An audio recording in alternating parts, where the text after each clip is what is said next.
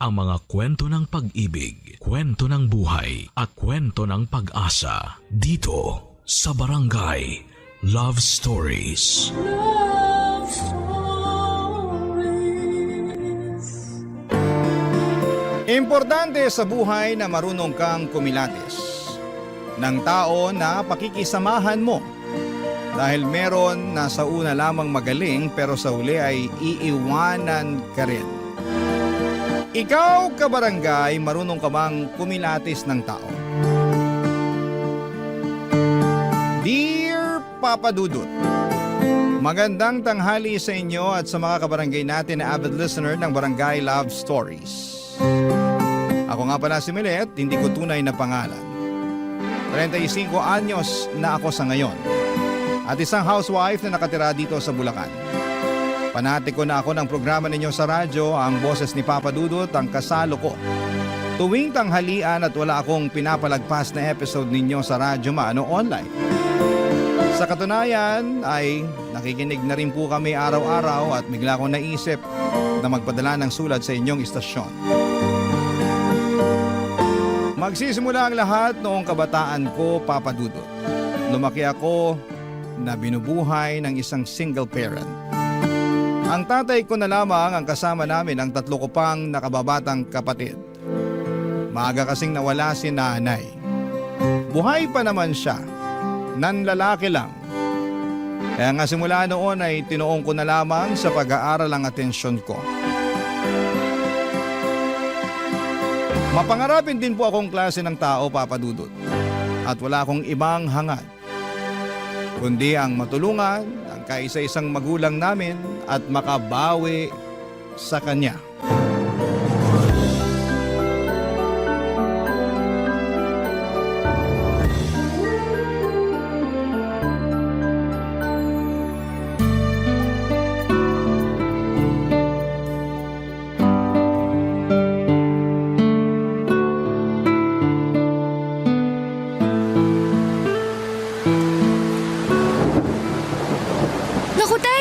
Basang-basa po kayo sa ulan ah. Oo nga eh. Saka ko na lang naalala na wala pala akong dalang payong nung malapit na akong makarating sa pinuntahan ko. Kaya nga nagmadali ako pa uwi pero naabutan pa rin ako ng ulan. Kaya nga po eh. Buti pa, ikukuha ko muna kayo ng tuwalya ah. O sige anak, salamat. Tuwalya. Asan na ba yung tuwalya? Ay, eto, nakita ko na. Samahan ko na rin ng damit. Eto na po ang tuwalya at damit. Magpunas at magpalit na rin kayo, tay. Salamat nak. Pero mamaya na ako magpapalit ng damit. Uupo na muna ako dahil nangangalay na itong mga binti ko. Kalalakad ng mabilis dahil nga uulan na. Kulang na lang, tumakbo ako pero hindi ko naman kaya. Ay, kawawa naman ang tatay ko. Sobra-sobra na yung sakripisyo nyo para sa pamilya natin. Maghapon na kayong nagtitinda tapos naaabutan pa kayo ng ulan. Ay, hayaan mo na. Napaubos ko naman yung paninda natin kakanin bago ako umuwi at abutan ng ulan. Kaya ayos na rin yan. Hindi po ayos yun dahil baka magkasakit kayo. Hindi ako magkakasakit. Malakas yata itong tatay mo. Saka kung pakiramdam ko magkakasakit na ako, uunahan ko na ng pahinga. Huwag ka nga mag-alala sa akin, anak. Kaya ko naman eh. Saka masaya ako na nagsasakripisyo para sa inyong magkakapatid. Hayaan mo, tay. Kapag nakapagtapos ako hinding-hindi ko na po kayo pagtatrabahuhin. Anong ibig mo sabihin? Kasi po, ako na po ang magtatrabaho para sa pamilya natin. Uy, maliliit pa ang mga kapatid mo, Milet. Nag-aaral pa sila. Baka mahirapan ka pag sinolo mo ang pagtatrabaho para sa pamilya natin. Saka hindi pa naman ako ganun katanda. 45 pa lang naman ang tatay mo. Kaya ko pang magtrabaho para tulungan ka. Ang akin lang naman po, baka napapagod na kayo sa pagtatrabaho. Kasi simula nung iniwan tayo ni nanay, kayo na ang tumayong nanay at tatay namin. Oo, totoo na napapagod ako sa trabaho. Pero hindi ako napapagod sa pagiging tatay at nanay sa inyong magkakapatid. Sa katunayan, kayo ng mga kapatid mo ang inspirasyon ko. Kaya ako nagsisikap at nagpapatuloy sa buhay. Oo, malaking kakulangan ang pagkawala ng nanay niyo dahil nawala na rin ako ng katuwang sa pagtataguyod sa inyo. Pero aanhin ko naman ang isang tao na walang ginawang matino at panay pasakit lang sa damdamin ko, di ba? Buti pa, sumama na lang siya sa lalaki niya. Ang mahalaga sa akin, magkakasama tayo. Kaya bilib na bilib po ako sa inyo eh. Ha? Bakit naman? Kasi ang tapang-tapang niyo po. Biruin niyo, kinaya niyo na nga na itaguyod kami tapos kinaya niyo pa na ibigay sa iba si nanay. Siya naman ang may gusto nun dahil hindi siya marunong makontento sa pamilya natin. Saka ilang beses na akong nasaktan sa panluloko niya. Naisip ko na panahon na para palayain ko siya. O edi gumaan-gaan ang damdamin ko nung ginawa ko yon. Para akong nabunutan ng tinik sa lalamunan. Uy, kaya ikaw umilit. Huwag na huwag kang manatili sa isang relasyon kapag kaugali ng nanay mo yung lalaki, ha? Pero sana matinong lalaki ang matagpuan mo balang araw. Yung hindi ka sasaktan o lolokohin. Sa halip, mamahalin ka ng tapat at paninindigan ka.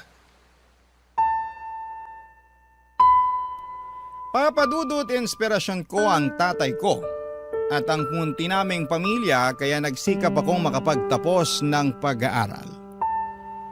Hindi nagtagal ay natupad ko yon at agad akong naghanap ng mapapasukang trabaho. Kung ang iba kong kaklase ay mas piniling magpahinga muna ng ilang buwan. Pagkatapos ng graduation ay ibahin niyo po ako. 2 buwan bago ako makapagtapos ay nag-job hunting na ako, Papadudot. Hindi nagtagal ay dinala ako ng aking kapalaran sa Maynila kung saan ay nakapasok ako sa isang pribadong kumpanya. Magkahalong kaba at excitement ang namutawi sa akin ng mga panahong yon. Kaba dahil aminado akong limitado pa lamang ang nalalaman ko sa bagong mundo na pinasok ko. At excitement na matuto. Naniniwala kasi ako na hindi lang sa eskwelahan natututo ang isang tao. At sa unang araw ko nga sa trabaho ay nakilala ko si Paulo, Papadudot.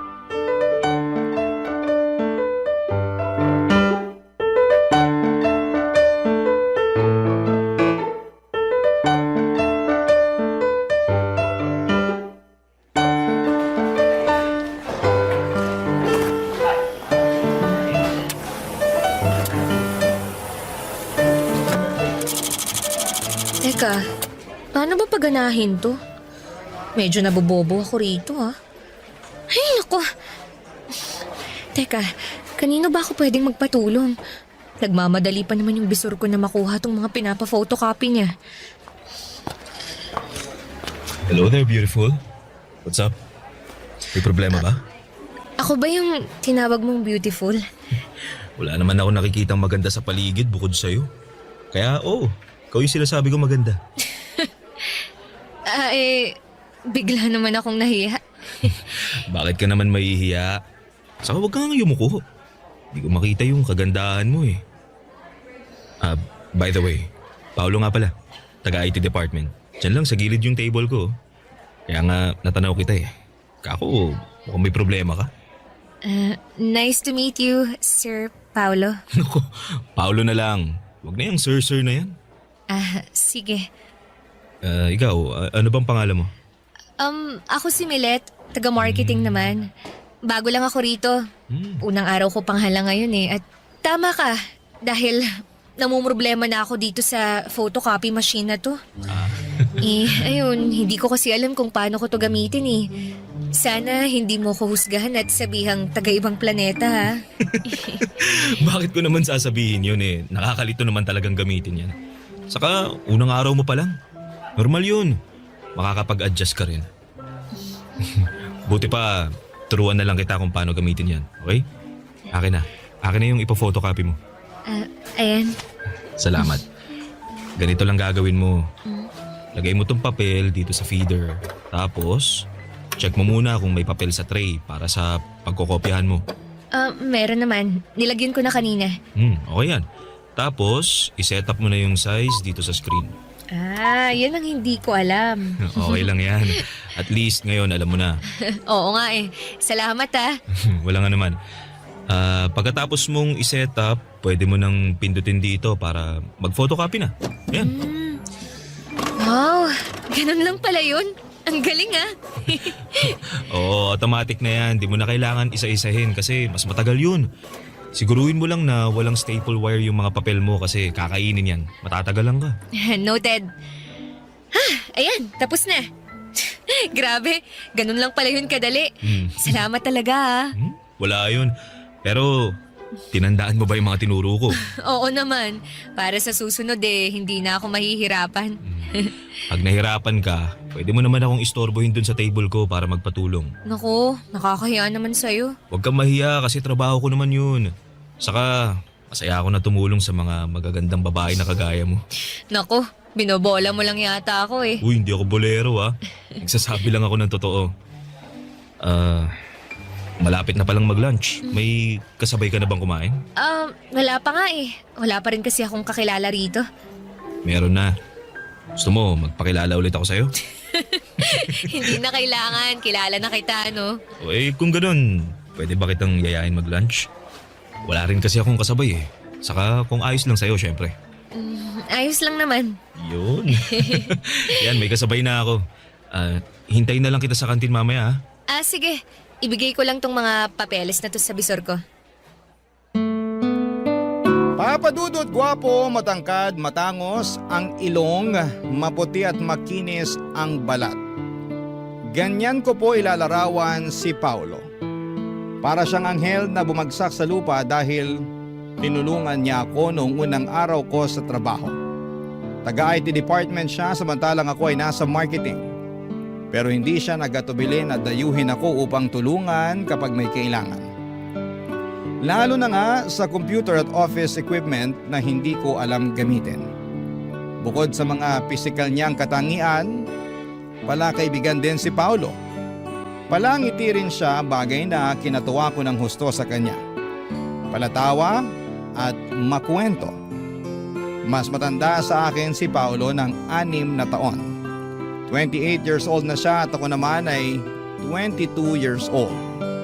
Pero pakiramdam ko ay magkaedad lamang kami dahil sa husay niyang makisama, Papa Dudut. Barangay Love Stories. Barangay Love Stories. Papa Dudut, naging regular employee ako sa paglipas ng 6 na buwan. Kaya naman masaya ako. Unti-unti ay naka-adapt ako sa buhay sa opisina. Hindi na ako yung dating tatanga-tangang empleyado sa unang araw ng trabaho. Marami na rin akong nakilala at naging kaibigan, lalo na sa department na kinabibilangan ko. Pero kung may higit akong dapat pasalamatan, yun ay walang iba kundi si Paulo. Simula kasi noong unang araw ko hanggang sa maregular na ako ay nasa tabi ko lamang siya. Sumusuporta at nagpapagaan ng buhay ko sa opisina.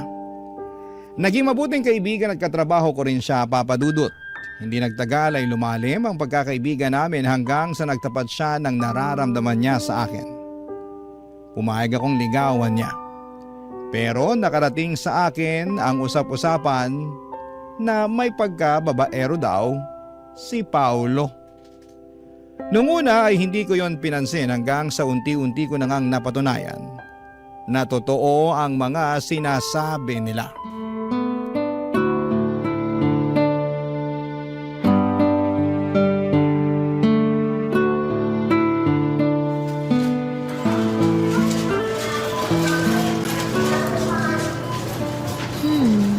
Bili kaya ako nitong sauce na to. Sabi ni tatay, masarap daw to kasi napanood niya sa TV. Sige, bilhin ko na nga. Tapos ano pa nga bang kulang? Teka. Kuha na rin ako ng mga delata para may stock sa bahay. Sumipa si baby? Sige nga, pahawak nga nun dyan mo, ma. Ayan o, dali. Ano? Nararamdaman mo ba? Oo nga, sumipa nga. Hello, baby. Excited na si daddy na lumabas ka. Ako rin. Paulo? Milet? Sino yung babaeng yan, mahal? Katrabaho ko lang, mahal. Hi, Milet. Nag-grocery ka rin pala rito? Oo. Pero ngayon pa lang naman. Narinig ko kasi na mura raw ang mga paninda rito kaya sinubukan ko. Oo, totoo naman. Lagi nga kami dito ni Krista eh. Hindi mo ba ako ipapakilala sa katrabaho mo, mahal? Oo, syempre, ipapakilala kita. Nga pala, Milet, si Krista. Fiancé ni Paolo. Nice to meet you, Milet. Nice to meet you rin. Buti pa, mauna na ako kasi marami pa akong bibilhin eh. Sigurado ka ba? Bakit naman hindi? Ha?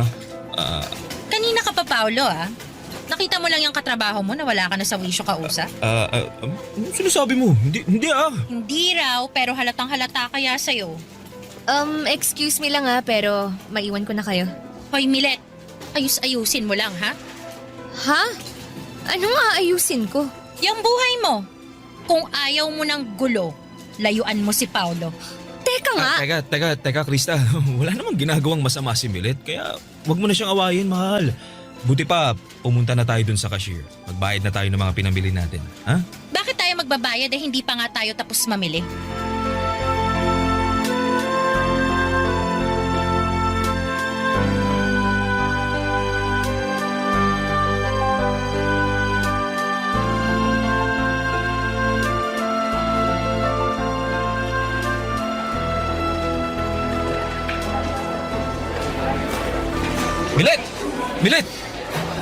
Milet, sandali lang. Bakit ba? Anong bakit ba? Kanina pa kita tinatawag pero dire-diretso ka lang sa paglalakad. Nagmamadali ako eh. Ano bang kailangan mo? Tungkol dun sa nangyari kagabi. Yung nakita ko lang naman kayo na masayang nag-grocery ng fiancé mong si Krista. May fiancé ka na pala pero gusto mo pa akong ligawan? Uy, ka naman maingay. At bakit hindi? Takot ka bang marinig ng mga tao rito sa opisina natin kung gaano ka kababaero at sinungaling? Para sa kaalaman mo matagal ko nang naririnig na babaero ka, pero hindi ako naniwala ron. And guess what? Mukhang tadhana nang gumawa ng paraan para malaman ko ang totoo. Pasensya ka na kung nagsinungaling ako sa'yo. Wala nang magagawa yung pasensya mo kasi nangyari na. Grabe ka, Paolo. Buntis na yung fiancé mo pero nakuha mo pang lokohin. Ano bang pumasok dyan sa kukote mo? Bakit mo nagawa yun sa kanya? Baka hindi mo lang maintindihan pag kinuwento ko eh. Komplikado kasi yung relasyon namin ni Krista. Alam mo, hindi ko na rin naman gustong alamin dahil wala na akong pakialam. Kaya wag mo na ako ulit lalapitan. Kasi naiinis ako sa'yo. Ayoko pa naman sa tao yung sinungaling at manloloko. Diyan ka na nga!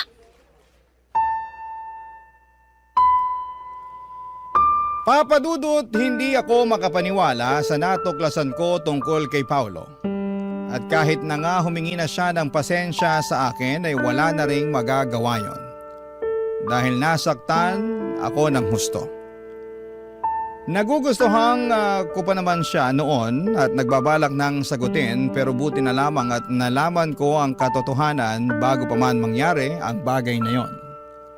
Simula noon ay iniwasan ko na si Paolo lalo na pag nagkikita kami sa opisina. Hanggat maaari ay ayoko siyang tignan sa mga mata. Naiilang kasi ako at nasasaktan. Oo, hindi naman naging kami pero nagsinungaling pa rin siya sa akin. Kaya nga malaki rin ang panghihinayang ko sa aming pagkakaibigan na sinayang lamang ng pagiging maharot niya. Mabilis na lumipas ang isang buwan at akala ko ay hindi ko kayang mag-move on kay Paolo. Lalo at magkatrabaho kami. Pero nakakausad naman ako. Kaya lang bigla na naman niya ulit akong ginulo. Papa Dudut.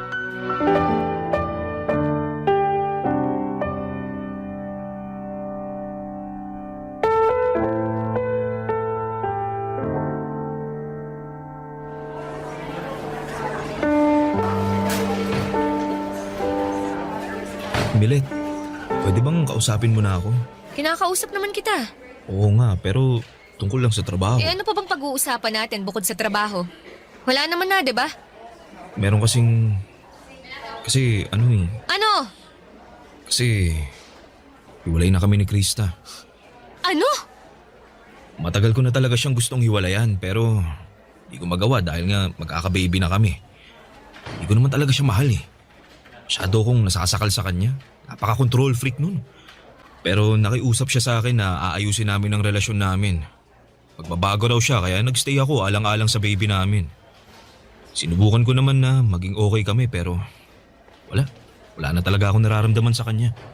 Hindi yan ang nakita at narinig ko dun sa grocery. Ang sabi mo, excited ka nang lumabas ang baby niyo ni Krista. Tapos bigla mo akong lilinyahan ng ganyan, ha? Tsaka bakit mo ba sinasabi sa akin ang bagay na yan? Wala naman akong pakialam dun. Sinabi ko kasi ikaw ang rason kung bakit ako nakipaghiwalay sa kanya. Ako? Oo. Kasi mahal kita. Nababaliw ka na. Nababaliw na nga ako siguro pero yun talagang nararamdaman ko eh. Naging duwag ako na makipaghiwalay kay Krista bago ko pa aminin sa'yo yung nararamdaman ko. Kaya naman nakapagsinungaling ako. Tsaka inaamin ko yun kaya nga humihingi ako ng tawad sa'yo. Wala rin namang magagawa yung paghingi mo ng tawad dahil nasaktan mo na ako. Tapos ngayon, ang lakas pa talaga ng loob mo na sabihin sa akin na mahal mo ko kung kailan nakaka-move on na ako sa'yo. Lalo mo lang akong sinasaktan sa ginagawa mo eh. Milet, pasensya ka na talaga. Hindi ko sinasadya pero hindi ko rin naman kayang pigilan yung nararamdaman ko. Mahal kita. At gusto ko sanang humingi ng isa pang pagkakataon sa'yo. At sa tingin mo, ibibigay ko pa yun sa'yo? Oo. Kasi naniniwala ako na may nararamdaman ka pa rin para sa akin. Meron nga. Pero puro na lang galit at inis. Patawad talaga, Milet. Naging padalos-dalos ako. Kaya nga napag-isip-isip ko na itama yung mga pagkakamali ko. Hiniwalayan mo si Krista para ayusin yung sa atin? Iyon ba yung sinasabi mong tinama mo ang pagkakamali mo? Oo. Paano yung magiging anak nyo? Ha? Ano? Huwag mong sabihin na nakalimutan mo na yung magiging anak nyo. Hindi. Pero nag-usap na kami ni Krista na pananagutan ko pa rin yung bata. Susustentuhan ko pa rin dahil ako pa rin naman yung tatay niya eh. Hindi ko naman tatakasan yung anak namin. Gusto ko lang talagang maging malaya kay Krista at sa relasyon namin. Dahil pag hindi ko ginawa yun baka masiraan na ako ng ulo.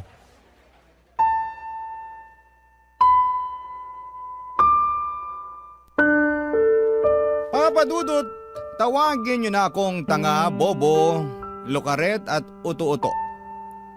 Pero wala na akong pakialam pa. Kahit na anong gawin kong pagmamatigas ng puso, ay naapektuhan pa rin ako sa hiwalayan ni na Paulo at Krista. Kaya hindi ko na napigilan na i-comfort siya. Doon ko napatunayan na may pakialam pa rin ako kay Paulo. At hindi pa rin pala nawala ang pagmamahal ko sa kanya.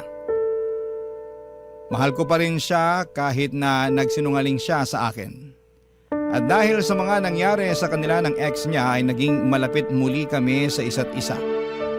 Hindi ko na pinakinggan ang mga sinasabi ng ibang tao. Basta, ang focus ko ng mga panahong yon ay si Paulo. Wala na rin namang masama sa pagiging close namin dahil single naman kaming pareho. Hindi nga nagtagal ay niligawan ako ni Paulo at nagpaligaw naman ako. Barangay Love Stories. Barangay Love Stories. Papadudot naging masugid si Paulo sa panliligaw sa akin kaya nga hindi ko na pinatagal yon. Dahil makalipas ang isang buwan ay sinagot ko na siya. Sobrang saya namin lalo na ako dahil siya ang first boyfriend ko. Ewan. Ang lakas ng karisma ni Paulo at kahit na nung iwas ko ay hindi ko siya mahindian at malayuan. Naisip ko na baka sign na rin yon ng universe na magka-boyfriend na ako dahil masyado akong focus sa pag-aaral nung estudyante pa lamang ako. Up to the point na kinalimutan ko nang lumandi. Kaya nga pinagbigyan ko na ang sarili ko na maging masaya sa relasyon namin ni Paulo. Lalo na at pinakita at pinaramdam niya sa akin kung gaano niya ako kamahal. Ang isang bagay lang na hindi ko gusto ay yung ilang beses niya akong pinilit na may mangyari sa amin. Lalo na at natatakot pa akong mabuntis at hindi pa ako handa. Hanggang sa napapayag rin niya ako dahil sa matatamis niyang salita at pagsasabi na kahit na anong mangyari ay pananagutan niya ako.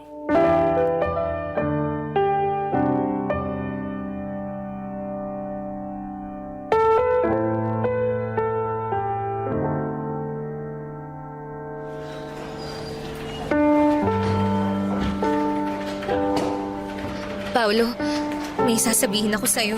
Ano ba yun? Ito mo, dami-dami kong tinatapos na trabaho eh. Dalihan mo na, istorbo ka. Sobra ka naman, break time naman ah. Masyado ka naman yatang masipag. Bulag ka ba o ano? Ang dami kong ginagawa oh. Kung hindi ko pa babawasan yan, siguradong matatambakan ako. Tapos sumabay ka pa talaga. Ano ba problema mo? Sabihin mo na yung sasabihin mo para matapos na. Paolo, buntis ako. Ano? Anak naman nutok nini. Paano nangyari yun? Paanong nangyari yun? Sigurado ka na bang buntis ka? Oo!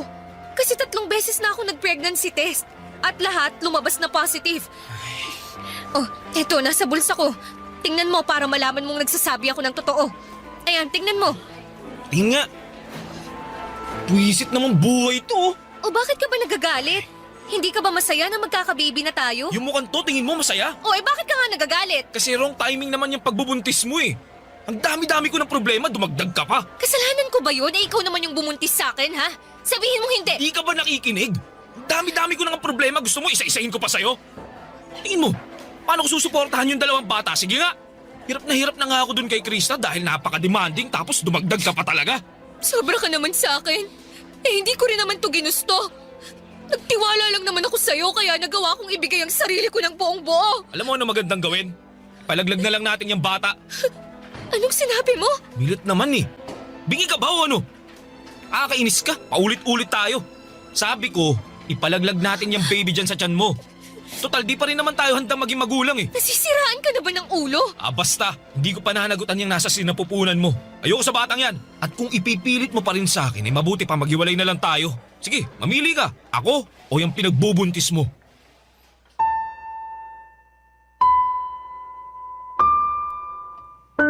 Papadudot, nangyari na nga po ang kinakatakutan kong mangyari nang hindi tanggapin ni Paolo ang magiging anak namin.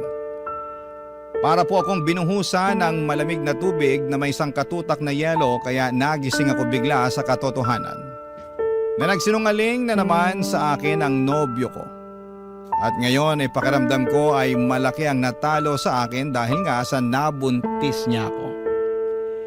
Litong-lito ako ng mga panahong yon lalo na at nagsimula nang lumayo ang loob sa akin ni Paolo. Tinakot niya pa ako na makikipaghiwalay sa akin kapag hindi ko pinalaglag ang baby namin. Pero mas takot ako sa karma kaya hindi ko ginawa ang bagay na yon. Hindi nagtagal ay sinabi ko sa tatay ko ang katotohanan at pareho kaming umiyak dahil sa mga nangyari sa akin. Pinayuhan niya akong ipabarangay si Paolo para ireklamo. Pero bago yon ay may nangyari sa opisina na hindi ko makakalimutan.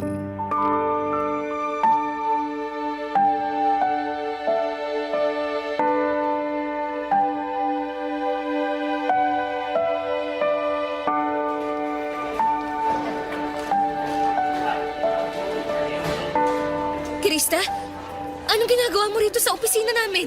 Ikaw talagang pinunta ko rito dahil nang gigigil ako sa'yo, malandi ka! Ano ba sa tingin mong ginagawa mo?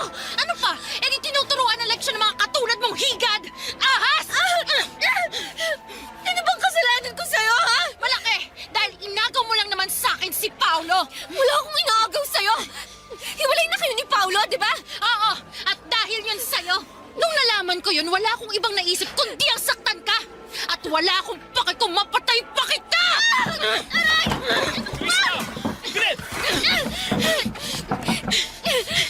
Bakit ko gagawin yun?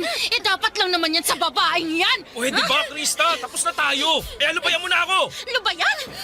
Magkakababy na tayo, di ba? Hindi na ba talaga natin pwedeng ayusin ang relasyon natin? Nag-usap na tayo. Wala nang pag-asa na maayos ang relasyon natin. Walang pag-asa dahil sa babaeng yan! Oo! Nagmamahalan kami ni Milet, kaya pabayaan mo na lang kami. Ayoko! Hindi ko kayo hahayaang maging masaya! Ha? Dapat sa yung babae ka, sinasabunutan! Kakalbunutan ang ahas ka! Iwan mo ako, Krista! Napakawalang yama! Ikaw ang walang hiya! Malandi! Mukha ayaw! Hindi ako malandi! At wala akong inagaw sa'yo! Ano ba, tumigil na nga kayo? Pinagtitingin na tayo ng ibang tao. Nakakaya kayo. Krista! Krista, tama na sabi! Bitiwan mo si Bilit! Bitiwan mo na! Wisit naman! Aray! Paolo, ano ba? Itiwan mo nga ako! Doon ka nga! Bilit! Bilit, ayos ka lang? Huwag mo akong hawakan! Bilit naman, bakit mo ako sinampal? Kulang pa nga yan! Dahil kasalanan mo ang lahat ng to! Paano ko naging kasalanan si Krista ang nanggugulo? Kasalanan mo! Kasi masyado kang malandi! At kasalanan ko rin! Kasi nagpauto ako sa'yo! Pero na-realize ko na malaking pagkakamali talaga na binigyan pa kita ng tsansa na mapalapit sa akin. Sana talaga umiwas na lang ako sa'yo noon nung may pagkakataon pa. Tapos ngayon, sinaktan pa ako ni Krista. Hindi ko kayo mapapatawad! Kayong dalawa! O bakit? Anong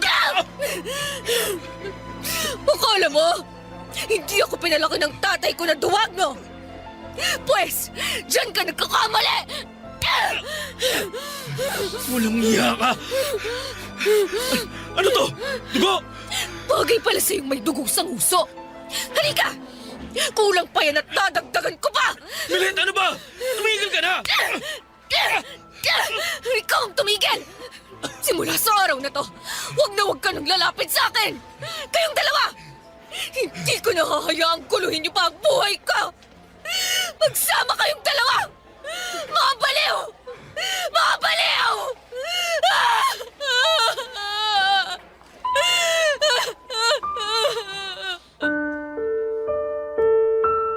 Papa Dudut, hindi ko na nagawang paguntugin ang ulo ni na Paolo at Krista dahil may mga dumating ng security guard para umawat sa amin.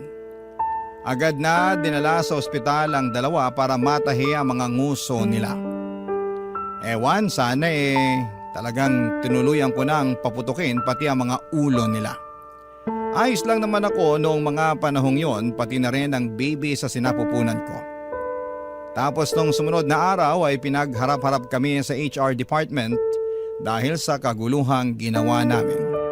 Kapwa kami na mimohan ni Paolo, samantalang pinablatter naman nila si Krista. Pero na-stress talaga ako ng husto sa nangyari kaya nag-decide na lamang ako na mag-resign sa trabaho. Nakipaghiwalay na rin po ako kay Paolo at pinagbantaan siya na huwag nang magpapakita pa sa akin. Papa Dudut, nag-focus na lamang po ako sa pagbubuntis ko at noong nakapanganak ako ay saka ako naghanap ng mapapasukan. Buti na lang at nandyan ang tatay ko na napaka-supportive sa akin. 10 taon din akong naging single parent bago ko po nakilala ang asawa ko, Papa Dudut. Akala ko ay hindi ko na matatagpuan ng tunay na pag-ibig. Pero ibinigay pa rin yun sa akin ng Panginoon. Kaya nga malaki ang pasasalamat ko sa Kanya at nagsilbi na lamang aral sa akin ang mga pinagdaanan ko. Sa kasalukuyan ay happily married na po ako sa mabait at responsable kong asawa. Tanggap niya ang anak namin kaya naman masayang masaya ako. Hanggang dito na lamang po ang sulat ko, Papa Dudut. Maraming salamat po sa pagbasa ng aking liham. God bless and more power sa Barangay Love Stories. Ang inyong forever kapuso at kabarangay, Milet. Uy, kabarangay! Agree ka ba sa ending ng ating Barangay Love Stories na ito? I-share mo na ang feelings mo sa ating comment section. Ang mga kwento ng pag-ibig, kwento ng buhay, at kwento ng pag-asa dito sa Barangay Love Stories. Love Stories.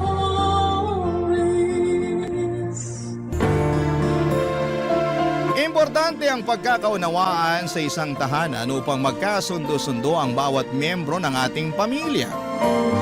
Sapagkat wala namang magandang maidudulot ang pagiging mapagmataas. Ikaw, kabarangay, maunawain ka bang klase ng tao?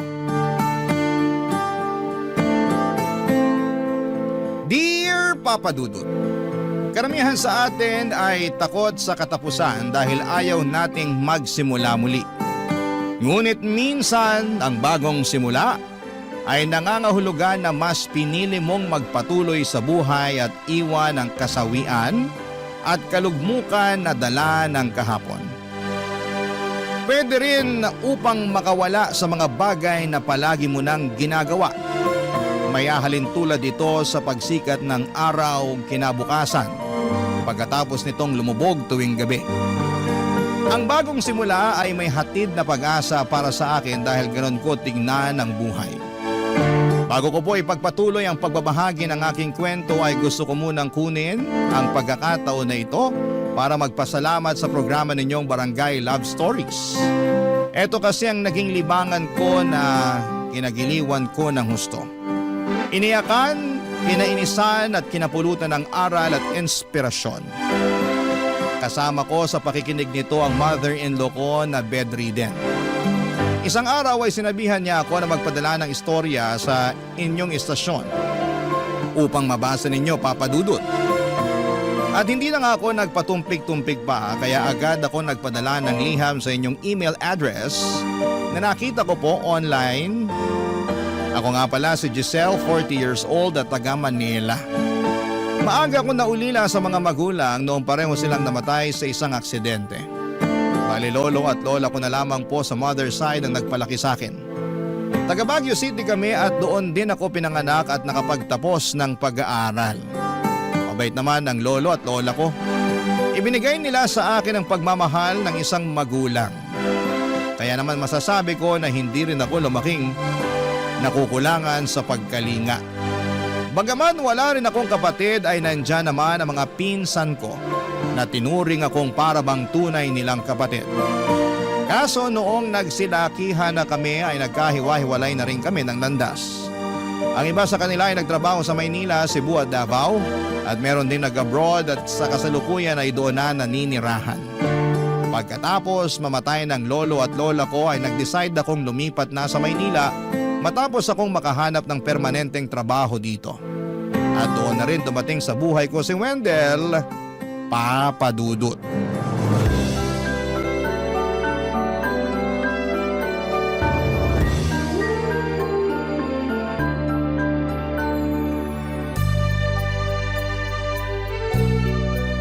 Mami, si Giselle po pala, girlfriend ko. Nice to meet you po, tita.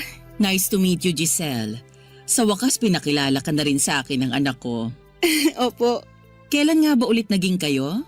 Bale, last week lang po talaga ako sinagot ni At Giselle. niligawan mo siya ng 1 taon, tama? Opo, Mi. Bakit naman umabot ng ganong katagal, Giselle? Hindi mo pa ba mahal ang anak ko noong mga panahon na yon? Hindi naman po. Hindi po kasi priority ni Giselle ang pagbo-boyfriend that time, pero mapilit po ako. Gusto ko po kasi talaga siya, kaya sinabi ko sa kanya na patutunayan ko yun. Ah, oo. Iba ka nga pala pag nagkagusto. Talagang gagawin mo ang lahat para makuha lang to. Opo, tsaka seryoso po ako kay Giselle. Mabuti naman naramdaman mong seryoso sa'yo ang anak ko. Ganun na nga po. Kaya nga po nung nanligaw siya pumayag ako. Doon ko mas nakita na seryoso sa akin si Wendell tapos unti-unti nahulog na ako sa kanya. Pero inabot pa rin ng halos 1 taon ng panliligaw sa akin ng anak ninyo. Bakit? Hirap ka bang pagkatiwalaan ng anak ko kahit na nahulog ka na sa kanya? At nalaman mo na rin na seryoso siya sa'yo? Siguro po kasi hindi pa naman ako nagkaka-boyfriend. Kumbaga, wala pa akong karanasan.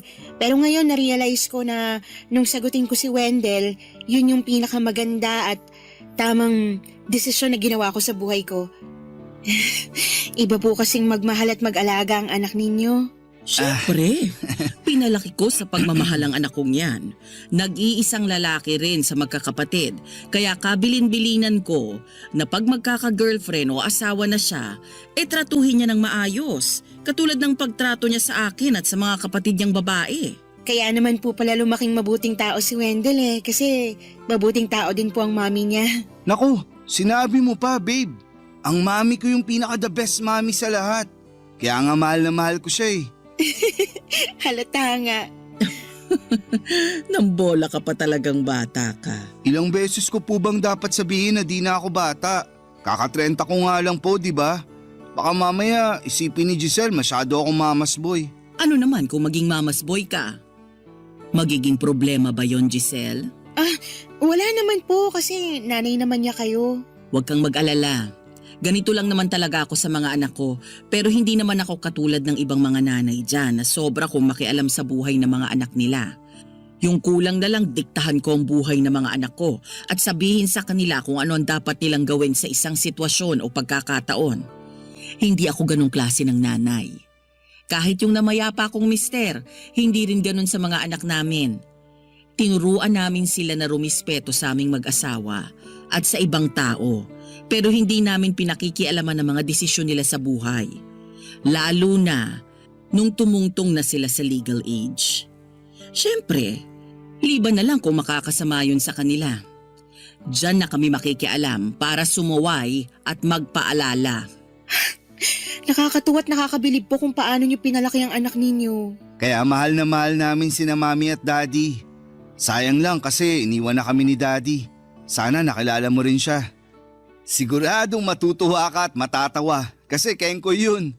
Kahit na kinatatakutan sa lugar namin dahil dating nagtatrabaho sa military.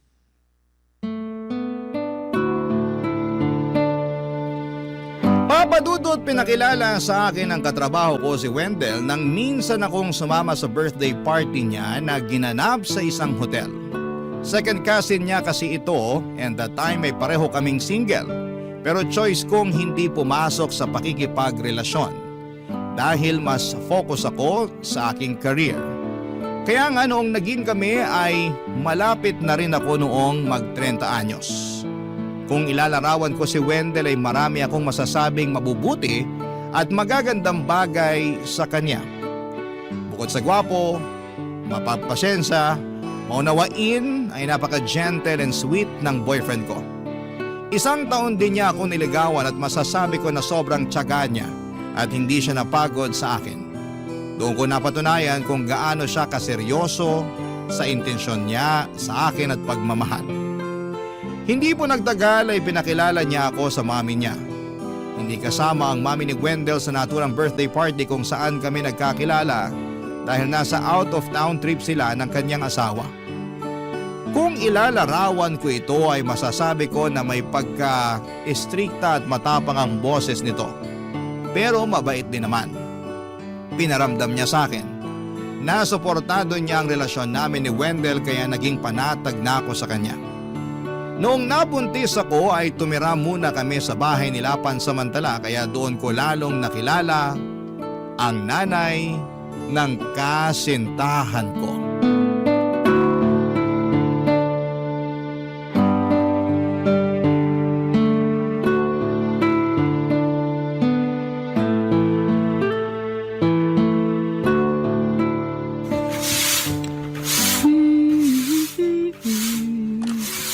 Naku, Giselle, bata ka. Tigilan mo yan. Huwag kang magwalis. Po? Aray, bigla namang sumakit tong balakang ko. Ayan na nga bang sinasabi ko. Kayuyuko mo dyan kawawalis mo kaya sumasakit yung balakang mo. Buti patigilan mo na yan. Saka maupo tayo dun sa bangko. Dali. Sige po. Halika rito. Umupo ka sa tabi ko at tigilan mo yung kakakilos mo dyan. Opo, nandyan na po. Kala, sige. Umupo ka rito sa tabi ko. Siguraduhin mong nakalapat yung puwet mo sa bangko, ha? Tapos isandal mo yung likod mo para maunat yung balakang mo. Sige po. Ay, grabe. Sarap ng pagkakasandal ko. Tamang-tama sa masakit na balakang. Paano hindi sasakit yung balakang mo? Mukhang kanina ka pa nagwawalis dyan. Tama ako, no? Kanina ka pa dyan? Opo, tita. Huwag mo na akong tawaging tita. Kasi magkakaanak na kayo ni Wendell. Simula ngayon, mami na ang itawag mo sa akin. Nagkakaintindihan ba tayo? Sige po, mami. Bakit para yatang naiilang ka na naman dyan? Ayaw mo ba akong tawaging mami? Naku, hindi po. I mean, gustong gusto ko po pero naninibago lang po ako kasi ngayon lang po ako may tinawag na mami. Wala rin po kasi akong kinagis ng magulang dahil maaga silang kinuha sa akin. Oo nga pala. Pero kahit wala kang nakagisnang magulang, napalaki ka naman ng maayos ng lolo at lola mo. Hindi ka suwail kagaya ng ibang kabataan dyan na may nanay at tatay nga. Pero napakabastos ng bibig at wala ring modo. Hindi nyo rin naman po pinalaking bastos at walang modo si Wendell, kaya alam ko na katulad nila lolo at lola na nagpalaki sa akin ng maayos, ganun din po ang ginawa ninyo sa anak ninyo. Halata naman kasi lagi kayong binibida sa akin ni Wendell at lalo ko napatunayan na totoo yung mga sinasabi niya sa akin kasi unti-unti ko po kayo nakikilala simula nung tumira kami rito sa inyo. Hindi pa po ako nakakapagpasalamat pero salamat po talaga kasi pumayag kayong magstay ako rito lalo ngayong buntis ako sa anak namin ni Wendell. Bakit ko naman kayo ipagtatabuyan? Gusto ko nga nandito ka para katulad mo, mas makilala pa kita ng husto. Sa totoo lang, may mga nakwento na rin si Wendell tungkol sa'yo. Pero iba pa rin kapag personal kitang nakilala, hindi ba? At ngayon pa nga lang, napatunayan ko na kung gaano katigas yung ulo mo. Po? Ano pong ginawa ko? Nakuha mo pa talagang magtanong. Hindi ba katigasan ng ulo yung pagwawalis mo sa bakuran? Tingnan mo, sumakit patuloy yung balakang mo. Buntis ka pa naman. Bawal na po ba magwalis ang buntis? Hindi, pero hanggat maaari, iwasan mong magpakapagod. Unang apo ko pa naman yung dinadala mo. Natatakot ako na baka may mangyaring masama sa inyong mag-ina. Kaya dapat makinig ka sa akin. Sa bagay, tama po kayo. Pasensya na po, Mi. Wala yun. Basta hindi na mauulit. Opo, tatandaan ko po yan. Salamat. Ay, alam mo, tinanggap kita sa pamilya at pamamahay namin kasi nakita kong mahal na mahal ka ng anak ko. Matagal na rin simula nung huli niyang naramdaman yan sa isang babae pagkatapos siyang iwan nung huli niyang nakarelasyon. Katulad mo, tinanggap ko rin ng maayos yung babaeng yun. Pero sinaktan lang niya ang anak ko. Kaya nga ayoko na maulit yun sa pagkakataong ito. Pero huwag kang mag-alala. Kasi nakikita ko at nararamdaman ko namang ibang-iba ka sa babaeng yon.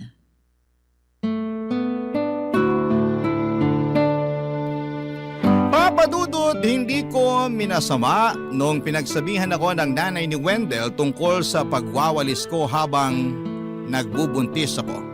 Kasi alam ko na iniisip lamang niya ang kapakanan namin ng anak ko. Unang apo rin kasi niya ang dinadala ko, kaya gano'n na lamang siya ka-protective. Bukod doon ay may pinag-usapan pa kami tungkol sa plano niyang pag-alis ko sa aking pinagtatrabahuhan. Hindi ako na-offend o nag-isip ng masama noong sinabi niya yon sa akin dahil mabuti naman ang kanyang intensyon. That time ay nasa 3 buwan na ako ng pagbubuntis ko. At alam na alam niya na napaka-stressful ng nature ng trabaho ko kaya gano'n na lamang ang pagkabahala niya. Kaya naman kinausap ko si Wendell tungkol sa suhestyon ng mami niya. Bagay na agad niyang sinang-ayunan. Sinabi niya sa akin na siya na ang bahala sa amin na magiging anak namin kaya hindi na ako nagdalawang isip na umalis sa pinagtatrabahuhan ko. Sa totoo lang ay gusto ko na rin talagang bumuo ng pamilya na mga panahong yon.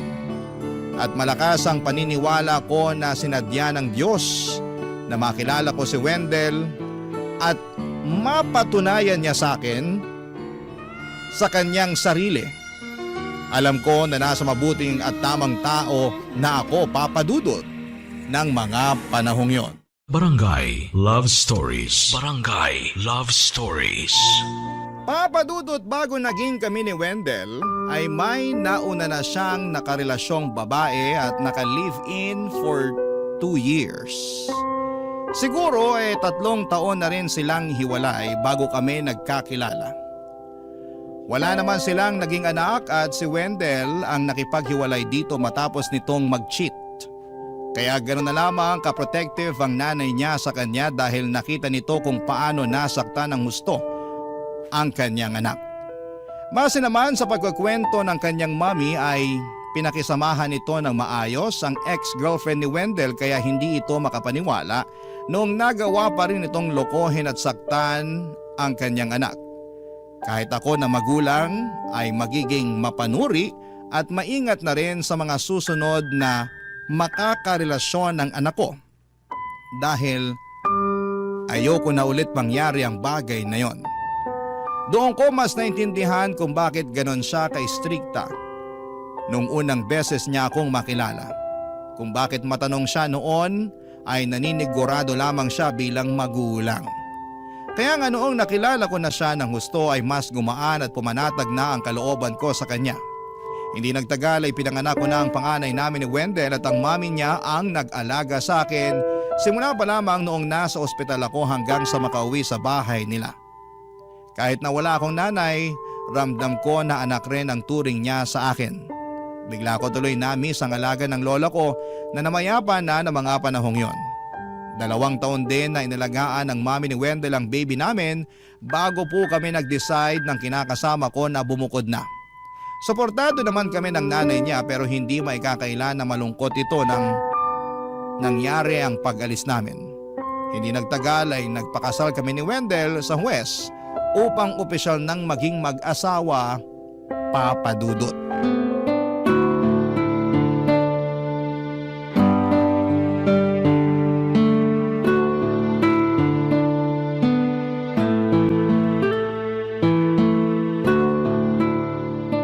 Mamaya ako na lang huhugasan yung mga pinggan na pinagkainan natin, ha? Magpapahinga muna ako kasi kakakain lang natin. Naku, Mi, wag na po. Ako na po maghuhugas ng mga pinagkainan natin. Anong ikaw? Ako na. Pero mamaya ng konti. Baka kasi sumakit ang tiyan ko pag tumayo ako agad. Medyo na parami yung kain ko. Ngayon lang naman. Kasi nga pinagdadahan-dahan na rin ako ng doktor ko. Lalo na sa pagkain ng kanin at karne. Hindi ko lang talaga napigilan kasi ang sarap ng luto mo. Hala, salamat po. O ayan ha. Ikaw na yung nagluto. Kaya ako naman dapat yung maghugas ng pinggan. Kaso, nahihiya po ako kasi bisita namin kayo dito sa bahay tapos paghuhugasin ko kayo ng pinggan. Kanina pa nga bago tayo kumain. Nag-agyo-agyo na kayo dyan tsaka nagwalis at naglampaso ng sahig. Ako po yung natatakot sa inyo At bakit ka natatakot? Diabetic lang ako, pero hindi pa ako baldado. Kaya ko pang magwalis o maglampaso ng sahig, no? Tingin mo yata sa akin matanda na Ay naku, hindi naman po sa ganun. Kalabaw lang ang tumatanda, Giselle. Ibahin mo ko. Sige po, naniniwala po ako dyan. Aba dapat lang. Pero thank you po kasi tinulungan niyo ako sa mga gawaing bahay. Medyo nakakahiya lang dahil hindi ko na nagawang makapaglinis dito lalo ngayong bumisita kayo. Kadalasan nagagawa ko na lang po yan kapag tulog na yung baby ko. Alam ko naman yun. Kasi mahirap nga namang mag-alaga ng bata. Siyempre, ilang anak na rin ang dumaan sa akin. Kaya huwag ka nang mahiya dyan. Lalo na sa edad na yan, naku, kailangan hindi talaga mawalay sa tabi mo o hindi maaalis sa mga mata mo kasi siguradong nakakakaba ng dibdib. Ay sinabi niyo pa po. Kaya nga pag nandito si Wendell siya po yung madalas na gumagawa ng mga gawaing bahay. Tinutulungan ko na lang siya kapag kaya ko naman. Tama rin naman na magtulungan kayong mag-asawa sa mga gawaing bahay. Pero kung pwede naman na ipagpabukas, wag na nating piliting tapusin ng isang araw. Halimbawa, yung pagtutupi ng damit na nilabhan. Kung pagod ka na ng kalalaba at kasasampay, sa sunod na araw mo na tupiin. Sa kabahay nyo to, yung mga bisita nyo yung mag-adjust sa kung anumang datna nilang itsura nito. Mami talaga. Nakakahiya pa rin po yun. Kaya nga po hanggat maaari, wala akong pinapapuntang kaibigan at dating katrabaho rito sa bahay namin kasi ang gulo-gulo, ang kalat-kalat. Saka na lang siguro kapag malaki-laki na si baby. Hayaan mo at dadalasan ko yung pagbisita ko rito para naman matulungan kita sa mga gawaing bahay. Hala, wag na po. O bakit? Huwag mong sabihin na mahihiya ka na naman. Ganun na nga po. Puro kahiya. Para ka namang ano dyan. Isa pang hiya mo, tatamaan ka na sa akin. Wag naman po. Sira? Biro lang? Anong palagay mo sa akin? Bayolente? Yun nga po, hindi. Tsaka biro lang din naman po yun. Sinasabayan ko lang po kayo. Ay nako, kahit kailan para kang ewan. Thank you po talaga ulit kasi pumunta kayo rito sa makalat naming bahay para dalawin kami ni baby. Miss na po namin kayo. Hayaan niyo po kasi kami naman yung pupunta sa bahay niyo. Dapat lang. Napakatahimik na sa bahay namin. Lalo't bihira na umuwi yung isang anak ko, yung ate ni Wendell. Lagi kasing nadidestino sa malayo. Kaya nalulungkot ako pag mag-isa lang ako sa bahay. Ayun, naisipan kong puntahan na lang kayo rito para makumusta ko na rin kayo ng apo ko.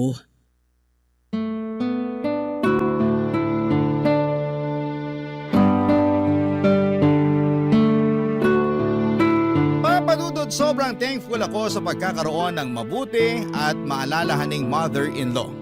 Lagi kasi siyang present sa buhay ng apo niya at tinutulungan niya rin kami kahit na hindi na kami nakatira sa kanila.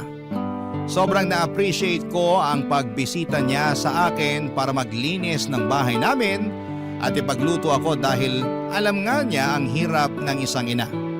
Bilang ganti ay tinuring ko siya na para ko ng tunay na nanay. Mahal na mahal ko ang mother-in-law ko at alam ko na ganon din ang turing niya sa amin. Kaya nga masaya ako kapag bumibisita siya sa amin at excited akong makita siya pag kami naman ang nasa bahay nila. Marami na yung tinuro na aral at diskarte sa buhay bilang nanay sa akin ang mother-in-law ko. Kaya labis din ang pasasalamat ko sa kanya.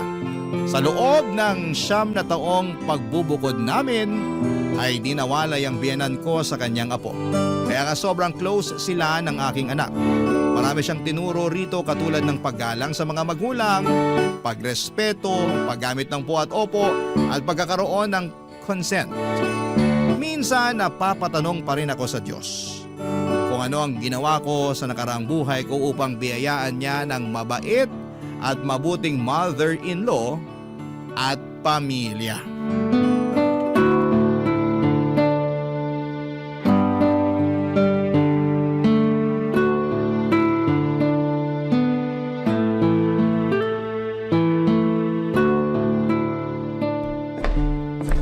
Babe, ano yung sinusulat mo? Recipe ng plano kong i-bake na low-carb cake para kay Mami. Ano yung low carb? Yun bang pwede sa mga diabetic pero in moderation pa rin? Alam ko kasi na gustong-gusto niya ng makakain ng cake eh. 'Di ba? Paborito niya yon. Oo, naaalala ko nung mga bata pa kami. Palagi siyang bumibili ng cake kahit walang okasyon. Doon ko nga natutunan yung konsepto na pwede ka naman palang bumili ng cake kahit di mo birthday. Pero syempre, dapat may pambili ka pa rin. Kaya nga nung na-diagnose siya na may diabetes, bumagsak talaga yung katawan niya ng husto. Lalo't di na niya nakakain ng madalas yung paborito niyang pagkain. Kaya nga gagawa ako pero hindi ko rin naman dadamihan yung paggamit ng artificial sugar para safe pa rin sa kanya. Tsaka para na rin sa atin. Naisip ko, panahon na para magsimula tayong kumain ng healthy. Lalo na nasa lahi niyo yung pagiging diabetic. Oo, pero naniniwala ako na malaking factor pa rin sa mga nagkakaroon nito yung lifestyle nila. Kaya suportado mo ako dyan sa plano mong pag-healthy living natin. Excited na tuloy akong simulang gawin to kahit na medyo challenging kasi kakaiba yung paraan ng pagbibake nito sa typical na kinasanayan natin eh. Pero kaya ko to. Naniniwala ako na kaya ko to. Ikaw pa ba? Sa ating dalawa kung anong ginusto mo kakayanin mo talagang gawin. Kaya nga bilib na bilib ako sa asawa ko. Pakis nga. Sus ng bola ka pa talaga. Ang sabihin mo, gusto mo lang kumis. Bawal ba? Sinabi ko ba? Sige, kiss na. Ayan, sige. Kahit kailan talaga para kang bata. Daig mo pa yung anak natin. Sa inyong dalawa, mas malambing ka talaga. Oo naman. Kahit na umabot na tayo ng ilang taon na nagsasama bilang mag-asawa hindi nawala yung pagmamahal ko sa iyo at sa anak natin. Pati na rin yung dedikasyon ko na maitaguyod at mabigyan ng maayos na buhay yung pamilya natin. Oo, di man ako perpekto kasi may pinag-aawayan pa rin tayo pero lagi mong tandaan na mas malaga kayo ng anak natin kesa sa mga away natin. Oo naman. Alam ko naman yun kaya nga thankful ako kasi ginagawa mo yung best mo para sa amin ng anak natin. Tingnan mo nga, di mo na ako pinagtrabaho. Sitting pretty na lang ako dito sa bahay natin lalo ngayong malaki na yung anak natin at hindi na masyadong alagain. Salamat sa pagpuprovide mo sa amin ng anak mo. Salamat din sa pagiging mabuting housewife at daughter-in-law sa mami ko. Na-realize ko na sobrang swerte niya sa'yo. Lalo ngayon na plano mo pa siyang gawan niyang low-carb na cake. Naku, Ako nga ang maswerte kasi siya ang naging mother-in-law ko. Sa dami ba naman ng mga horror stories tungkol sa mga biyenan super blessed talaga ako kasi napakabait at napakamaalalahanin ng mami mo. Kaya nga mahal na mahal ko siya na para bang tunay ko ng nanay. Ang totoo, dahil sa kanya, naramdaman ko ulit na magkaroon ng magulang. Simula kasi nung mamatay sina lolo at lola kinain ako ng matinding kalungkutan at takot na rin na hindi ko alam kung saan nanggagaling. Kaya siguro mas tinatagan kong loob ko at sinabi ko sa sarili ko na kakayanin kong mabuhay na mag-isa. Kaya rin matagal bago kita sinagot sa panliligaw mo. Pero ngayon na may mabuting asawa na ako sa katauhan mo at may mabait na mother-in-law, na-realize ko na pamilya at makakasama pala yung kailangan ko.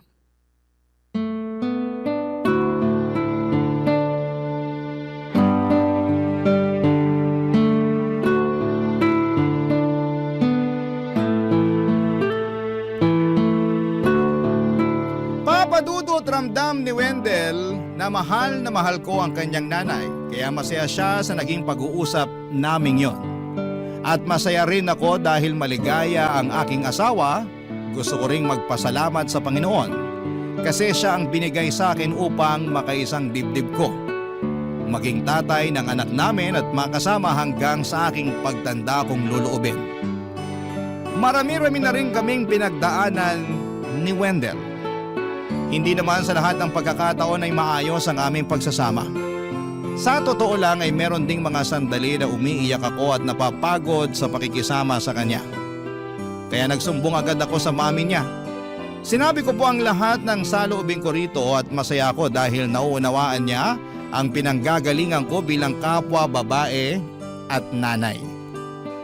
Nang malaman ng mami niya ang gusot sa aming pagsasama ay agad siya nitong kinausap at pinagalitan.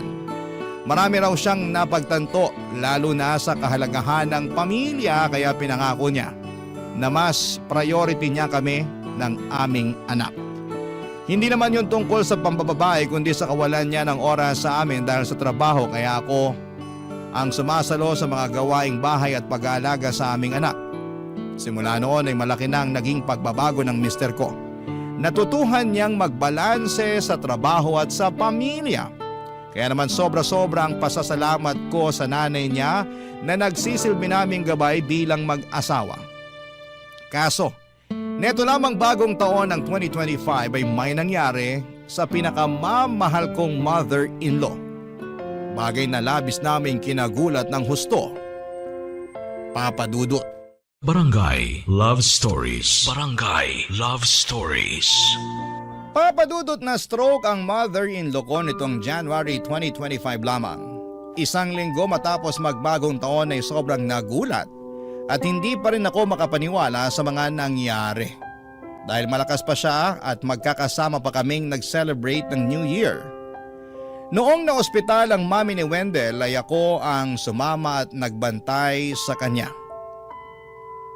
Akala namin ay okay na kasi at ang sabi niya ay mild stroke lang naman daw ang nangyari at wala na rin siya sa kritikal na kondisyon.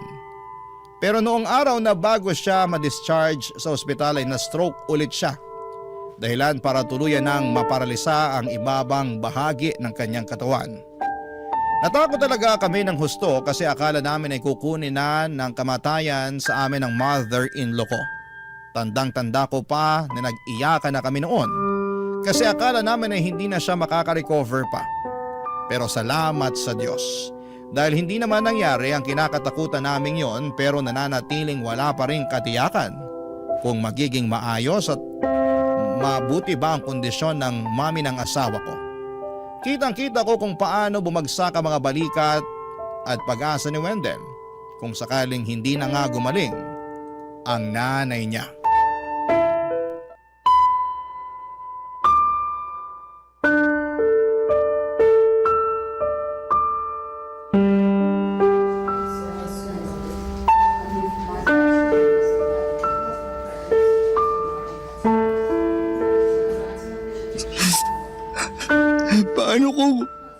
Paano kung hindi na makarecover si Mami? Paano kung kunin na talaga siya sa atin ng Diyos? Parang hindi ko matatanggap yun, babe. Naniniwala ako na hindi pa bibitiw si Mommy, babe. Di ba, nung binisita natin siya kanina lang bago tayo pumunta rito sa chapel, gising na siya. At nakikipaglaro na sa anak natin kahit paano. Oo, hindi niya maigalaw yung mga binti niya, pero nagagalaw pa naman niya yung mga kamay niya. At kahit na nanghihina, pinipilit pa rin niyang magsalita. Ayun na nga. Mas lalo lang ako nasasaktan kasi nagkakagano na si Mami.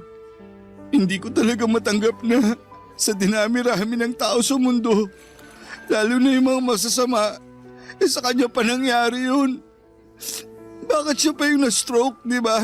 Tridor kasi talaga yung sakit na yan at may edad na rin naman si Mommy. Pero kagaya nga nung sinabi ko, hindi pa siya bibitaw kasi ayaw pa nun na iwan tayo. Gusto niya pang makita na gumraduate sa high school at makapag-college ang anak natin, di ba? Oo. Lagi niya sinasabi na gusto niyang pumasok sa Air Force yung anak natin. Kasi pangarap yun ng tatay namin bago siya napasok sa Army. Pero syempre, kung ano pa rin ang gusto yung kurso ng anak natin, yun yung masusunod. Nakikita ko naman na gustong sundin ng anak natin yung pangarap ng lolo niya. Halata naman kasi na napakahilig sa mga eroplano.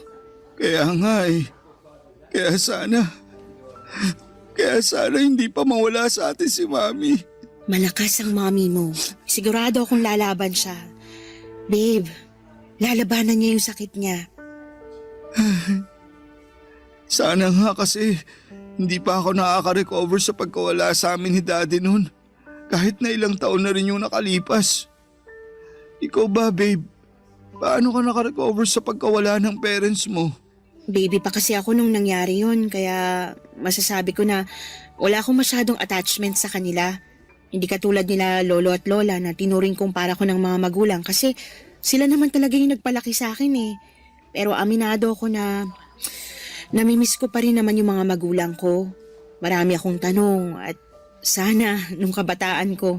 Mga tanong katulad ng bakit sa kanila pa nangyari yung aksidenteng yun? Bakit hindi na lang sa ibang mga masasama? Bakit kailangan ko pang maulila ng maaga? Sana hindi nawala ng ganun kaaga sina mama at papa para meron pa rin akong mga magulang hanggang ngayon. Tingin ko kahit sinong mamatayan ng magulang hindi na makaka-recover sa sakit at lungkot na kasama nito. Ganon kasi naramdaman ko nung nawala sa akin sina lolo at lola. At kahit na ilang taon na rin yung lumipas, lagi ko pa rin silang naaalala. Pero wala marupok ang buhay kaya importante na samantalahin natin yung bawat pagkakataon na kasama natin ang isa't isa. Yun nga yung importanteng bagay na pinaintindi sa akin ni Mami. Lalo nung nawalan ako ng oras sa inyo ng anak natin dahil inuna ko yung trabaho. Alam ko naman na hindi masama yung ginawa ko pero di ko pa rin nabalanse. Akala ko masisira na yung pamilya natin. Sa totoo lang, natakot ako ng husto. Buti na lang to the rescue si Mami kaya mas nalinawan ako sa mga pagkukulang ko sa inyo. Kaya nga sana magpagaling siya kasi babawi pa ako sa kanya. Bilang pasasalamat sa pagsalba sa pamilya natin. Oo naman. Gagaling si Mommy. Lalakas siya at makaka-recover. Salamat, babe. Walang anuman. Ay, buti pa magdasal tayo para bumilis ang paggaling at pagbuti ng kalagayan niya. Papadudot, hindi nagtagal ay sinabi ko kay Wendell na willing akong mag-move on sa bahay or mag-move in sa bahay ng mami niya upang matutukan ang pag-aalaga rito sakaling makalabas na. Hindi yun inaasahan ng mister ko pero alam ko na noong mga panahong sinabi ko kay Wendell ang gusto kong gawin namin para sa nanay niya ay handa akong tanggapin ang responsibilidad na maaatang sa aking balikat. Lalo na kami na lamang talaga ang pwedeng gumawa noon dahil ang ibang kapatid ni Wendell ay nagtatrabaho na sa malayo. Kaya nga noong napagkasunduan na naming lilipat kami sa bahay ng mother-in-law ko upang masamahan siya at maalagaan, pag-uwi niya doon ay sinimulan na namin ang paghahakot ng aming gamit. Kahit po na nakakatakot na at nakakapagod ang bagong simula, ay masaya naman ako at nagagalak ang aking puso dahil sa desisyon kong yon. Alam ko na sobrang thankful din sa amin ang biyenan ko kasi hindi namin siya pinabayaan. Mahal na mahal namin siya at sangayon ng buo kong pamilya na alagaan siya hanggang gumaling siya. Hindi po nagtagal ay nakalabas na rin sa ospital ang mother-in-law ko at nagsimula na rin siyang mag-therapy sa bahay. Ako ang nag-aalaga at nag-a-assist sa kanya dahil nasa bahay lang din naman ako madalas. Kaya lalo kaming naging close at isa nga sa mga naging bonding namin ang pakikinig ng programa ninyong Barangay Love Stories, Papa Dudut.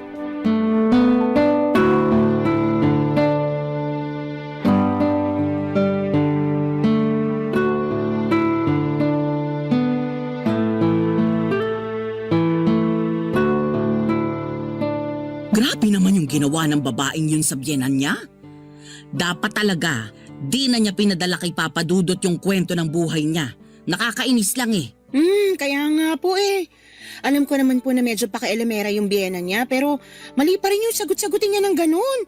Tawag doon, respeto pa rin. Kasi mas matanda pa rin naman sa kanya yung tao. Pero minsan, marami rin talagang mga biyenan na akala mo alam nila ang lahat sa mundong ibabaw. Katulad na lang nung biyenan niyang letter sender na pinakinggan nating kwento sa radyo. Kaya ayun, nasagot-sagot tuloy siya ng manugang niya. Pero mali pa rin talaga. Tingin ko po pareho silang may mali kasi hindi nila piniling magpakumbaba sa isa't isa. Oo, yun nga yung eksaktong tawag doon. Dapat naman kasi, kahit matanda ka na at ikaw yung biyenan, nakikinig ka pa rin sa manugang mo. Kung ikaw naman yung manugang at mas bata pa, matuto ka pa rin respetuhin yung biyenan mo.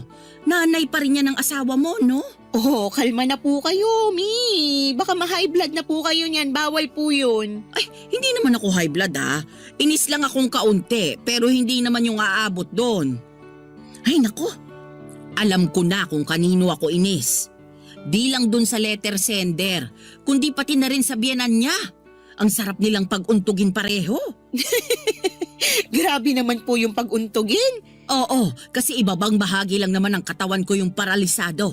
Pero ayos naman itong mga braso at kamay ko. Kakasabi ko lang na kumalma po kayo, diba?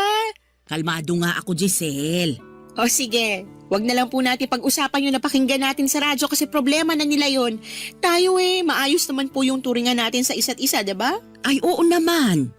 Ang totoo, hindi pa ako nagpapasalamat sa'yo kasi pumayag kang lumipat dito sa bahay ko para tumira at alagaan ako. Doon pa lang sa ginawa mong yun, napakalaking bagay na. Bakit ko naman po di gagawin yun? Nanay kayo ni Wendell, lola kayo ng anak namin at para ko na rin kayong tunay na ina. Tsaka, mahal na mahal po namin kayo. Ayos lang ba talaga sa'yo na lumipat dito sa bahay para alagaan ako? Minsan kasi, hindi ako madaling alagaan, di ba? May pagkapasaway din kahit matanda na. Totoo naman po yung sa pagiging pasaway ninyo. Ay, grabe ka sa akin ha? Pero hindi naman po ako nagrereklamo kasi lahat naman tayo tatanda. May kasabihan nga na ang matatanda parang bumabalik sa pagkabata nila. Ganon, kaya naiintindihan ko kayo. Tsaka, wala rin namang patutunguhan kung maiinis ako sa inyo.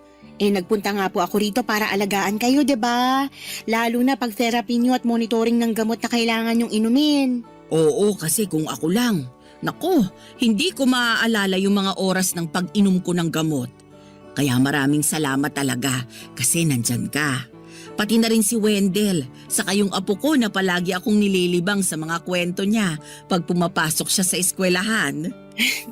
Speaking of apo nyo, nabanggit na po ba niya na gusto niyang magpiloto ng Air Force? Talaga? Hindi pa. Naku, nasabi ko pala. Pero umakto na lang po kayo na hindi nyo alam Alam ko naman na bata pa siya at po pwede pang magbago ang pangarap niya pero naniniwala ako na kung ano yung ginustong maging ng anak ko, tuto pa rin po niya talaga. Tsaka pangarap din ng namayapa niyang lolo na maging piloto. Matutuwa yun pag nagkataon, panigurado na magiging proud siya sa apo niya. Tanging hiling ko lang, maabutan ko pa na maging ganap na piloto ang apo ko. Oo naman po. Naniniwala ako na bibigyan pa kayo ng Diyos ng mahabang buhay kasi yun ang gabi-gabi naming pinagdarasal ng pamilya ko. Papa Dudut, At sobrang naging emosyonal kami ni Mami sa pag-uusap naming yon. Lalo na nandun pa rin yung takot na baka anumang sandali ay agawin na siya ng kamatayan sa amin. Pero malakas pa rin ang pag-asa at paniniwala namin na pagagalingin siya ng Panginoong Diyos.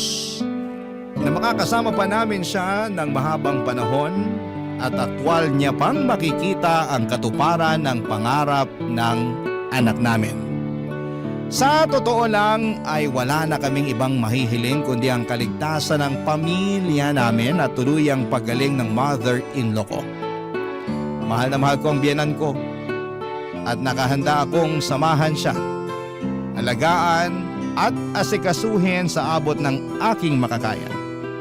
At ni minsan ay hindi ako nagsisisi at napapagod na gawin ang bagay na yon sa kanya. Kaya nga muli ay gusto kong magpasalamat sa inyong programa sakaling mapili po ninyong i-area ang storya ng buhay namin. Gusto ko na rin pong kunin ang pagkakataon na ito upang magpasalamat sa napakabait at napakabuti kong mother-in-law. Hanggang dito na lamang po ang sulat ko, Papa Dudut. Sana po'y kinapulutan po ito ng aral at inspirasyon ng mga kabarangay natin.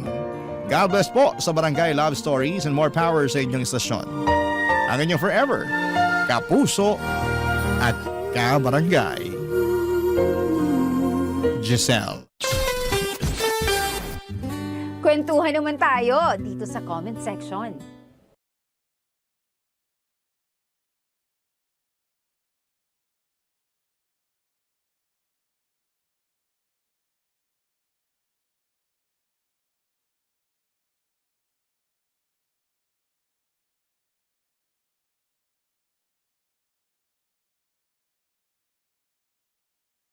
Ang mga kwento ng pag-ibig, kwento ng buhay at kwento ng pag-asa dito sa Barangay Love Stories. Love Stories. Maituturing na symbol status ang pagkakaroon ng maraming sapatos. Lalo na yung mga tatak talagang brand at sobrang mahal na kailangan talagang pag-ipunan. Kung para sa iba ay parang koleksyon lamang ang pagkakaroon ng maraming sapatos. Meron namang tao sa ating paligid o maging sa ibang bansa ang hikahos sa buhay. At kahit na isang pares ng sapatos ay wala silang maisuot. Ano nga ba ang pakiramdam ng isang batang walang sapatos? Ano nga ba ang pakiramdam ng naglalakad na walang sapatos sa gitna ng napakainit na kalsada?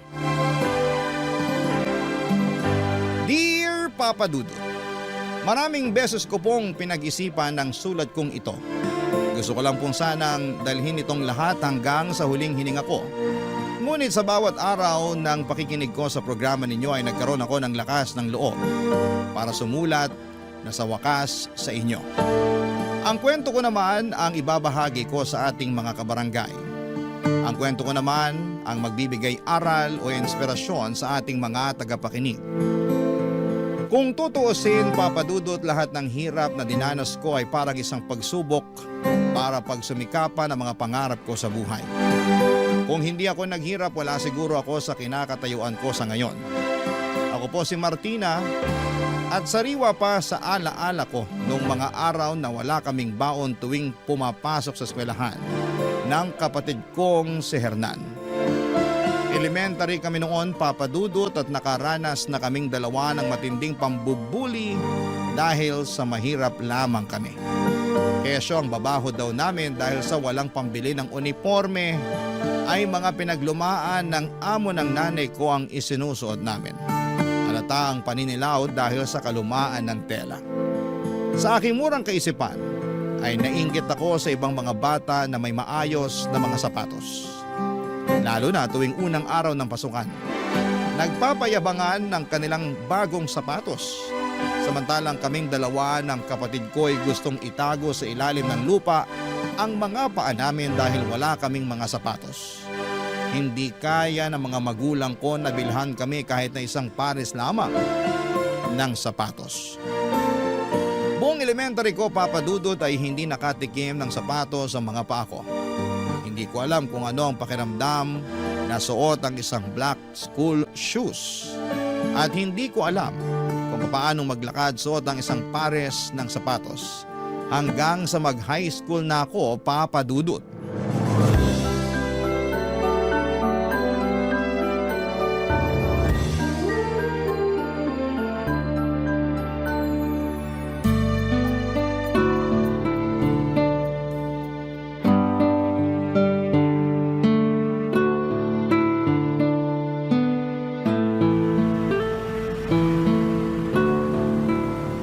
Bagay nga ang sapatos sa mga paa mo, Ate Martina.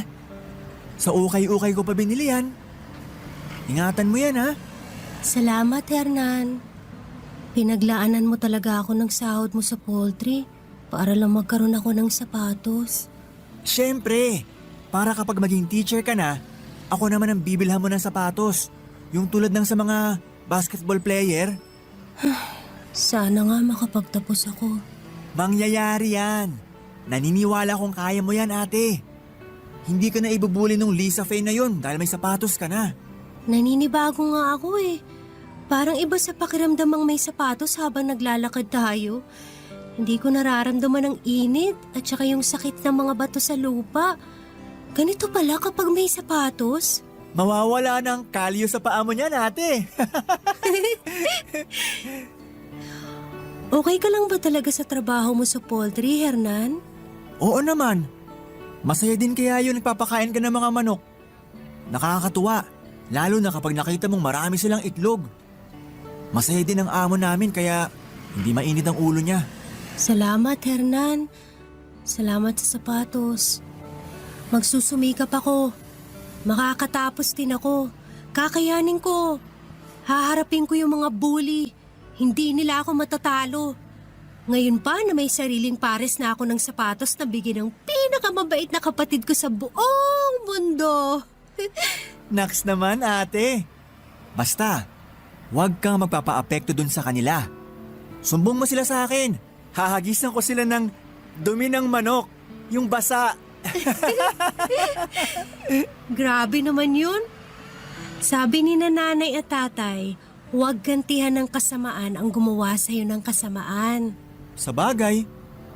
Basta ate, masaya ako para sa'yo. Parang ako na rin na nag-aaral. Basta, turuan mo ako sa bahay tuwing wala kang pasok at wala rin akong trabaho, ha? Sige, tuturuan kita sa lahat ng subjects.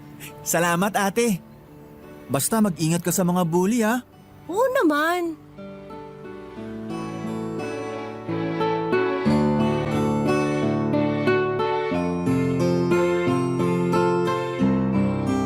Natuto akong lumaban kay Lisa Faye at sa iba pang kaklase. Ito ba, Liza Fe? Sapatos. Alam kong sapatos, pero bakit ang pangit? Nagkasapatos ka nga, ang pangit naman. Wala ka na bang ibang nakita kundi ako? Hindi naman ang aanong sapatos ko sa'yo ah. Para sa akin, hindi pangit yung sapatos ko dahil bigay ito ng kapatid ko. Mukhang galing sa kung sinong patay at ninakaw mo sa kabaong yung sapatos mo. Yuck! Pwede ba tigilan mo na ako? Nung wala akong sapatos mula elementary, parati mo na akong inaaway dahil sa mahirap lang ako dahil wala akong sapatos. Ngayong may sapatos na ako, humahanap ka pa rin na pwede mong ibuli sa akin? Ano ngayon kung pangit? Hindi ko to ninakaw at hindi to galing sa patay. Oo, okay lang to.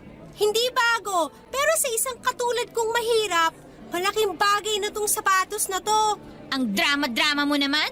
Huwag na nga akong laitin kasi hindi mo alam kung anong hirap namin para lang makapasok dito araw-araw. Eh di huwag ka nang pumasok para wala nang mabahong katulad mo. Ito ang tatandaan mo, Liza Fe. Hindi parating nasa taas ang ikot ng gulong. Sana hindi mo maranasan ang pag-ikot nito sa baba. Masyado kang mapagmataas. Ikasasayaw mo ba talagang parating namimintas, ha? Gusto kong ipamukha sa kanila na kahit mahirap man ako ay may karapatan din akong lumaban. Sabi nga nila, dapat ay alamin mo kung ano ang ipinaglalaban mo. Para sa akin ay pinaglaban ko ang sarili ko. Ipinaglaban ko na ituring akong tao. Na walang kinalaman ang estado ng buhay para ituring kang isang basura. Lumipas pa ang ilang buwan ay umaligid sa akin si James. Gusto niya akong ligawan at doon ko unang naramdaman na may value din pala ako. Na kahit mahirap lang ako ay may magkakagusto rin pala sa katulad ko pero pinipigilan ko lamang ang sarili ko. Papa Dudut, sapat na sa akin na alam kong may lalaking nagkakagusto sa akin.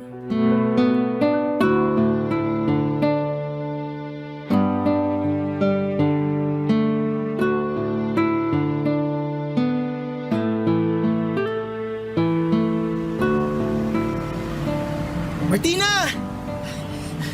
Martina! Hintay lang. Sandali. Ibibigay sana ako sa'yo eh. Ano yun, James? Ito oh. Bulaklak. Martina, sagutin mo na ako. Alam mo naman na gustong gusto kita, di ba? James, ibigay mo na lang yan sa iba. Pero Martina, alam mo naman na ikaw talaga ang gusto ko eh. Ilang buwan na kitang sinusuyo. Tanggapin mo na sana yung pag-ibig ko. Gustong gusto talaga kitang maging girlfriend, Martina.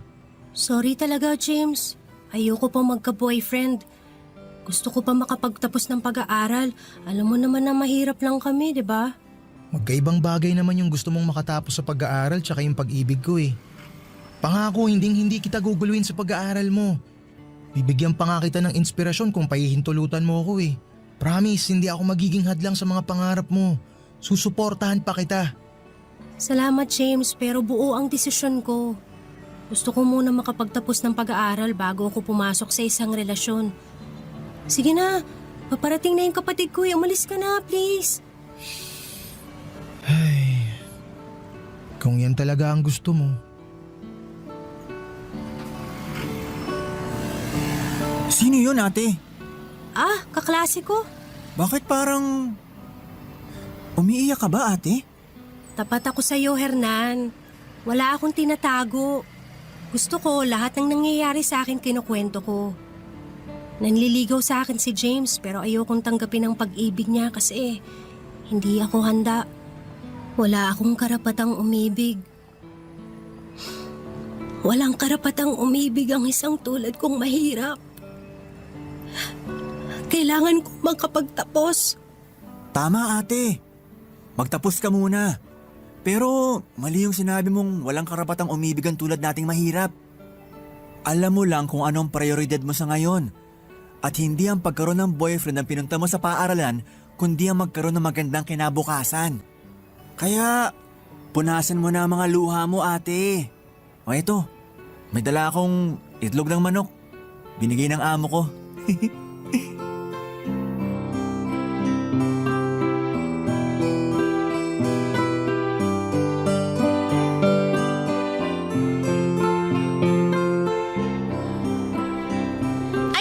Balitaan ko na nililigawan ka ni James. Totoo ba yung balitang yon? Magtapat ka nga sa akin, Martina. Bakit mo gustong malaman? Yung tanong ko ang sagutin mo, hampas lupa. Oo, nililigawan nga ako ni James. Ano naman ngayon? Sumusobra ka na! Ano ba? Bitiwan mo ako! Maraming beses mo na akong kinakante. Ito ang tandaan mo. Aangat din ako sa buhay, Lisa Fe. At kung darating ang araw na yun, sisiguraduhin ko maghaharap tayo at hindi mo na ako matatawag pang hampas lupa! Wala kang mararating sa buhay! Wala! Iba pa rin talaga siguro ang turing ng tao sa akin kung medyo nakakaangat ako sa buhay. May magandang sapatos at hindi tulad ng suot kong galing sa ukay-ukay. Tama ba si Lisa Fe na wala akong karapatan na may marating sa buhay? Kailangan ko bang magpatalo sa kanya at tuluyang isuko ang pangarap na makatikim ng kaginhawahan sa buhay ko? Bakit ang sama-sama ng mundo sa isang katulad kong dukha? Hindi pwedeng umibig dahil takot na mas lalong manatiling nasa lugmok at putikan ang buhay. Ang tangi ko na lamang kinakapitan ay ang pag-asang may bukas pang darating at marami pa akong guguguling panahon para maging maayos din ang kalagayan ko at ng pamilya ko Papa Dudut. Barangay Love Stories. Barangay Love Stories. Hindi ko talaga kayang mag-aral sa kolehiyo, Papa Dudut, dahil kapos talaga kami sa pera. Hindi pa rin sapat ang sahod ni Hernan para makapag-aral ako. Kaya naman nakapag-decide akong magtrabaho sa isang resort bilang tagalinis habang si Hernan naman ang bumalik sa pag-aaral.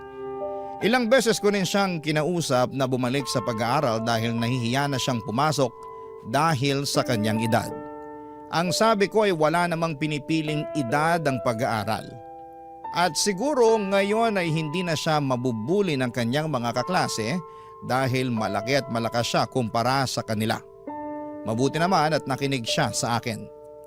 Si Liza Fe naman, Papa Dudut, nag-aaral sa kolehiyo. Siguro ay tama siya na wala akong mararating sa buhay, pero sa puso't isipan ko ay nananatili akong may magagawa pa hanggat patuloy pa akong humihinga. Isang beses ay bumisita si Liza Fe sa pinagtatrabahuhan kong resort kasama ang kanyang boyfriend na si James.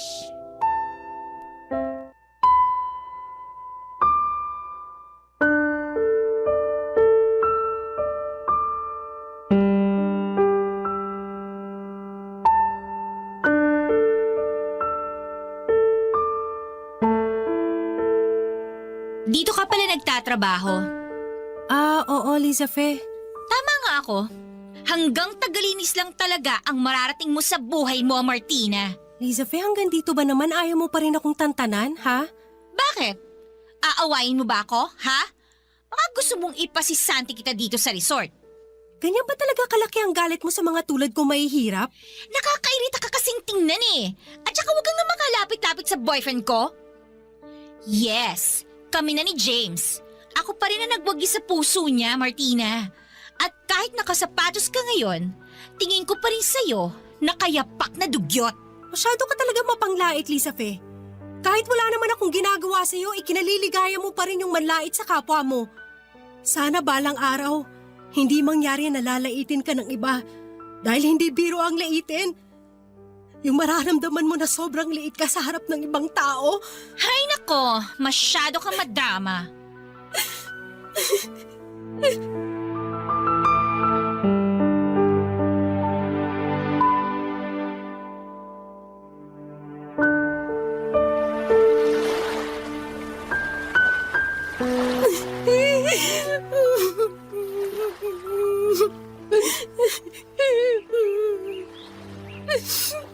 Bakit ba ang sama-sama mo? Oh, Martina? James? Dito ka pala nagtatrabaho? Oo. Mas lalo kang gumaganda. Pero bakit ka umiiyak? Hindi. Napuwing lang ako ng buhangin. Sige maiwan na kita. Teka lang muna sandali. Kakasimula pa lang natin mag-usap eh. Iiwan mo na ako agad. Magkwentuhan na muna tayo. Baka makita tayo ni Liza Fe. Magalit pa yun sa akin. Nagpapahinga ngayon yun sa kwarto namin. Bigla raw kasing sumakit yung ulo niya. Kaya pwede tayo magkwentuhan. Alam mo, namiss kita. Martina, parati kitang iniisip. Kalimutan mo na ako, James. Alam kong mahirap ang buhay para sa'yo. Siguro naman, hindi mo tatanggihan ang alok ko sa'yo ngayon. James, hindi ko kayang tanggapin ang pag-ibig mo. Tulad ng sinabi ko sa'yo noon. At saka, may girlfriend ka na. Si Liza Fe. Nako, hindi ganun. Martina, makinig ka sa aking mabuti. May pera ako. Kaya kong magbigay sa'yo. Gusto kong maangkin ka kahit isang gabi lang. Ano? Magbabayad naman ako eh. Magkano ka ba? Malaki ang allowance na binibigay sa akin ng parents ko. Alam ko na kailangan mo ng pera. Hindi ko kailangan magpakababa at ibenta ang sarili ko para lang sa pera. Kahit mahirap ako, meron din akong dignidad, James. Bakit pa ang dali-dali para sa inyong husgahan ng mga katulad kong mahirap? Ha? Umalis ka na nga. Umalis ka sa harapan ko.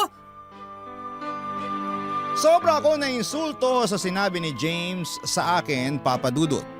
Porket mahirap lamang ako ay kaya na niya akong pasunurin sa gusto niyang kababuyan para lamang sa pera. Naiinis ako ng sobra sa kanya Yung tinatago kong pagmamahal sa kanya ay biglang nawala at napalitan ng pagkagalit. Iba pa rin kapag may perang isang tao. Akala talaga nila ay mabibili nila lahat ng gusto nila at kaya nilang bilhin ng puri at dignidad ng isang tao na isang kahig isang tuka ang kalagayan sa buhay.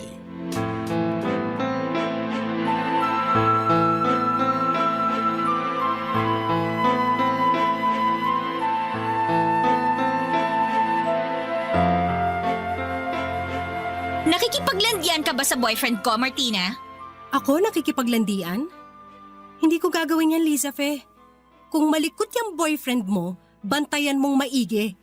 Basta ako hindi ako nakikipaglandian. Sinungaling! Ano pa bang gusto mong marinig sa akin? Sinabi ko na sa'yo na hindi ako nakikipaglandian at wala akong balak makipaglandian sa boyfriend mo. Saksak mo yung James mo sa baga mo. Nakita ko kayo kanina, nag-uusap. Nakita mo rin siguro na lumayo ako agad sa kanya.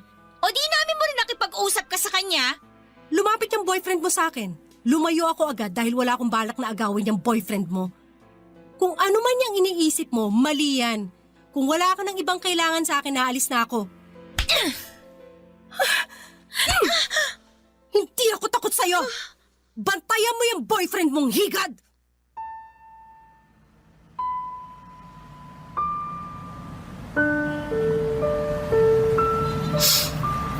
Umiiyak ka ba, ate? Namumugto ang mga mata mo ah. Wala to. Kumusta ang pag-aaral mo? Ang gandang mag-aral, ate. Sana makatungtong tayo sa koleyo. Ate, kapag tapos na ako ng high school, ikaw naman ulit mag-aral sa college ah. Siguro makakahanap na ako ng trabaho na may mataas na sahod. Mag-ipon ka lang ngayon. Ay, salamat sa tulong mo sa akin at sa mga kapatid natin. Kailangan natin ng edukasyon, Hernan, para hindi tayo kutiin ng ibang tao. Gusto kong umangat tayo sa buhay at magkaroon man lang tayo ng matinong pares ng sapatos. Oo nga. Kahit butas-butas na tong sapatos ko ngayon, huwag mo nang pansinin, ate. Huwag mo akong alalahanin. Hernan, ipangako mo sa akin na magsusumikap ka sa pag-aaral ha. Kapag may pagkakataon, mag-aral tayo sa kolehiyo. Ano bang gusto mo maging? Pulis. Gusto kong hulihin yung mga bully. Sana maging pulis ka nga. Eh ikaw, ate? Teacher. Yung binabantayan din ng mga bata na hindi mabuli sa loob ng eskwelahan. Sana makapasok tayo ng koleyo. Pati ang mga kapatid natin. Nagpapasalamat ako dahil alam kong may pumapawi sa mga luha ko. Ang kapatid kong si Hernan ay parating nandyan para damayan ako. Hindi ko na sinabi ang tungkol kay James, Papa Dudut. Ang gusto ko lang mangyari ay makaipon ako at makapag-aral at para maitaguyod ang sarili ko. Sana kahit si Hernan ay ganoon din. Ang tanging solusyon para tuluyang irespeto ang aming pagkatao ng ibang tao ay ang maging professional kami. Napakahirap. Hindi biro ang kailangan naming lampasan para makuha ang respetong hinihingi namin. Sa mga katulad kong hirap sa buhay na tanging inaalala, ay ang pang-araw-araw ay hindi madali ang pagtuunan ang para sa kinabukasan. Dasal ko lang na walang magkakasakit sa pamilya ko. Maging maginhawa din kaya ang buhay ko. At hindi na kailanman kaya pang laitin ang tulad ni Liza Fe o maliitin ang katulad ni James, Papa Dudut. Barangay Love Stories. Barangay Love Stories. Nagpatuloy ako sa pagtatrabaho ko sa resort, Papa Dudut. Nag-ipon ng pera kapag may sobra para kapag okay na ang ipon ay pwede nang makapag-aral muli. Pero pinanghihinaan ako ng loob dahil ang hirap palang ipunin ng napakalaking perang kailangan para makapag-aral sa kolehiyo. Sa pagtatrabaho ko sa resort ay may isang European na lalaki akong nakilala na naging guest namin. Parati niya akong sinusundan, Papa Dudut. At sinabi niya sa akin na gusto niya ako. Pinag-iisipan kong mabuti ang alok niya Napakasalan ako at manirahan kami sa kanilang bansa. Ipinangako niyang tutulungan niya ang mga kapatid ko para mag-aral dahil sinabi ko sa kanyang dahilan kung bakit ako nabubuhay sa araw-araw. Pinaghalong awa at pagmamahal ang nararamdaman niya sa akin. Pinaghalong pagmamahal at pasasalamat naman ang ibinigay ko sa kanya, Papa Dudut. Napakabait niya. Siya siguro ang pinadala ng langit para maisakatuparan ang lahat ng dasal ko.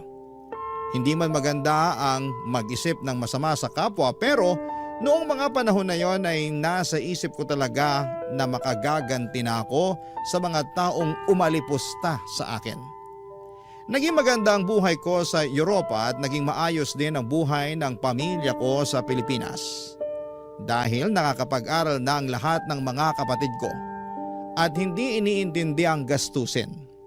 After 15 years ay umuwi ako sa bansa.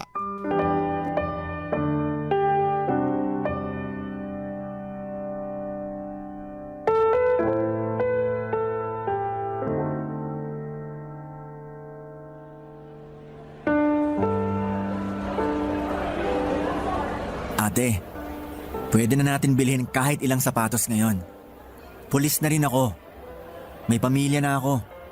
Maayos ang buhay namin. Sobrang laki ng utang na loob ko sa'yo. Ano ka ba, Hernan? Wala kang utang na loob sa akin. Magkapatid tayo kaya nagtutulungan tayo para maiahon ng isa't isa sa kahirapan. Naalala ko pa yung dati. Binilan mo ko ng isang pares ng sapatos.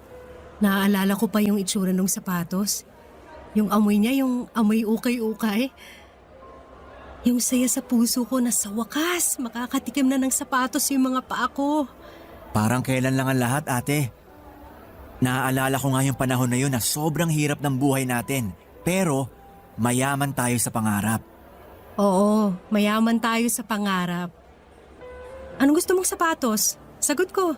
Bilhan ko na rin yung mga pamangkin ko. Salamat, ate. Pero may hihilingin ako sa'yo. Ano naman yun? Gusto kong bilhan kita ng sapatos mo tulad ng dati. Ate. Ang saya ko at naging maayos na ang buhay natin.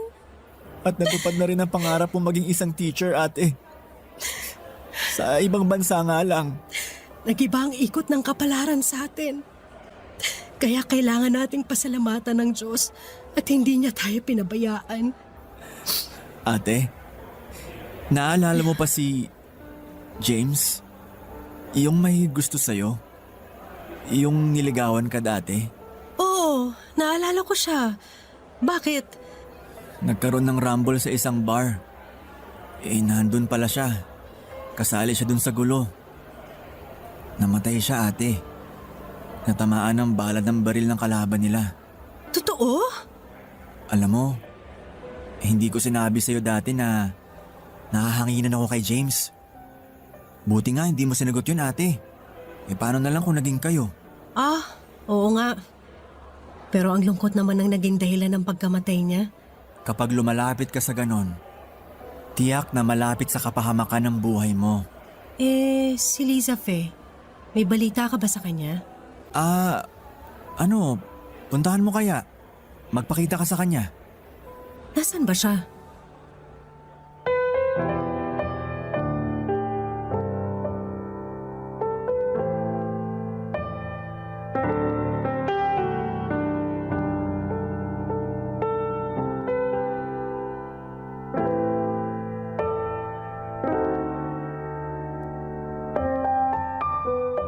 Nalaman kong hindi pala nakatapos si Liza Fe ng kolehiyo, Papa Dudut, dahil nabuntis ito ni James. Lingid pala sa kaalaman ni Liza Fe ay meron ding ibang girlfriend si James at naunang nabuntis sa kanya na pinangakuan ng kasal ni James. Simula noon ay naging iba-iba na ang karelasyon ni Liza Fe at nagkaroon siya ng maraming anak sa iba't ibang lalaki. Naghirap sa buhay si Liza Fe dahil wala rin siyang nakukuhang tulong sa mga lalaking nakasama niya. Nagtatrabaho siya ngayon si Lisa Fe sa dating resort na pinagtatrabahuhan ko bilang isang waitress sa restaurant ng resort. Ayaw ko sanang pumunta doon pero yon ang piniling venue para sa birthday party ng anak ni Hernan. Kaya pumunta na rin ako at nag-cruise muli ang aming mundo ni Lisa Fe.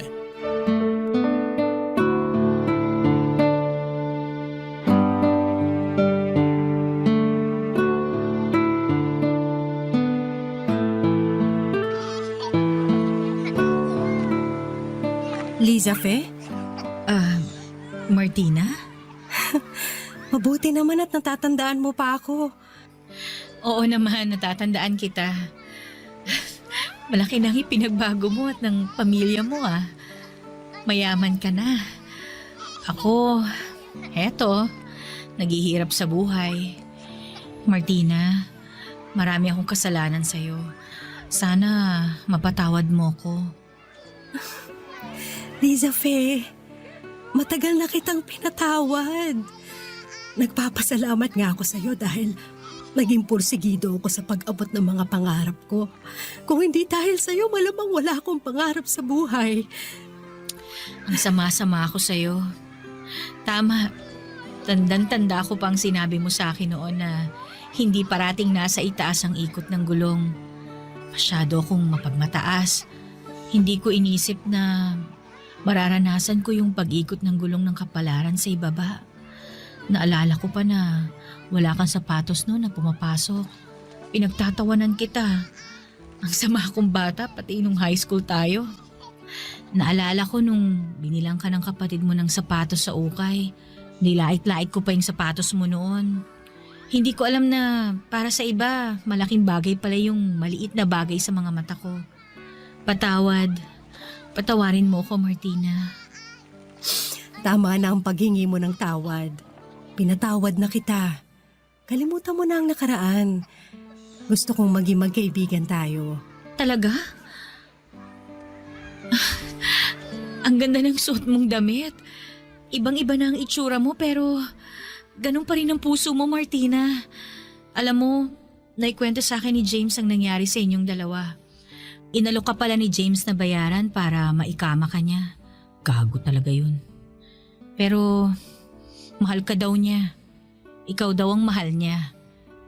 Masakit daw sa kanya yung ginawa niya sa'yo noon. Sama namin sa'yo, Martina. Basta ang importante yung ngayon. Kailan ang day off mo? Bukas. Samahan mo ako.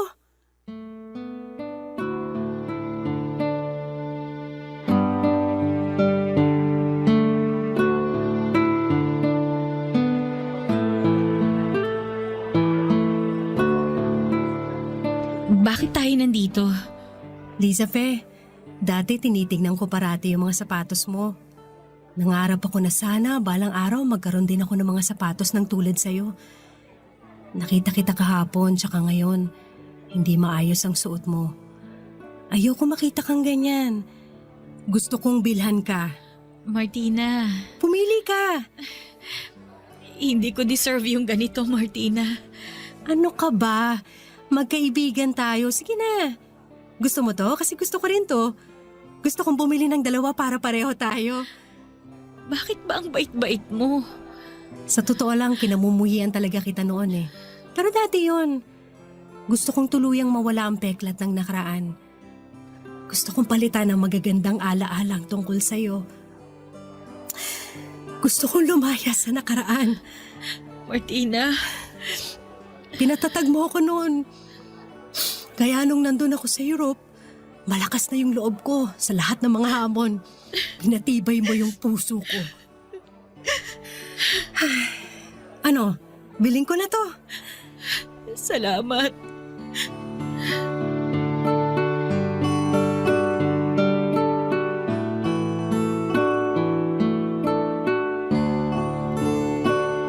Naging magkaibigan na kaming dalawa ni Lisa Fe Papadudut. Ang dating parang aso't pusa ay sobrang malapit na sa isa't isa. Nang namatay ang asawa ko ay lumipat na ako dito sa Pilipinas. Nagtuturo ako sa isang university sa Quezon City sa ngayon. Ang buhay ay parang laro. Dapat ay kailangan mong alamin kung paano mo maipapanalo ang iyong buhay. Kapag may bully sa iyong paligid ay tignan mo kung bakit kanya binubuli at magsumikap ka na sa muli ninyong pagkikita ay hindi na niya kayang ibuli ka dahil malayo na ang narating mo dahil pinatibay ka na ng mga sugat na ibinigay niya sa iyo. Sana ay hindi maging sukatan ng pagkatao kung ano ang suot na sapatos ng tao o wala man itong suot na sapatos. Sana ang maging sukatan ay ang puso at ang dangal ng isang tao. Umaasa ako na may nakuhang aral sa kwento ng buhay ko ang ating mga kabarangay, Papa Dudut. At maraming salamat sa inyo sa patuloy po ninyong pagbabahagi ng boses naming mga ordinaryong tao. Maraming salamat po. Ang inyong forever kapuso at kabarangay, Martina. Ano ang masasabi mo sa ating Barangay Love Stories today? Aabangan namin yan sa aming comment section. Ang mga kwento ng pag-ibig, kwento ng buhay at kwento ng pag-asa dito sa Barangay Love Stories. Love Stories.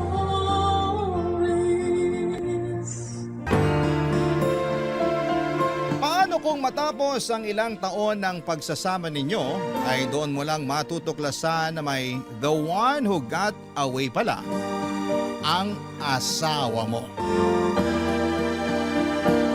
Dear Papa Dudut, isang magandang araw po sa inyo at sa lahat ng mga listeners sa ating mga kabarangay. Ako po si Mika, 32 years old, mother of 2. Maglilimang taon na rin po akong housewife. Mula po kasi nang ipanganak ako or pinanganak ko ang aking bunso 5 years ago, ay nakapagdesisyon na po kami mag-asawa na mas makakabuti po kung mananatili na lamang po ako sa bahay para matutukan ko ang pag-aalaga sa aming mga anak. 2 years old po kasi noon ang panganay ko at ayaw din naman po naming iwanan sa kasambahay ang pagpapalaki sa mga bata. Bukod pa po dyan ay mas makakatipid din po kami sa pasweldo sa kasambahay kung ako na lamang po ang magmamanage ng bahay.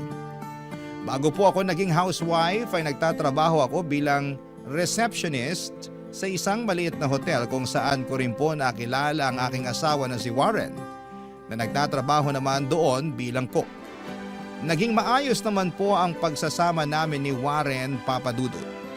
Mabait po si Warren, may itsura at responsableng ama. Wala rin po siyang bisyo bukod sa paminsang-minsang mobile games. Bukod sa mga simpleng tampuhan na karaniwan naman sa lahat ng mag-asawa, ay wala rin po kaming naging malaking pagtatalo sa loob ng 7 taon na pagsasama namin. Hanggang neto nga pong pagbukas ng 2020 kung saan ay parang nadamay din ang aming relasyon sa kamalasan na dumapo sa mundo. At ito na nga po sana ang gusto kong ikwento sa inyo ngayon at hingan sana ng advice kung ano ba ang dapat kong gawin, Papa Dudut. Totoo nga po siguro ang sinasabi nila na mararamdaman ng isang babae kung ang kanyang asawa ay may third party. At neto nga pong January 2020 ay napansin ko na may naging pagbabago sa kilos ni Warren. Nung una ay in denial pa po ako dahil nga sa tagal naming nagsasama ay never pa pong ng babae si Warren. At least, hindi ko naramdaman na may iba siya. Pero neto pong January ay kakaiba talagang naging kutob ko. At lingid sa kaalaman ko yun, ayun na nga po pala ang magiging simula ng pinakamalaking pagsubok sa pagsasama namin.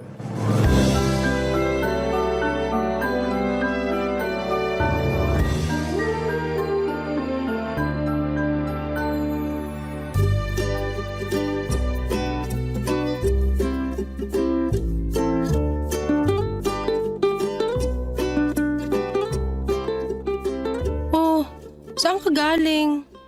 Bakit naka-short sa rubber shoes ka? Nag-gym ako. Gym? May promo kasi dun sa gym na malapit sa hotel. May discount kapag nag-member ng isang buong taon. Nag-member ka? Oo, Okay. Eh magkano naman yung monthly nun? 500 na lang. 500? Aba, pambayad din natin ng tubig yun Kaya ko naman bayaran yun. At saka maliit lang na investment yun para sa pagiging mas healthy ko. Dapat nga ikaw din eh. Nye, sa gawaing bahay lang dito at sa pag-aalaga ng mga bata, ubus na lakas ko. Teka, hindi ba lalo makakasama yan sa'yo kasi pagod ka na nga sa trabaho, buong araw ka ng galaw sa kitchen? Iba naman yung pagluluto sa pag-gym. Siyempre may mga parte ng katawan na hindi na-exercise. Okay, sige. Ay nga pala, may dumating na delivery dyan kanina, box. Ganun ba? Ayos. Ano naman yung pinadeliver mo? Mga supplements lang yun. Para masulit ko yung pag-gym ko. Aba, talagang kinakarir mo yung healthy-healthyhan mo Oo, naisip ko parang New Year's resolution ba? Wow! Ibang pasok ng 2020 sa'yo Dapat nga ikaw din. Mag-diet na rin tayo para maging mas malakas resistensya natin.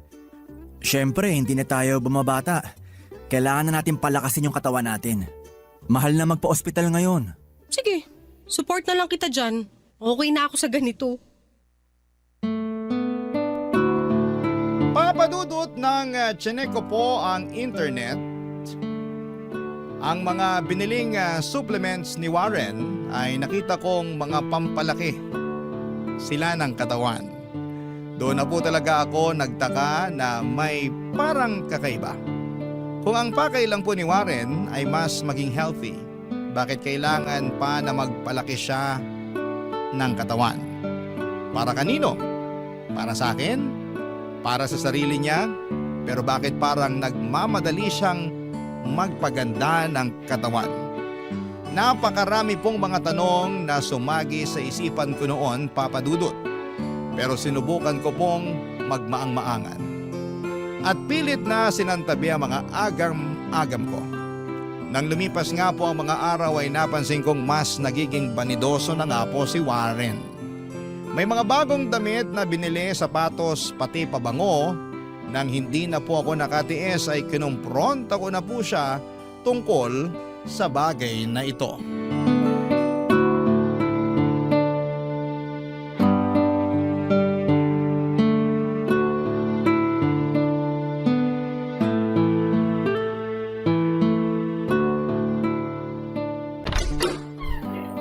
Oh, anong ginagawa mo dyan sa cabinet ko?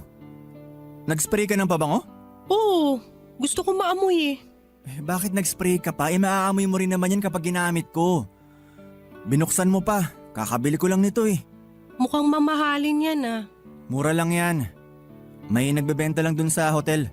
At nag-shopping ka rin pala nung isang araw? Anong okasyon? Wala. Pumapayat na ako Kailangan ko na ng bagong mga damit. Hindi ka pa naman ganun kapayat Kasya pa naman yung suot mo. Nakuha ko naman yung mga yun sa sale Parang hindi naman. Chinek ko yung mga etiketa at resibo, parang wala namang nabawas. Teka, bakit parang may kakaiba sa'yo ngayon? Bakit parang iniimbestigahan mo ko? Wala. Nagtataka lang ako kung bakit parang bigla-bigla ka naging banidoso. Ganyan talaga ang tao. Nagbabago. Buti nga ako nagbabago for the better. Bakit? Gusto mo ba na porket matagal na tayo dapat maging losyang na ako? So para sa akin yung ginagawa mong pagpapapogi at pagpapalaki ng katawan. Siyempre para sa'yo, kanino pa ba? At anong pagpapalaki ng katawan sinasabi mo dyan? Yung binili mong mga gamot na isang araw, sinearch ko sa internet. Pampalaki pala ng katawan. Hindi naman pampalaki yun. Para lang yun masulit yung pag-gym ko. Naku sana talaga totoo yung mga sinasabi mo. Alam mo Mika, huwag ka na mag-isip ng kung ano-ano. Hindi ba pwedeng magpapogi ang mga lalaki? Ikaw rin naman, bili ka ng bili ng makeup Nagagamit mo lang naman kapag nagsisimba ka. Parang ganun din ako. Basta, siguraduhin mo lang yan sinasabi mo Hindi, makukuha mo talaga sa akin ang hinahanap mo. Sus! Ito talagang asawa ko. Selosa ka pala.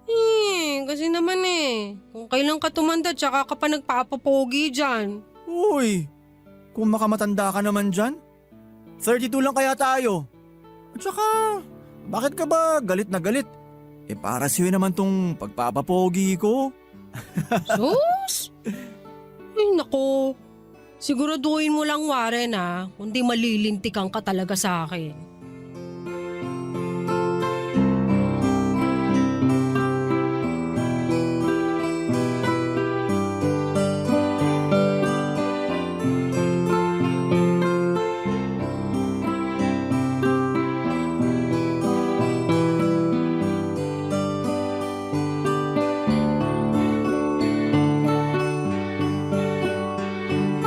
Kapuso, lumipas po ang mga araw na nagpatuloy po si Warren sa kanyang New Year's resolution ng pagiging mas maalaga raw sa katawan. Kahit na busy sa trabaho ay parang halos 3 beses sa isang linggo siya kung mag-gym. At nung tumagal na nga po ay halos parang araw-araw na niya itong ginagawa. Hanggang sa medyo humupa na nga po ang pagdududa ko sa kanya at unti-unti nang nasanay sa kanyang bagong katauhan. Lalo pa po dahil unti-unti na po ulit akong nagwapuhan sa asawa ko. Kaya hindi na ako nagreklamo pa. May itsura naman po kasi si Warren kahit na noon pa. Sa katunayan nga po ay nung una ko siyang makita sa hotel na pinagtatrabahuhan namin ay naging crush ko na po siya kaagad. Pero medyo natagalan pa po na magka-developan kami sa isa't isa dahil nalaman ko na moving on pa po pala ito sa isang relationship sa kanyang girlfriend na nakipaghiwalay sa kanya dahil gusto nitong mag-abroad samantalang ayaw po ni Warren na umalis ng bansa. Yung babae naman po ay ayaw ng LDR. Kaya ipinagpalit niya ang relasyon kay Warren para maabot ang mga pangarap niya. At nalaman ko rin po, Papa Dudut, na ako pala ang pumalit sa posisyon ng babaeng yon sa hotel. At sa pagbibiro ng tadhana ay ako rin po ang pumalit sa kanya sa puso ni Warren, Papa Dudut. Barangay Love Stories. Barangay Love Stories. Matapos nga po ang ilang linggo ay maski po ako ay nahumaling at nainganyo na rin kay Warren, Papa Dudut. Naging mas healthy at conscious na po ako. Nagbawas na ng mantika sa mga niluluto ko at binawasan na ang mga binibiling chichirya para sa bahay. At nag-exercise na rin po. Maski nga po ako ay pumayat na at feeling ko ay naging blooming na rin tulad ni Warren. At aaminin ko pong nakagagaan nga po sa pakiramdam kapag mas masustansya ang kinakain at kapag tumitingin ako sa salamin ay parang ang ganda-ganda ko dahil mas naging maalaga na rin ako sa katawan ko. Pero kahit na ganoon po ang nangyari, Papa Dudut, ay meron pa rin akong isang napansin. Hindi pa rin po kami madalas na nagsisiping ni Warren. Minsan nga po pakiramdam ko kapag ginagawa namin yon ay parang distracted po siya sa ibang bagay. At doon po bumalik ang pag-aalinlangan ko kung para kanino nga ba ang naging pagbabago sa ugali ni Warren. Para sa akin po ba, sa kanya o baka naman para sa iba na? At parang dininig nga po ng Diyos ang mga pag-aalinlangan ko nang minsang hindi sinasadya na magkita kami ng dati naming katrabaho na si Thea sa isang grocery nung ako'y namimili. At nang magkakumustahan ay nagkayayaan kami na magkape at magkwentuhan, Papa Dudut.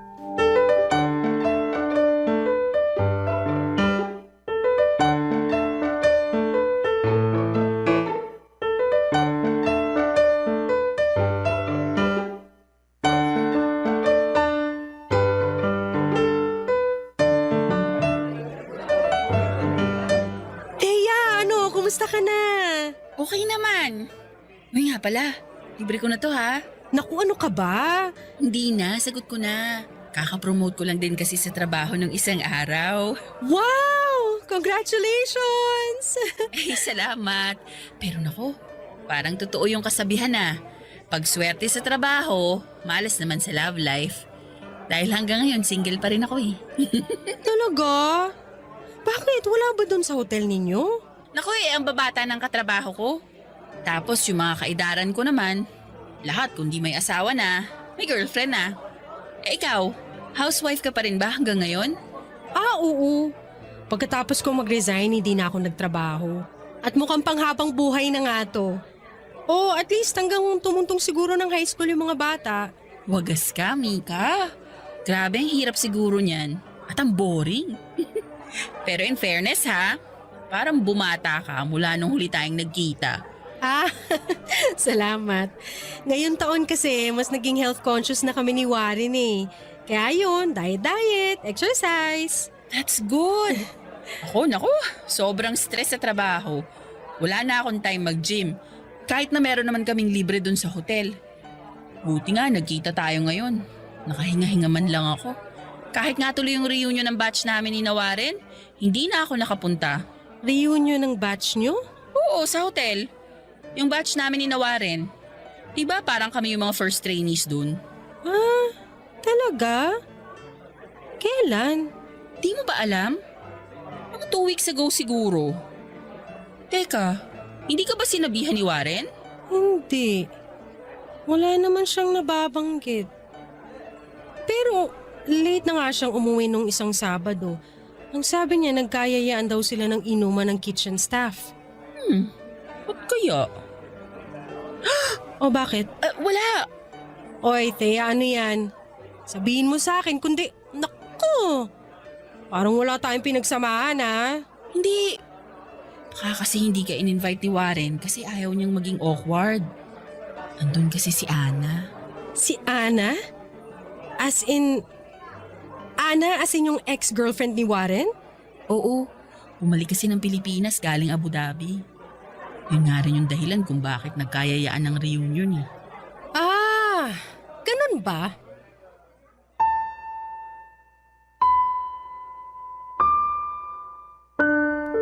Bigla pong nandilim ang paningin ko nang marinig ko ang sinabi ni Thea, Papa Dudut. Para po kong biglang sinapak ng pagkakataon sa revelasyon ni Thea.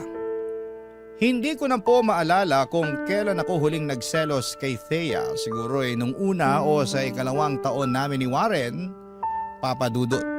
Pero matapos naming magpakasal at magkaanak ni Warren ay hindi ko na po naisip ang tungkol sa ex-girlfriend ni Warren.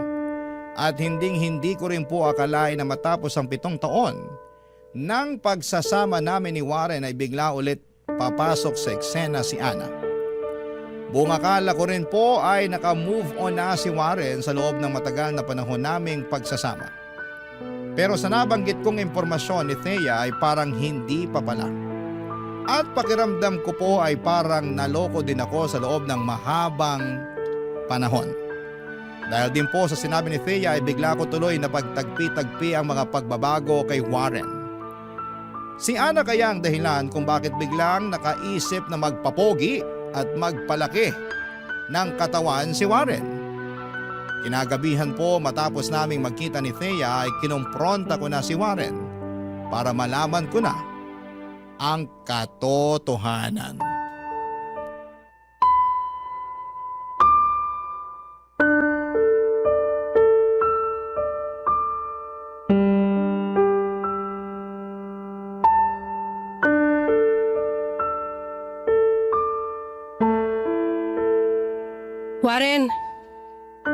Warren!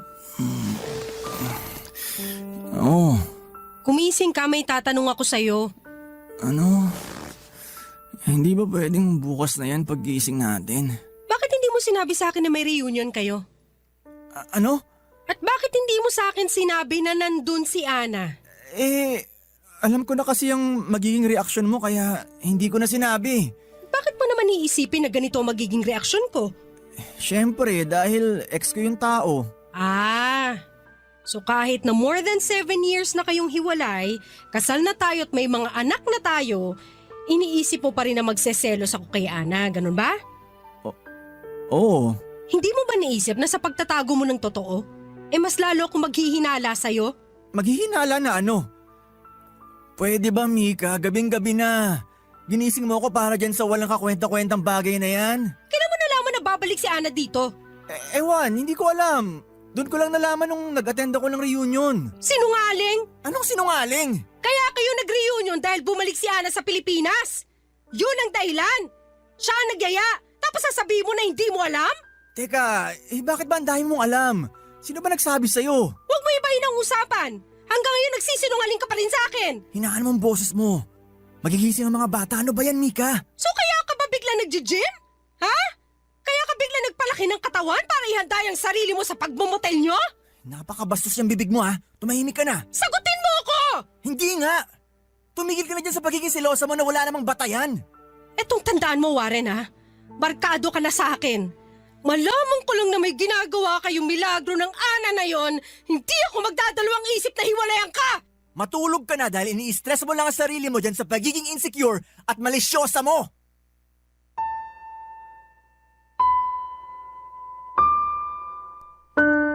Papadudot mula po nang kumprontahin ko si Warren tungkol sa kanyang ex-girlfriend ay naging tensyonado na rin po ang samahan namin. Sa katunayan nga po noong Valentine's date namin na hindi man lang naging romantic si Warren. Dinala niya lamang po ako sa isang restaurant. Binigyan ng rosas at yun na po. Parang trabaho lang. At noong naroon din po kami ay halos hindi rin kami magkwentuhan at parang malayo din ang iniisip niya. Bukod pa po dyan ay napansin ko rin na parang naging mas mainitin ang ulo ni Warren Papadudot. Hindi na po namin napag-uusapan ulit ni Warren si Ana pero patuloy siya sa pagiging cold sa akin. Maski nga po ang mga anak namin ay medyo napansin na rin po ang pagbabago sa ugali ng kanilang ama. Pero pinapaliwanag ko na lamang sa kanila na pagod lamang ang tatay nila sa trabaho kaya madalas itong tahimik sa bahay. Kaya minsan, naiiyak na lamang po ako Papadudot at ang panahon ko lang para umiyak ay kapag walang tao sa bahay namin.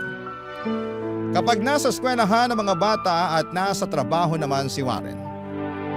Gulong-gulo na po ang isipan ko Papadudot dahil para akong may kalaban na hindi ko nakikita. Pero hindi ko rin naman po alam kung dapat nga ba akong mangamba o masyado lamang akong napaparanoid at insecure. Kagaya na nga rin ang sinabi sa akin ni Warren. Barangay Love Stories. Barangay Love Stories. Hindi ko na rin po napigilan ang sarili ko Papadudot. At nag-imbestiga na ako kay Ana. Sinearch ko siya sa internet at ang kanyang mga social media accounts pero lahat po ay naka-private at wala akong ibang makita na impormasyon. Maski po ang mga common friends nga nila ni Warren ay inestalk ko na rin po sa mga social media pero wala rin po akong masyadong makuhang impormasyon. Ang tangi ko lang pong impormasyon na nakuha ay may boyfriend itong si Ana. Gayunpaman ay hindi pa rin naalis sa isipan ko na kung meron nga siyang boyfriend ay hindi naman ibig sabihin noon ay wala na siyang kalaguyong iba. Habang lumilipas sa mga araw ay mas lalo pong nagiging mainitin ang ulo ni Warren Papadudot. At sa paglipas din ng mga araw ay mas lumalakas ang kutob ko na may kakaibang nangyayaring hindi ko alam. Isang araw, dahil hindi ko na nga rin po napigilan ang sarili ko ay kinonta ko pong ulit si Thea at nakipagkita sa kanya para makakuha pa ng dagdag na impormasyon tungkol kay Ana.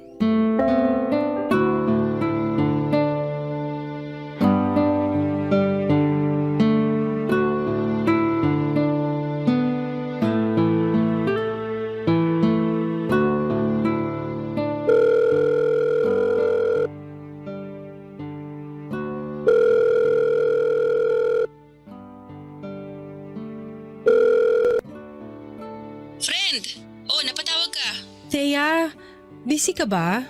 Hindi naman masyado. Kakauwi ko lang naman. Anong meron? May itatanong sana ako sa'yo eh. Ano yun? Friend, hindi kasi ako mapakali after nung huling pag-uusap natin. Oh, bakit naman? Kasi nga, dun sa nabanggit mo, na umuwi si Ana. Okay. Bakit? Ano bang bumabagabag sa'yo? Hanggang ngayon kasi hindi ko maalis sa isip ko kung bakit nagsinungaling si Warren sa akin tungkol dun eh. Ang sabi niya, para daw hindi ako magselos. Pero ewan, iba kasi ang kutob ko. Okay. Anong gusto mong malaman? Hindi rin ako naka-attend ng reunion eh. Wala rin akong balita kung anong nangyari doon. Hindi ba kayo nakapag-usap o nagkita ni Ana nitong nakaraan? Friend eh. Busy sa trabaho. Nag-message lang ako sa kanya na welcome back sa Pilipinas tapos nag-thank you siya. Yun na rin yung huli naming pag-uusap. Ah, so friends kayo sa social media, no? Oo. Ewan, paparanoid ako eh. Feeling ko kasi parang may kakaiba kasi sa kinikilos ni Warren itong mga nakaraang linggo. Ha? So kutob mo na may relasyon sila? Hindi naman. Ewan. Pero friend, ewan ko ha. Kasi ang huli kong alam kay Ana, 5 years na sila ng boyfriend niya. Tapos nung isang linggo, nakita ko nag-post siya na engaged na sila. Parang nung Valentine's lang ata nag-propose. Ha? Oo. Well, mukha naman silang masaya dun sa pictures ng fiancé niya. Ganun ba? So ayun. Bakit hindi mo nalang kausapin si Warren tungkol dyan? Kinausap ko na nga siya pero nagalit lang. Silosa daw ako at insecure. Anyway, sige Thea ha, maraming salamat. Pasensya na sa istorbo. At matapos nga po namin mag-usap ni Thea, ay magkahalong ginhawa at takot po ang naramdaman ko, Papa Dudut. Ni hindi ko nga po alam na posible palang maramdaman ang dalawang magkaibang bagay ng sabay. Nakaramdam po ako ng ginhawa dahil alam kong kakasagot lang ni Ana sa boyfriend niya at ikakasal na sila. Kaya't mababawasan na ako or mababawasan ang kakompetensya. Pero nakaramdam din po ako ng pangamba na baka palaging mainitin ang ulo ni Warren kamakailan ay dahil marahil ay nalaman na niyang ikakasal na ang ex-girlfriend niya. Hindi ko po kaagad kinumpronta si Warren tungkol sa mga natuklasan ko, Papa Dudut. Siguro'y may bahagi rin sa akin na natakot na baka makarinig ako ng mga bagay kay Warren na lubos na ikakasakit ng puso ko. Sinubukan ko na lamang pong isantabi ang nararamdaman ko at pinilit ang sarili ko na mapayapa sa impormasyon na ikakasal na si Ana sa iba. Kaya't hindi na niya maaagaw sa akin si Warren. Pero nagkamali ako, Papa Dudut. Isang gabi ay umuwi po ng lasing si Warren at dumire-diretso na sa kama at natulog. Doon po ay hindi ko na napigilan ang sarili ko. Naisip ko ng pagkakataon ko na rin po yon para makapag-imbestiga. Chinek ko po ang cellphone ni Warren at doon na po gumuho ang mundo ko.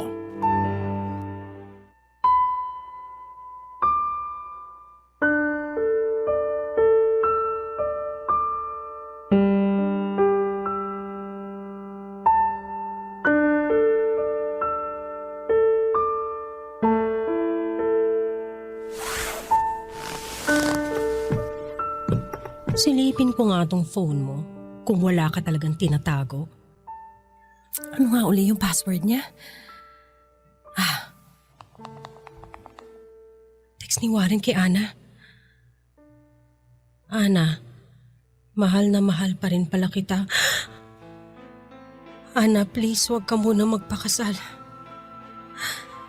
At nag-reply pa tong babaeng to. Warren, parang awa mo na. Patahimikin mo na ako. Dapat hindi na lang ako nakipagkita sa iyo.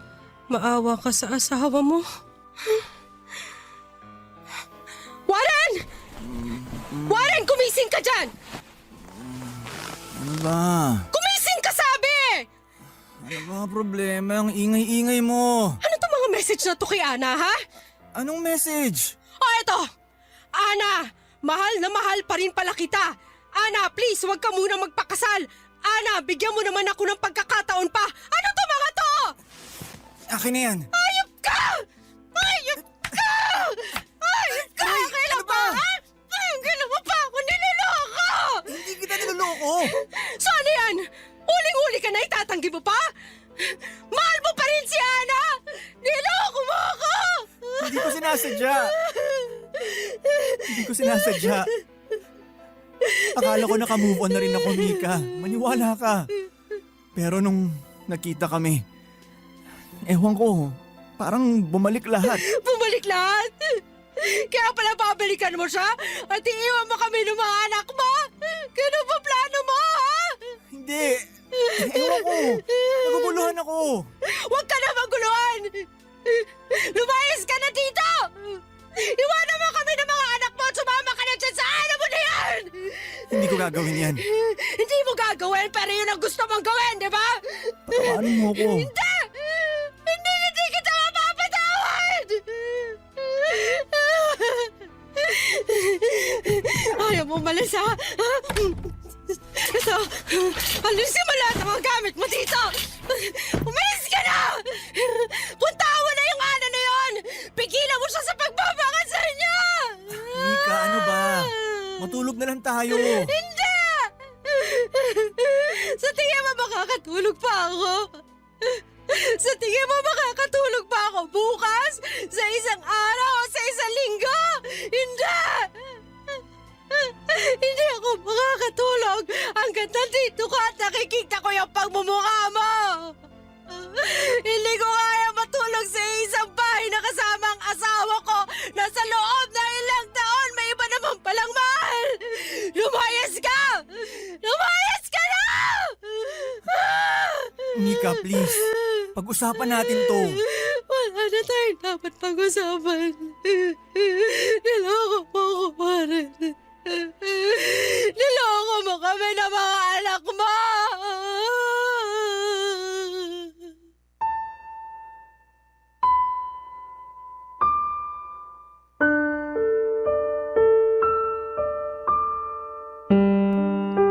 Sinubukan po akong pakalmahin ni Warren at kausapin pero hindi ko na po siya binigyan ng pagkakataon, Papa Dudut.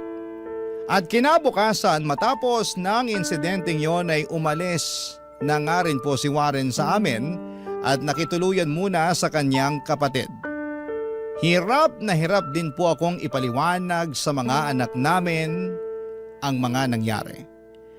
Ang sinabi ko na lamang po ay kailangang umalis muna ng papa nila sa bahay dahil may trabaho ito. Pero hindi ko po alam kung paano ipapaliwanag sa kanila ang komplikadong dahilan kung bakit kami naghiwalay ng tatay nila. Hanggang sa inabot na nga po ng quarantine at tuluyan na kaming nagkahiwalay ni Warren, Papa Dudut. 6 na buwan na po siyang hindi umuwi at hindi pisikal na nakikita ang mga anak namin. Matapos niyang umalis sa amin ay halos ilang buwan din po akong sinubukang kausapin ni Warren tungkol sa mga nangyari. Maski ang kapatid niya at mga magulang namin ay namagitan na para magkaayos kaming muli. Alalang-alala daw ang mga bata. Pero napakahirap po sa puso ko, Papa Dudut. Dahil parang na-trauma na ako sa mga nangyari. Alam ko po kasi na makipagbalikan man ako kay Warren ay nagbago na ang lahat. At habang buhay na akong mahihirapan na magtiwala sa kanya. Kaya rin po ako sumulat sa inyo, Papa Dudut, ay para makakuha ng opinyon sa ating mga kabarangay kung ano nga ba sa tingin nila ang dapat kong gawin. Mahal ko pa rin po si Warren at para sa mga anak namin ay gusto ko rin pong makipagbalikan sa kanya. Pero matapos po ng ginawa niya, ay nahirapan na akong maniwala na tapos na talaga ang nararamdaman niya para kay Ana. At ako na ang pinipili niya. Maraming salamat po, Papa Dudut, sa pagbasa ng aking liham. Ang inyong forever, kapuso at kabarangay, Mika. Nalilito pa rin sa live ang ating kabarangay. Ano kaya ang maipapayo mo sa kanya? Ibahagi mo yan sa ating comment section para mabasa rin niya.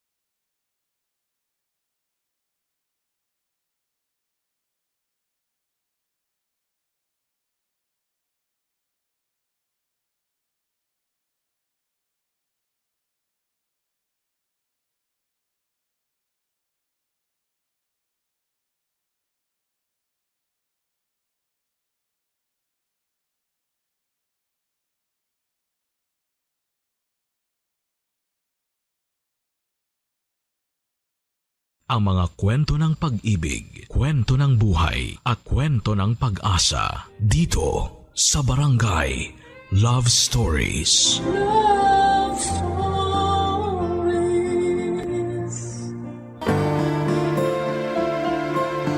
Habang tumatanda ka, mas natututo kang pahalagahan ang ating kaligayahan.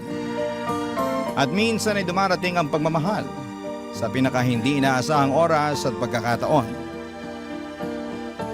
Pero handa ka bang magmahal ng taong mas bata sa iyo ng maraming taon? Dear Papa Dudut, ang sabi nila minsan daw ang tao tumatanda ng paurong. Nakagagawa ng mga desisyon na walang ibang iniisip kung hindi ang mga sarili nila. Kasi nga ang gusto na lamang nila ay maging masaya at mag-enjoy sa buhay nila. Magandang tanghali, Papa Dudut, at sa mga kabarangay nating nakikinig ngayon. Just call me Martha. I'm 45 years old now at dating guro sa US. Doon na rin ako nakapag-asawa at bumuo ng pamilya. Kaya lang sa kasamaang palad, kakagraduate lamang ng unika iha ko nang mamatay ang asawa ko. At nang magkaroon ng trabaho ang anak ko ay nag-decide na akong umuwi na lamang ng Pilipinas at magtayo ng sariling negosyo. Maayos ang buhay ko sa lumipas na mga taon. Kahit madalas na mag-isa lamang ako, wala naman akong dapat na isipin kung hindi ang sarili ko. Bukod sa maayos naman ang negosyo ay maayos din naman ang buhay ng anak ko sa US. Kaya naman ang mga panahon na yon ay puro pag-i-enjoy na lamang sa buhay ang ginagawa ko, Papa Dudut.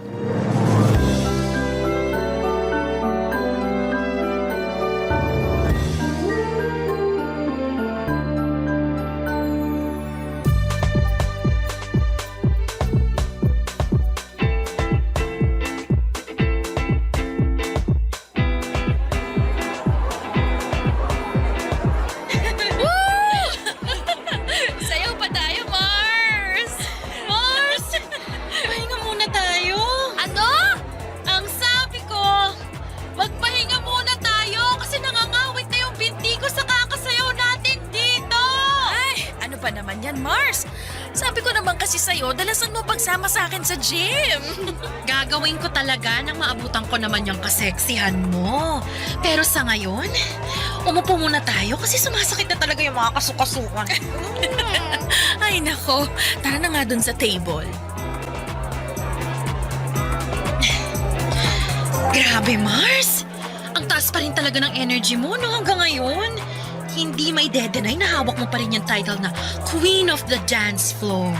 Ay nako, maka-Queen of the Dance Floor ka naman dyan. Totoo naman, Mars. Aba, tinalo mo pa sa pagsasayaw yung mga bagets na humahataw sa dance floor kanina. Ay, mga kulang kasi sila sa exercise, kaya ang bilis nilang mapagod. Kung kasing sipag mo lang talaga ako mag-exercise, nako, baka magkasing sexy pa rin tayo hanggang ngayon. Naalala ko tuloy ng mga kabataan natin. Nagbibilang pa tayo ng mga nanliligaw sa atin. Pero, ikaw ang palaging nananalo dahil hindi hamak na mas maraming nagkakagusto sa'yo. Sino ba naman kasing hindi magkakagusto sa Campus Muse at Queen of the Dance Floor ng batch natin? Ay naku, matagal naman na yun, Mars. At matagal na rin lumipas ang kagandahan ng kabataan natin.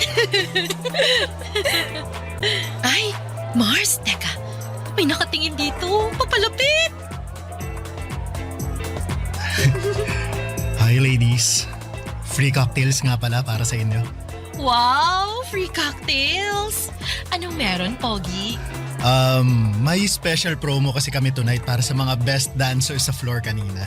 Ay, kasama ba talaga ako dyan o para sa kaibigan ko lang yan? Hoy, Lani, ano ba yung sinasabi mo? Nakakahiya naman sa kanya. Baka mamaya kung anong isipin eh. Naku, ayos lang yon miss.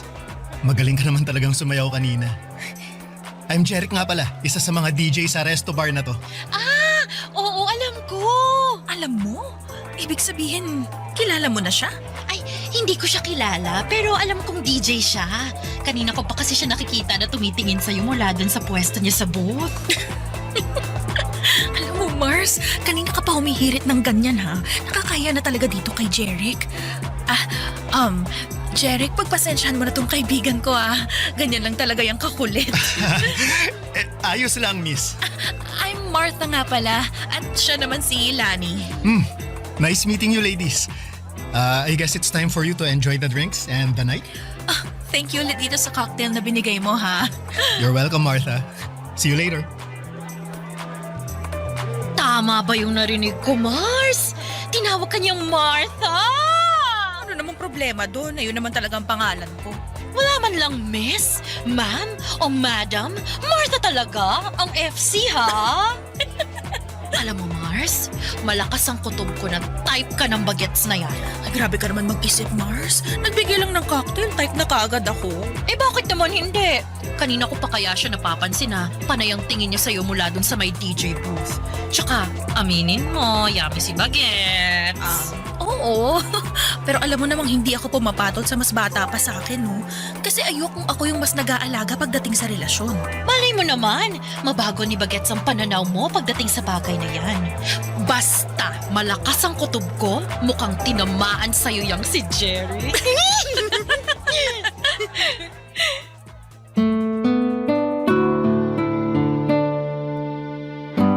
Papadudot, akala ko ay doon na matatapos ang pag-uusap namin ni Jeric dahil umuwi na rin kami noon ni Lani. Pero ang hindi ko inaasahan ay yung makatanggap ako ng tawag mula sa kanya kinabukasan. Kinuha niya raw ang number ko kay Lani nang magkita sila sa may labas ng restroom. Matagal din kaming nag-usap noon sa tawag at ang dami ko na agad nalaman tungkol sa kanya. Dahil may pagkamadaldal pala siyang tao. Nakwento niya na bunso pala siya sa 5 magkakapatid. Siya na lamang ang walang asawa dahil lahat ng mga kapatid niya ay may kanya-kanya ng pamilya. Madalas ng araw siyang tinutokso kapag may family gathering. Hinahanapan ng girlfriend o babaeng pakakasalan niya raw balang araw. Ang sabi ko naman, bata pa siya sa edad niya na 27 noon. Marami pa siyang makikilala, lalo na sa nature ng trabaho niya.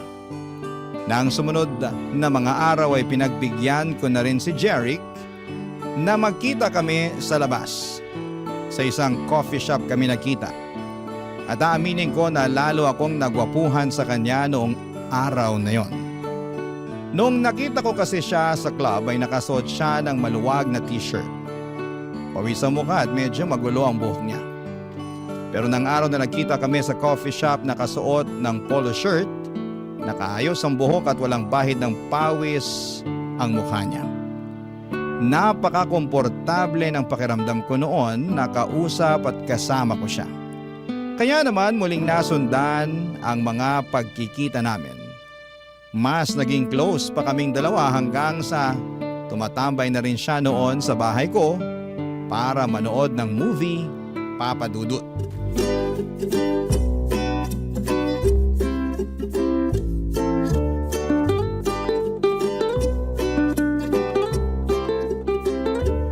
Ang ganda ng ending ng movie, no? Nagandahan ka kahit parehong namatay yung bida? Oo, kasi namatay sila na pareho nilang alam na mahal nila ang isa't isa. Bihira na kaya ang ganun sa panahon ngayon? Naks, panahon ngayon parang ang tanda mo na. Totoo naman ang sinabi ko. Bihira na mangyari yung mamahalin mo ang isang tao hanggang kamatayan mo. Sa bagay, may punto ka naman. Iba na rin kasi talagang generation ngayon, ano? Karamihan sa mga tao, hindi na sineseryoso ang relasyon. O ay, mag-ice cream ka na muna. Thank you, Martha. Mukhang masarap to, ah. Ay, oo, favorite ko talaga tong ube na flavor. Dito nga palaging nasisira ang diet ko eh. Ay, hindi mo naman kailangang mag-diet kasi hindi ka naman mataba. Eh, akala mo lang yun kasi palaging maluwag ang mga damit na sinusuot. Uy, ang sexy mo kaya nung gabi sa club kung saan kita unang nakita. Baka sexy ka naman dyan. Party dress kasi yun kaya medyo fit sa katawan ko. Bagay talaga sa'yo kasi lalong lumabas ang kaseksihan mo. Martha, may gusto nga pala akong itanong.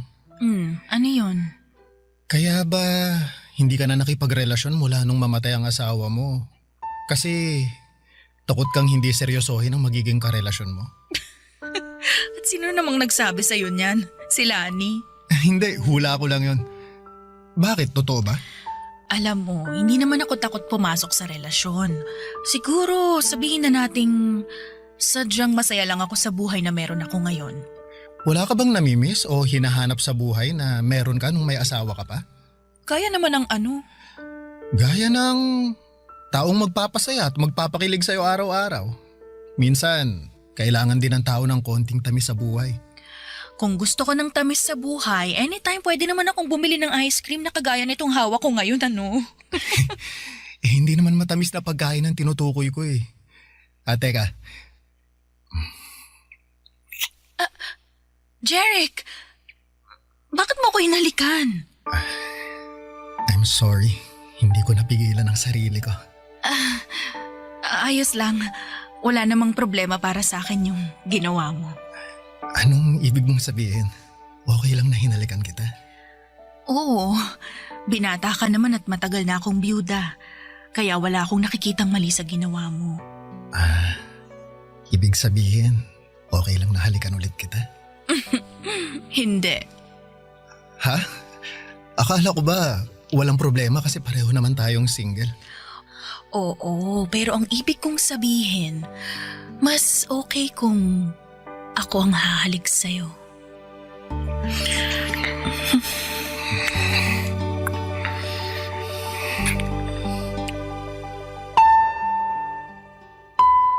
Papadudot, hindi talaga ako attracted sa mga lalaki na mas bata sa akin. Never ako nag-entertain kapag alam ko na mas matanda ako.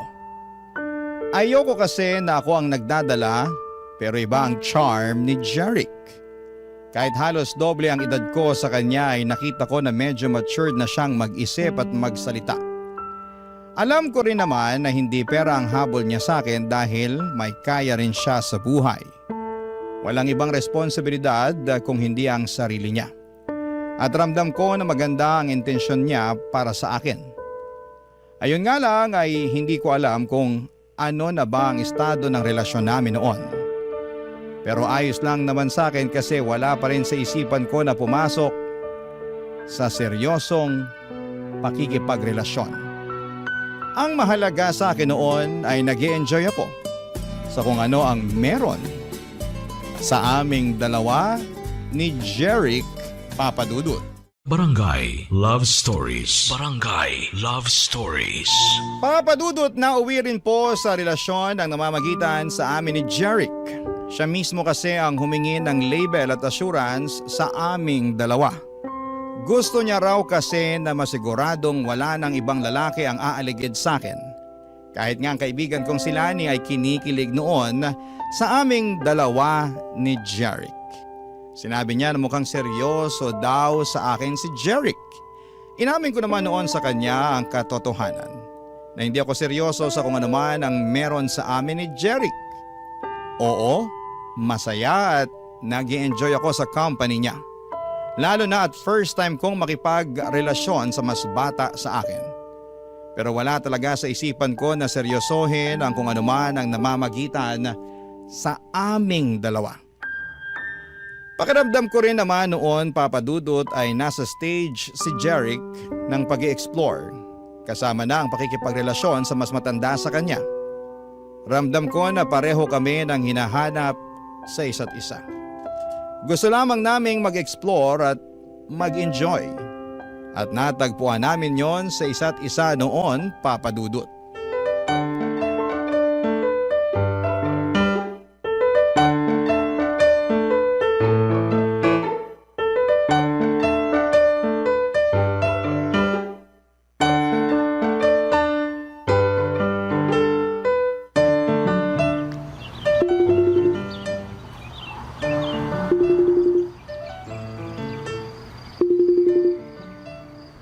Mabuti naman at sinagot mong video call ko, Mars. Oh, bakit? Akala ko ba kasama mo si Jeric sa birthday celebration ng kabarkada niya ngayon? Oo nga, nandito kami ngayon sa bahay ng kaibigan niya. Eh bakit parang inip na yung mukha mo? Tsaka, bakit parang nasa labas? Eh, nandito ako sa may garden nila eh. Mag-isa ka lang dyan? Oo, sinabi ko kay Jeric na magpapahangin lang muna ako dito sa garden. Nilalamok na nga ako dito eh. Ano ba kasing naisip mo at pumunta ka mag-isa dyan sa garden? Mars, naiinip na ako sa loob ng bahay kasama yung mga kaibigan ni Jeric. Yung iba sa kanila, ang lakas magyosi. Tapos hindi pa ako makarelate sa pinag-uusapan nila. Ano ba kasi mga pinag-uusapan nila na hindi ka makarelate, Mars? Tungkol sa mga trending na video sa social media. Mga trending na sayaw at kanta. Tinuturuan pa nga nila ako ng dance step. Sabi ko masakit ang binti ko kaya sa susunod na lang. Dapat pinakitaan mo sila ng Martha dance step mo. Ay naku Mars, kung nakita mo lang sila kanina, iba ang mga trip nilang mga sayaw talaga. Hindi carry ng katawan ko. At saka alam mo ba, pati pala size at design ng brat underwear pinag-uusapan na ng mga bagets ngayon. Ay, talaga ba? Oo, yung isang babae nga ron, kulang na lang maghubad at ipangudngud ang dibdib niya doon sa mga kasama namin. Grabe talaga ang mga kabataan ngayon, no? Ay naku, sinabi mo pa Mars. Akala ko liberated na ako sa lagay na to Iba pa rin pala talaga yung mga kabataan ngayon. Ay, oo. Ibang-iba talaga sila ngayon kumpara sa atin. Pero, maiba ako. Alam mo, pakiramdam ko, seryoso na yan si Jeric sa relasyon yung dalawa. Ha? Bakit mo naman nasabi yan? Kasi pinakilala ka talaga niya sa buong barkada niya. Hindi ba normal naman yun? Kung kasing edad natin siya, walang espesyal dun sa ginawa niya. Pero dahil malayo ang agwat ng edad natin sa kanya, gusto niya na ipakita sa'yo at sa barkada niya na proud siya sa relasyon yung dalawa. Babe! Ay, Mars, nandito na pala si Jeric. Tawagan na lang ulit kita mamaya, ha? Ay, sige. Mamaya na lang natin ituloy ang chikahan natin. Bye! Eto, iced tea oh. Thank you, babe. Bakit pala hindi ka na bumalik sa loob? Honestly, medyo naiinip kasi ako Hindi ako makasabay sa pinag-uusapan ng mga kaibigan mo. Ganun ba? Sobrang excited pa naman sila na makabanding ka. Lalo na si Paula, yung nagtuturo ng dance step sa'yo kanina. Hindi ko rin naman kasi masabayan yung dance step na tinuturo niya. Alam mo naman ako, hindi ako ganun sumayaw. Oo, alam ko. Sorry, binida ko kasi na magaling kang sumayaw pero iba nga lang sa mga trip nila. Ayos lang. Pasensya na rin kung hindi ako makasabay sa trip ng mga barkada mo, ha? Pero hindi mo naman kailangang pilitin na sumabay sa kanila Gusto mo ba umalis na lang tayo? Ha? Okay lang ba sa'yo? Oo naman. Ayoko na sayangin mo yung oras mo dito nang dahil sa akin, lalo na kung hindi ka naman pala nag-e-enjoy. Mabuti pa, manood na lang tayo ng sine. Maaga pa naman, kaya siguro may mapipili pa tayo ng magandang movie. Sige, mas gusto ko nga yung idea mo na yan, babe. Sige, ako na lang ang taya ngayon sa movie ticket at popcorn natin. Uy, teka, anong ikaw? Ako ang taya kasi ako ang nagyaya na lumabas tayo ngayon Kaya tara, magpaalam muna tayo sa mga kaibigan ko bago tayo umalis. Papadudot yun ang unang pagkakataon na nakilala ko ang mga kaibigan ni Jeric. Ayoko pa nga sanang sumama kaya lang ay napilitan na rin ako nang medyo magdrama siya sa akin. 3 buwan na rin kasi ang relasyon namin noon at matagal na niya akong kinukulit na gusto na niya akong ipakilala sa mga kaibigan niya. Palagi raw kasi niyang kinukwento sa kanila at sobrang curious na sila na makilala ko. Kaya naman nang magpa-party ang best friend niya para sa birthday nito ay pumayag na akong sumama para makilala ito at iba pang mga kaibigan ni Jeric. Sa totoo lang, isa sa mga dahilan kung bakit ayaw ko makipagrelasyon sa mas bata sa akin ay yung mga bagay na kinasanayan nila. Mga party, alak, vape at kung ano-ano pa. Kahit na ilang taon akong tumira sa US ay hindi ako kasing liberated na mga ibang kabataan ngayon. At yung mga kaedad ni Jeric. Hindi rin ako makarelate sa mga pinag-uusapan nila na trending sa social media. Dahil hindi ako madalas na mag-internet talaga papadudot. Bagay na nararamdaman ko ang pagkakaiba.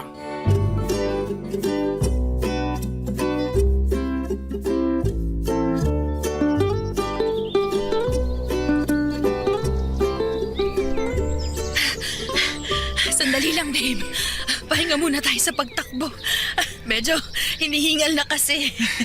O sige babe, sakto. Upo tayo dun sa may waiting shed. Eto, bottled water. Thank you, babe. Pahinga muna tayo ng ilang minuto dito. 2 kilometers na lang naman ang kulang natin Ano? 2 kilometers pa? Oo, konti na lang yun kasi naka 3 kilometers na tayo. Mamatay-matay na nga ako sa katatakbo natin kanina eh. Pwede naman nating mas bagalan ng takbo mamaya para matapos mo yung running workout natin ngayon. Ay, sige. Ang mahalaga naman matapos ko kahit hindi ganun kabilis, tama ba? Oo, kahit lakad takbo pa ang gawin natin mamaya. Yan talagang gagawin ko kasi baka hindi na ako makapag-gym bukas. Pero alam mo, ang galing mo nga babe. Dati 1 kilometer pa lang tumitigil ka na kaagad sa pagtakbo. Ngayon nakadiretso ka na ng 3 kilometers na takbo. Palakas ka na ng palakas sa pagtakbo babe. Paano ba naman ako hindi lalakas? Napakahigpit pero napakahati naman ng running coach ko. Naku, yung hati medyo tagilid tayo dyan. Pero yung mahigpit ako na running coach, i-claim ko na yan kasi para sa'yo din naman ng paghihigpit na ginagawa ko eh. Oy, teka, anong hindi ka hati? Halos nakahabol tingin sa atin yung mga babaeng naka-sports bra na nadadaanan nating tumatakbo kanina. Akala mo hindi ko napansin yun, ha? Nabilisan lang sila sa pagtakbo natin kaya sila napalingon. Ikaw talaga kung ano na naman yung iniisip mo. Babe, di ba nabanggit mo na mahilig ding mag-jogging si Trish? Palagi nga niya akong sinesenda ng picture niya sa mga fun run na sinasalihan niya sa US. Madalas din siya nagkikwento tungkol sa personal record na nahihit niya sa pagtakbo niya. At natutuwa talaga ako kapag yun ang topic namin dahil alam ko na pinaghirapan niya yun. Nakakatuwa naman at yun ang madalas niyang ikwento sa'yo. Naku, oo. Kaya nga nakahiligan ko rin ang pagtakbo dahil sa kanya. Ngayon lang talaga ako mas sinisipag. Bakit mo nga pala natanong? Wala lang. Iniisip ko lang kung ano kaya ang pwede naming pag-usapan na alam kong pareho kaming makaka-relate sa topic. Anong ibig mong sabihin na topic na pag-uusapan yun ng anak ko? Ang ibig kong sabihin, gusto ko lang na maging komportable siya, nakausap ako. Pag pinakilala mo na ako sa kanya. Abay, bakit mo naman naisip ang tungkol sa bagay na yan? Syempre, doon din naman tayo kasi papunta, di ba? Ipapakilala mo rin ako sa anak mo bilang boyfriend mo. Kasi babe, gusto na kitang ipakilala sa parents ko eh. Plano ko nga na isama ka sa family gathering namin next week para makilala mo na rin ang ibang kamag-anak ko. Ay, teka, hindi ba parang masyado namang mabilis sa mga plano na nasa isip mo, babe? Maglilimang buwan pa lang ang relasyon natin. Babe, kagaya nga ng sabi ko kanina, doon din naman tayo papunta. Ipapakilala mo ako sa anak mo at ikaw naman, ipapakilala ko sa pamilya ko. Kaya bakit pa natin patatagalin yun? Pwede naman natin gawin yun habang maaga pa. Huwag kang mag-alala. Mabait ang pamilya ko, lalo na si Mami. At sigurado ako na magkakasundo kayong dalawa. Papadudot, nagulat talaga ako nang sabihin ni Jeric na gusto na niya akong ipakilala sa pamilya niya. Nang marinig ko yun mula sa kanya ay kinabahan talaga ako. Hindi dahil sa excitement, kung hindi alam kong gusto ng iba na ang gustong mangyari ni Jeric sa relasyon namin. Papadudot, doon ko naramdaman na mukhang tama si Lani sa palagi niyang sinasabi na seryoso na si Jeric sa kung ano ang meron sa aming dalawa. Oo, may mga oras noon na nagpaplano si Jeric para sa future naming dalawa at gusto niya na sa susunod na taon ay kumuha na kami ng bahay para sa aming dalawa. Gusto niya rin na pagkatapos daw ng kasal namin ay sa ibang bansa kaming mag-honeymoon. At kung sino lang ang dapat na maging bisita sa araw ng kasal. Marami pa siyang mga plano at hindi ko naisip talaga na seryoso siya sa mga bagay na yon, Papadudot. Pero kinakabahan ako ng dahil doon. Barangay Love Stories. Barangay Love Stories. Papadudot, nagsimula na po akong makaramdam ng pagkailang kay Jeric noon. Para bang nabawasan yung kilig at excitement na nararamdaman ko noon. Oo, at naging masaya ako sa relasyon namin, pero hindi talaga pumasok sa isipan ko na magiging seryoso siya sa akin. Na magiging seryoso kaming pareho. Kaya nga kapag nagtatanong siya kung kailan ko siya ipapakilala sa anak ko, ay umiiwas akong sagutin yon, Papadudot. Dahil wala akong balak na ipakilala siya sa anak ko na halos ilang taon lang ang tanda niya. Hindi ko rin ma-imagine ang sarili ko na magpapakasal ulit tapos sa mas bata pa sa akin. Doon na po ako nagdesisyon na simulang iwasan si Jeric. Binawasan ko yung mga oras na magkasama kami. Gumagawa ako ng dahilan kapag nag-aaya siya ng date.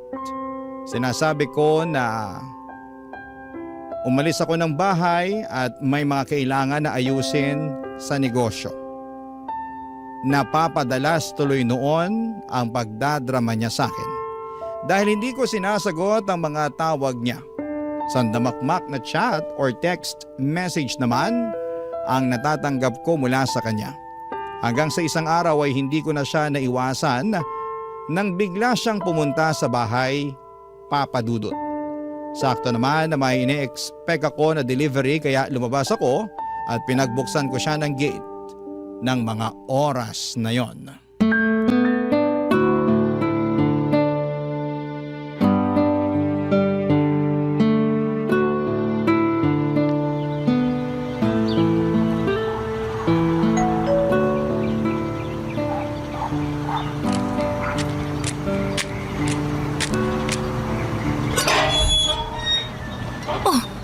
Jeric, ikaw pala yung nag-doorbell. Oo, ako nga. Akala ko yung magde-deliver ng in-order ko na makeup sa online. Ah, ganun ba? Baka parating na rin yun mamaya. Pero mabutit pinagbuksan mo na ako ng gate, babe. Pasensya ka na. Madalas din kasi akong wala dito sa bahay. Ayos lang yun. Sabi mo nga, may inaasikaso kang mga papeles na may kinalaman sa negosyo mo. Ganun na nga. Kaya ba hindi mo rin nasasagot yung mga tawag ko? Oo, kasi kapag nandito ako sa bahay, madalas tulog naman ako eh. Nakakapagod kasi talaga yung mga inaasikaso ko sa labas. Tapos ang layo pa ng dinadrive ko pa uwi rito. Bagsak na talaga ako sa kama. Sabi ko naman kasi sa'yo sasamahan kita para may driver ka. Ayoko na rin kasing maabala pa kita. Alam mo kahit kailan, hindi ka naging abala sa akin, babe. Alam mo yan. At alam mo rin na ayokong masyado mong binibigay sa akin ng mga oras mo. May trabaho ka at sariling buhay na dapat asikasuhin. Pero parte ka naman ng buhay ko, kaya dapat inaasikaso din kita, babe. Kaya kong asikasuhin ang sarili ko. Hindi ka dapat mag-alala sa akin, Jeric. May problema ba tayo? Ha? Wala naman. Sigurado ka? Jeric, pwede bang sa ibang araw na lang tayo mag-usap? Gusto ko sanang... Kung wala tayong problema, bakit tinatawag mo ako sa pangalan ko at hindi babe? Pwede bang sa ibang araw na lang natin pag-usapan to? Teka nga. Jeric! Iniiwasan mo ba ako? Please, gusto ko sana muna magpahinga. Gusto ko lang namang malaman kung ano bang dahilan ng pag-iwas mo sa akin, babe. Kung may nagawa ba akong hindi mo nagustuhan, pwede mo naman kasi akong kausapin Ano? Kaysa... Gusto mo ba talagang malaman, Jeric? Gusto ko ng space. Space? Bakit? Anong nagawa kong mali para humingi ka ng space sa akin? Wala, okay? Wala kang nagawang kahit anong pagkakamali. Gusto ko lang huminga muna. Yung makakakilos ng hindi ko kailangan ipaalam sa'yo yung bawat galaw ko. Babe, kung nasasakal ka lang pala sa ginagawa ko, pwede naman akong mag-adjust. Hindi mo naman kailangan sagutin palagi lahat ng mga chat o tawag ko sa'yo O kung gusto mo, babawasan ko rin ang mga pag-chat o tawag ko. Babe, hindi mo kailangan humingi ng space sa akin. Hindi mo ba talaga nakukuha yung point ko, Jeric? Gusto ko lang namang maintindihan mo na pwede naman nating ayusin to nang hindi tayo lumalayo sa isa't isa Pero space nga mula sa'yo ang gusto ko. Yun ang gusto ko na ibigay mo sa akin. Martha, please. Martha, huwag mo naman gawin sa akin to. Umalis ka na, Jeric. Martha! Huwag ka nang gumawa ng gulo dito. Umalis ka na. At kung pwede lang huwag mo akong i-chat o tawagan. Gusto ko munang matahimik ang mundo ko mula sa'yo. Kaya please lang, layuan mo muna ako. Papadudot ilang araw pa akong kinulit ni Jeric noon hanggang sa tuluyan na niya akong binigyan ng space. Sa totoo lang ay medyo nakahinga ako ng maluwag nang sa wakas ay nagawa kong humingi ng space sa kanya. Medyo nasasakal at nauumay na rin kasi ako sa sobrang kaswitan niya. At hindi ko na rin gusto ang mga planong binubuo niya para sa aming dalawa. Ayoko na siyang paasahin pa, Papadudot. Ayoko nang isipin niya na pareho kaming seryoso sa relasyon naming dalawa. Hindi ko naman kasi talaga alam na aabot sa puntong gusto niya akong pakasalan sa hinaharap. Nabanggit niya pa nga noon na kung hindi ko na raw siya mabibigyan ng anak, ay pwede naman daw kaming mag-ampon at sigurado daw siya na magiging mabuti pa rin kaming mga magulang. Yung mga plano niya na yon ay wala sa mga plano ko para sa sarili ko. Kaya bago pa mas lumalim ang nararamdaman niya para sa akin ay tinapos ko na ang namamagitan sa aming dalawa, Papa Dudut.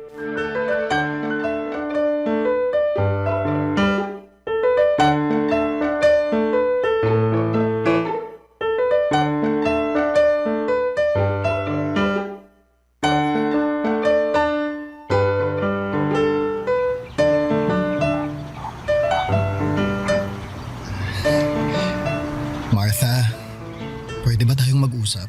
Mars, hintayin na lang kita sa parking para makapag-usap muna kayo ni Jerry. Sige, Mars. Tungkol saan pa bang gusto mong pag-usapan natin, ha, Jeric? Siyempre, Jeric, hindi pa ba malinaw sa'yo ang lahat? ang alin ba, Martha? Humingi ka lang naman ng space sa akin, di ba? At binigay ko yun sa'yo. Siguro naman oras na para ayusin na natin tong dalawa. Wala na nga tayong dapat ayusin. Hindi mo pa rin ba talaga nakikita yun? Pero ano ba talagang nagawa kong mali, Martha? Bakit bigla na lang gusto mo nang tapusin ang relasyon nating dalawa? Dahil alam kong wala nang patutunguhan tong ginagawa natin. Itong relasyon natin. Paano walang patutunguhan? Martha, seryoso ako sa'yo. Alam mo yan. Mahal kita. Mahal na mahal. Hindi kita mahal. Anong sabi mo? I'm sorry, pero kailangan na nating tapusin ang lahat sa ating dalawa. Sorry kasi nakikipag-break ka na talaga sa akin? Sorry kasi hindi mo ako mahal? O sorry kasi kahit kailan hindi mo naman talaga ako minahal? Martha, minahal mo naman ako, di ba? Sabihin mo sa akin. Minahal mo ako, di ba? Baka naman pwede nating subukan na ayusin to. Promise, mas magiging maayos din akong boyfriend sa'yo. Susunod ako sa lahat na sasabihin mo. Ibibigay ko sa'yo lahat ang gusto mo. Martha, please. Nagmamakaawa ako sa'yo. Huwag mo naman gawin sa akin to. Jeric, I'm sorry talaga pero hindi ko na kayang ituloy pa yung relasyon nating dalawa. Ano bang kailangan kong gawin? Gusto mo bang lumuhod ako sa harap mo? Eto! Gagawin ko para lang balikan mo ako! Ito! Jeric, ano ba? Huwag kang lumuhod! Intindihin mo na lang sana yung desisyon ko. Ayoko na mas masaktan pa kita kaya ginagawa ko to. Mahal kita, Martha. Hindi ko kaya mawala ka sa akin. Hindi ko kaya. Please naman. Please ayusin naman muna natin to. Sorry, Jeric. Pero wala na talagang pwedeng ayusin sa ating dalawa. Sorry. Taalis na ako. Kailangan ko na rin umuwi. Martha, mahal kita! Mahal na mahal kita! Parang awa mo na! Huwag mo akong iwan! Martha! Martha!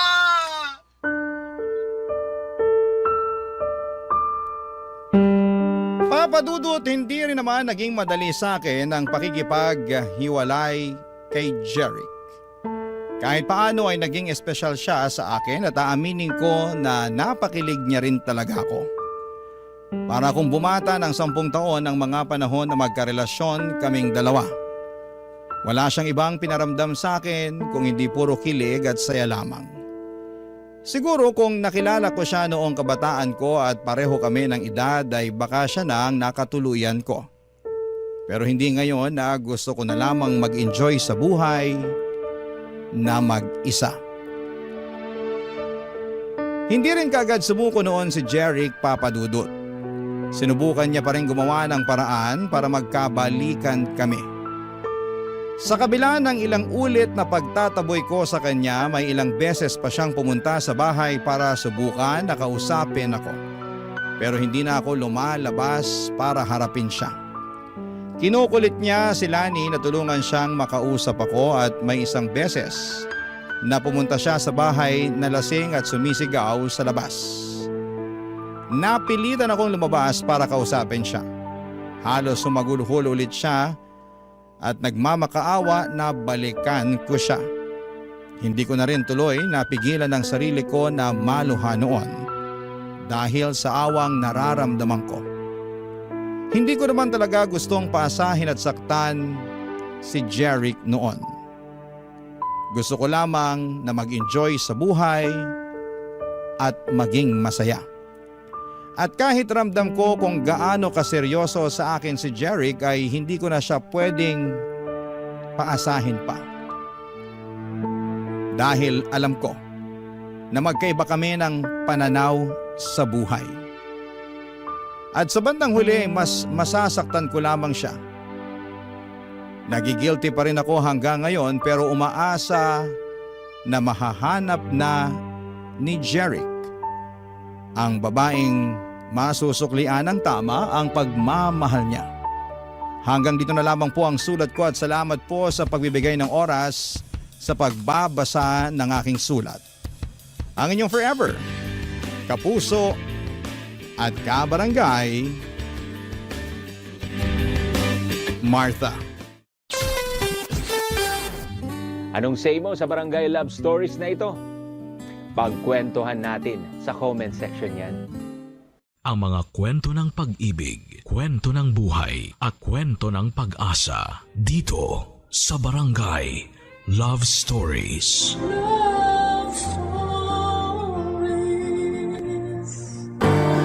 Ang pagkapit sa patalim upang kumita ng pera ay isang malupit at masakit na katotohanan na kinakaharap ng marami sa ating bansa. May mga tao na napipilitang gumawa ng mga bagay na labag sa kanilang prinsipyo para sa pera. Ikaw, kabarangay, ano ang kaya mong gawin at tiisin para lamang kumita ng pera? Dear Papa Dudut, magandang araw po sa inyo. Ako po si Jed at nais ko po sanang ibahagi ang kwento ng buhay ko. Hindi po madali para sa akin ang ikwento ang mga nangyari. Pero matagal na po akong tagahanga ng Barangay LS at sa tingin ko ay makakatulong din sa akin kung may makakarinig at makakarelate sa kwento ko. Dito na po ako sa Pateros ipinanganak at lumaki. Iniwan po ako ng nanay ko noong 4 years old pa lamang ako para sumama sa ibang lalaki. Kaya ang tumatayong magulang ko ay ang tatay ko. Mahal na mahal ko po ang tatay ko at kahit kailan ay hindi ko hinanap ang pagmamahal ng nanay ko dahil hindi nagkulang ang tatay ko sa akin. Ang totoo po niyan, hindi ko na po alam kung nasaan ang nanay ko ngayon. Pero okay lang po. Dahil abala na ako sa mga hamon ng buhay at wala na akong oras para hanapin pa siya. Hindi po kami mayaman ni tatay, Papa Dudut. Ang tatay ko po ay isang construction worker at ako naman po ay nagtatrabaho bilang crew sa isang restaurant. Ang mga kinikita namin ay sakto lamang para sa pang-araw-araw na pangangailangan namin. Pero kahit na ganun pa man ay pareho naman kaming masaya ni tatay. Isa din po sa mga dahilan kung bakit hindi ako sumusuko sa mga pagsubok ng buhay ay ang matalik kong kaibigan na si Migs. Pareho po kaming lumaki dito sa Pateros.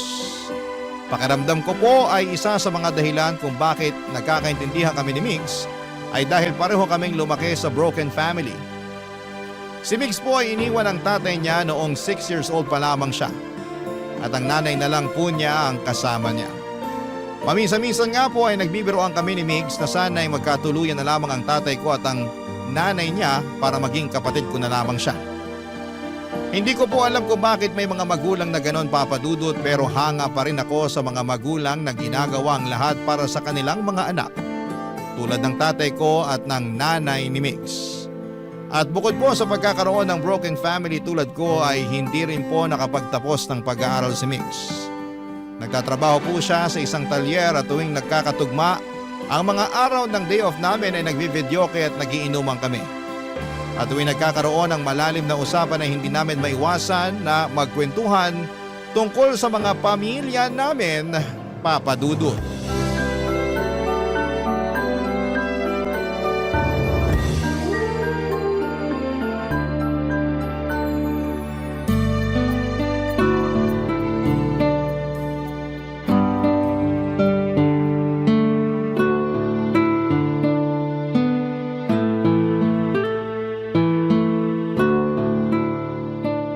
Pakisala nga sa video okay bro.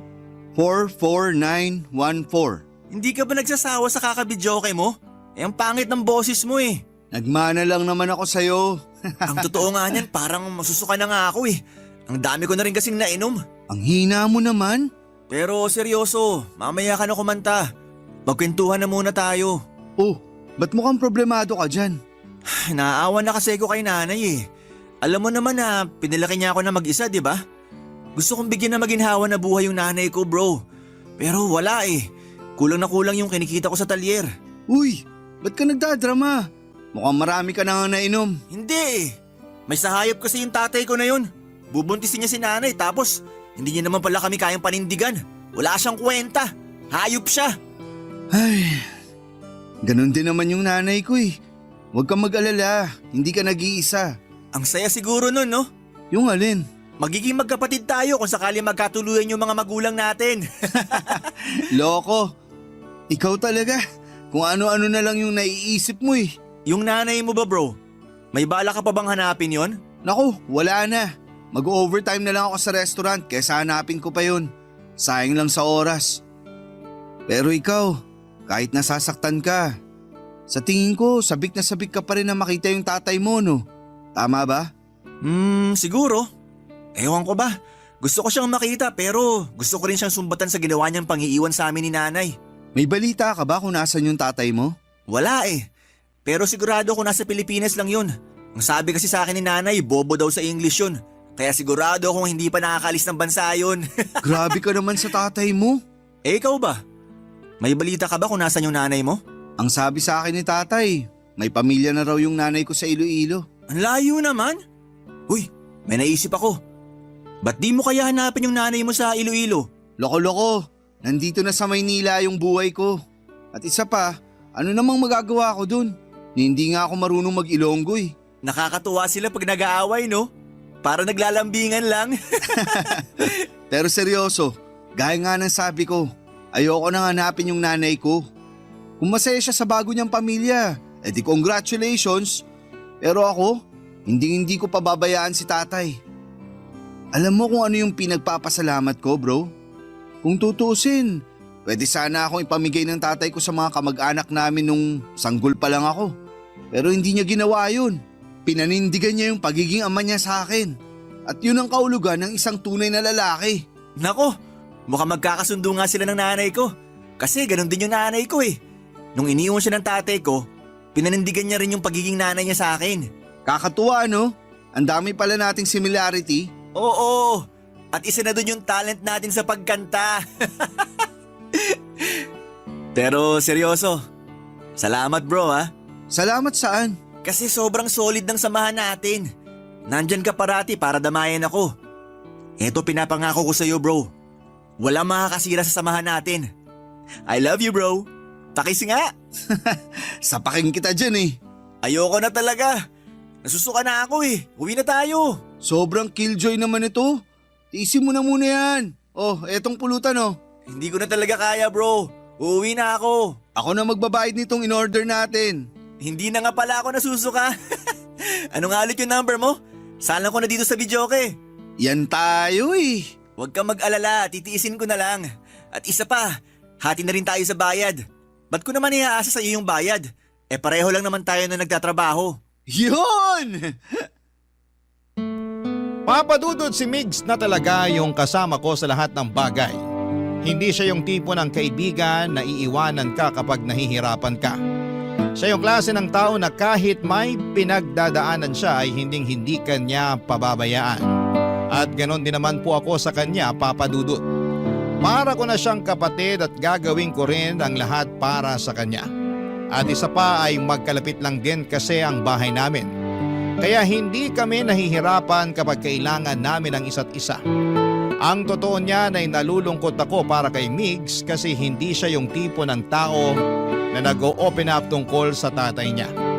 Pero tuwing nagiinuman kami ay bigla na lamang siyang magrarant tungkol sa tatay niya at naiintindihan ko naman siya, Papa Dudut.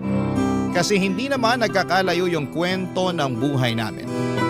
Parehong tinakasan ng tatay ni Migs at ng nanay ko ang mga responsibilidad nila sa amin.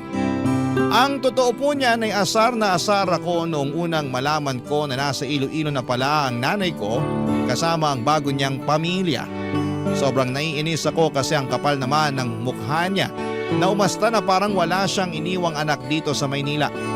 Pero kinaya naming pareho ni tatay na wala ang nanay ko.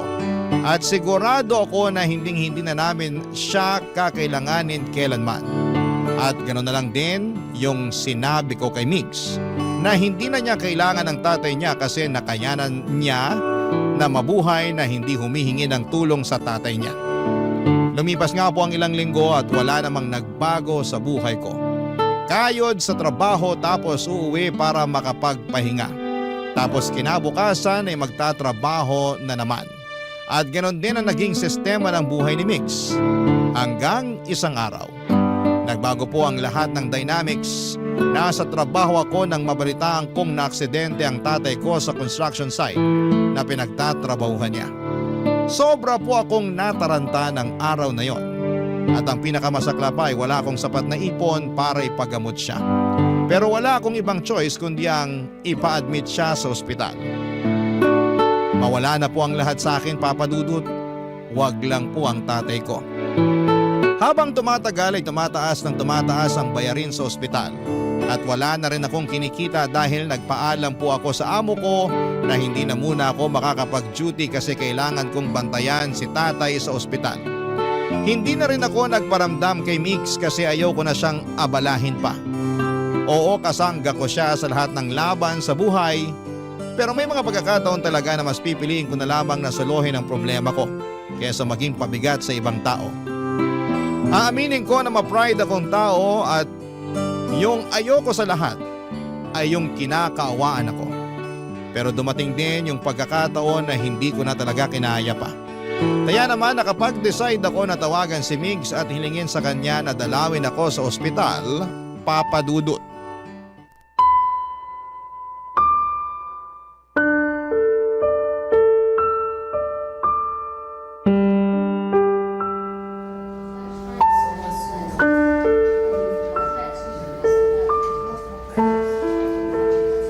Bro, kumusta ka na?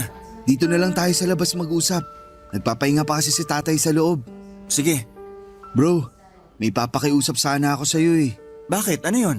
Pwede ba akong makairam ng pera sa'yo kahit konti lang? Pasensya ka na talaga ha. Pero walang-wala kasi ako ngayon eh. Pero promise, babayaran kita kapag nakabalik na ako sa trabaho. Mabuti na nga lang at napakiusapan ko pa yung boss ko na huwag akong tanggalin sa trabaho habang nandito pa ako sa ospital. Sana wag mong masamain tong sasabihin ko sa'yo ha, pero hanapin mo na lang kaya yung nanay mo sa Facebook. Tapos humingi ka na rin kaya ng tulong sa kanya. Matagal na kaming kinalimutan ni Nanay, Migs. Kung ayaw mo akong pairamin, di ba alin na lang? Gagawan ko na lang ng paraan to. Uy, eto naman. Tampo agad. Kung ayaw mo lapitan yung nanay mo, hindi naman kita pipilitin eh. Suggestion lang yun bro, okay? Suggestion lang. At isa pa, naiintindihan kita kasi ganun din naman ako eh. Kung sakali man na mangyari sa nanay ko yung nangyari sa tatay mo eh, hindi rin ako hihingi ng tulong dun sa tatay ko, no? Asensya ka na kung napagtaasan pa kita ng boses. Sorry, hindi ko na talaga alam kung anong gagawin ko eh. Pambihira ka naman kasi. Ba't di ka tumawag ka agad sa akin? Kung hindi pa ako sinabihan ng kapitbahay natin, hindi ko pa malalaman na naaksidente na pala yung tatay mo. Kilala mo naman ako eh. Yung ayoko sa lahat, yung kinakaawaan ako. Pero wala na talaga akong choice kasi tumataas na yung bill ni tatay dito sa ospital. O yan, 10,000 yan. Sa'yo na yan. Seryoso ka? Ang laking pera nito ah. Ibibili ko sana ng mga bagong damit at sapatos yan. Pero di bali na lang, sa'yo na yan.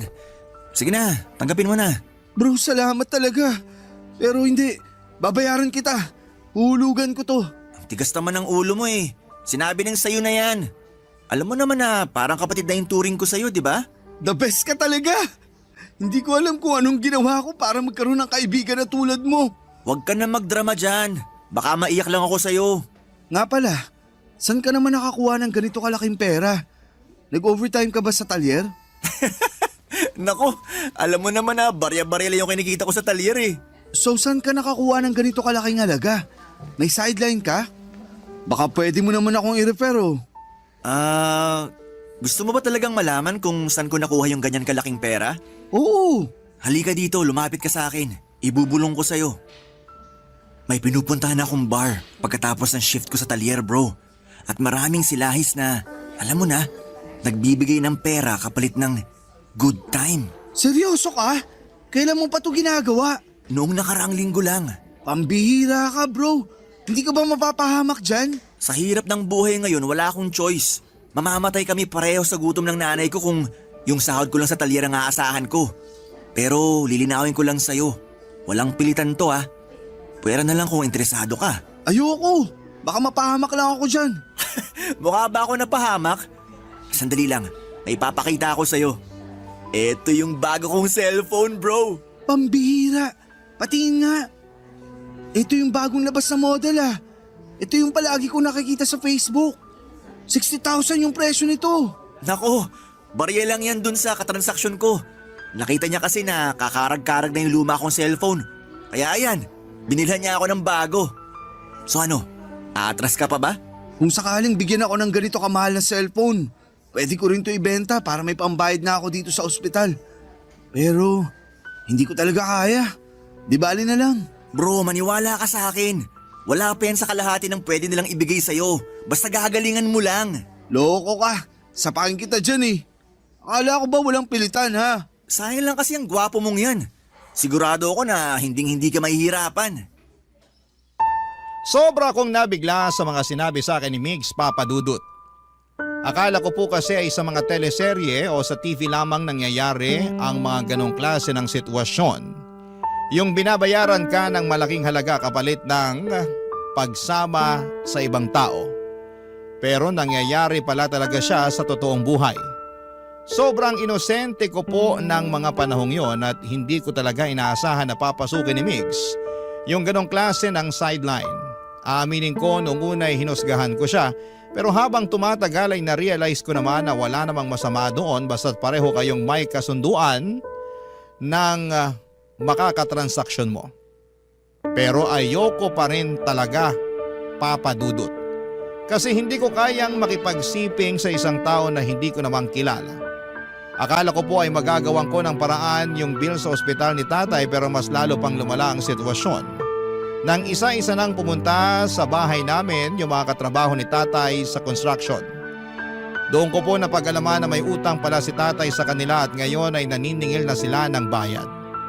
Nalaman ko rin po yung perang inuutang ni tatay sa mga katrabaho niya ay ginagamit pala niya sa pagsusugal.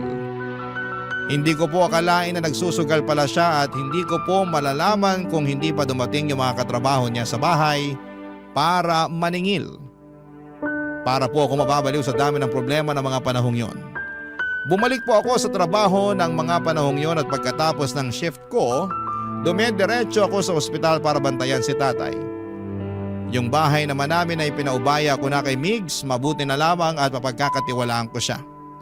Pero kahit na anong kayod ko ay kulang na kulang pa rin ang sahod ko para pambayad sa ospital at para bayaran ang mga pinagkakautangan ni tatay. Sa totoo lang, parang gusto ko nang sumbatan si tatay kasi sobrang bigat na mga problema ang iniwanan sa akin. Pero hindi ko siya magawang sumbatan kasi hindi naman po siya nagkulang sa akin bilang ama. Medyo naiintindihan ko rin po kung bakit siya nagsugal ng palihim. Kami po kasing mga mahihirap ay araw-araw kami naghahanap ng paraan para makaahon sa buhay. At kahit na anong kayod namin ay parang hindi pa rin namin maabot yung buhay na gusto naming maranasan. Kaya minsan yung iba sa amin, umaasa na lamang sa swerte o sa sugal. Barangay Love Stories. Barangay Love Stories. Dumating ang araw na kinailangan ko talagang lunukin ang pride ko, Papadudut. Nag-Facebook ako at nag-message sa nanay ko na ngayon ay nakatira na sa Iloilo. Nagbabaka sakali ako na baka matulungan niya ako at mapadalhan ng pera. Kasi hindi ko na talaga kayang pasanin lahat ng responsibilidad na iniwan ni tatay. Gustong gusto ko na talagang mabayaran ng buo yung bill ni tatay sa ospital at pati na rin yung mga inutangan niya. Di bali na pong mahirap basta wala lang utang. Pagkalipas ng ilang araw ay nakatanggap ako ng message mula sa nanay ko. Pero imbis na gumaan ang loob ko, Papa Dudut, ay mas lalo lamang itong bumigat. Ipinagduldulan niya lang sa akin na masaya na siya sa buhay niya ngayon kasama ang bago niyang pamilya. At ayaw na raw niya akong makausap. Galit na galit po ako noong araw na yon. At hindi ko na napigilan ang sarili ko na umiyak. Hindi nagparamdam ang nanay ko sa akin ng ilang taon at ni minsan ay hindi kami humingi ng tulong sa kanya. Pero nagawa niya pa ring ipamukha na parang wala akong kwentang anak at noong araw na yon ay isinumpa ko na hindi ko nakakausapin ang nanay ko at pati na rin yung mga taong may kinalaman sa kanya. At noong araw na yon ay doon ko na napag-isipan na siguro ay eto na yung senyales ko para tanggapin ang inaalok ni Migs. Nadala ako sa bugso ng damdamin kasi naisip ko noon na wala nang mas nakakahiya pa kesa sa tanggihan at kamuhian ako ng sarili kong ina. Kaya naman nilubos-lubos ko na yung pagluno ko ng pride ko, Papa Dudut. Pumunta po ako sa bahay ni Migs at doon ko na ikinuwento sa kanya ang desisyon ko na tanggapin ang alok niya. Dito ko na naisip na baka eto na rin ang sagot sa lahat ng problema ko, Papa Dudut.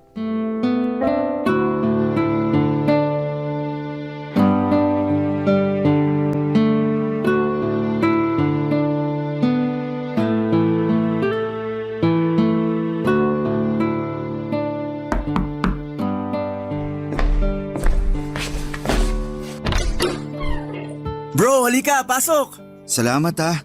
Pasensya na kung biglaan. Ano ka ba? Goods lang kasi yung nanay ko namamalengke. Kaya solong-solo natin tong bahay ngayon. Nga pala, kumusta na yung tatay mo? Okay na ba siya? Ayun, nasa ospital pa rin. Pero nagpapagaling na. Mabuti naman kung ganon.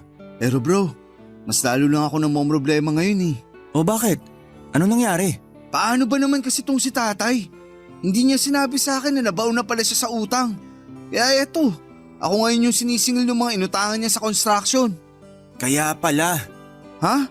Naalala mo ba nung isang araw na pinabantay mo ko sa bahay niyo? May lalaking sobrang galit habang hinahanap yung tatay mo. Pero hindi ko na masyadong pinansin kasi akala ko lasing lang. Pasensya ka na talaga kung pati ikaw nadadami na sa problemang ginawa ng tatay ko. Wala yun. Umalis din naman kaagad yung taong yun eh.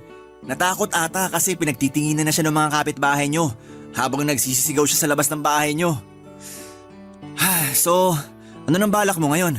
Kailangan ko na talaga mabayaran yung bill sa ospital at yung mga pinagkakautangan ni tatay sa lalong madaling panahon. Para matapos na tong problema ko. Ilang gabi na rin kasi akong hindi nakakatulog ng dahil lang dito. Bro, pasensya ka na ha. Pero wala akong maibibigay sa iyo ngayon eh. Yung natitirang pera ko kasi, naibigay ko na kay nanay. Wala akong balak mangutang o manghingi sa'yo ng pera. Ha? Tinatanggap ko na yung inaalok mo sa akin nung nakaraan. Jed, ikaw ba talaga yan? Sino ka? Anong ginawa mo sa kaibigan ko ha? Hindi ako nakikipaglokohan sa'yo. Seryoso nga. So anong nakain mo at nagbago yung isip mo? Tinanggap ko yung advice mo nung nakaraan. Nagchat ako sa walang kwenta kong nanay. Ops, sandali lang. Oh, bakit?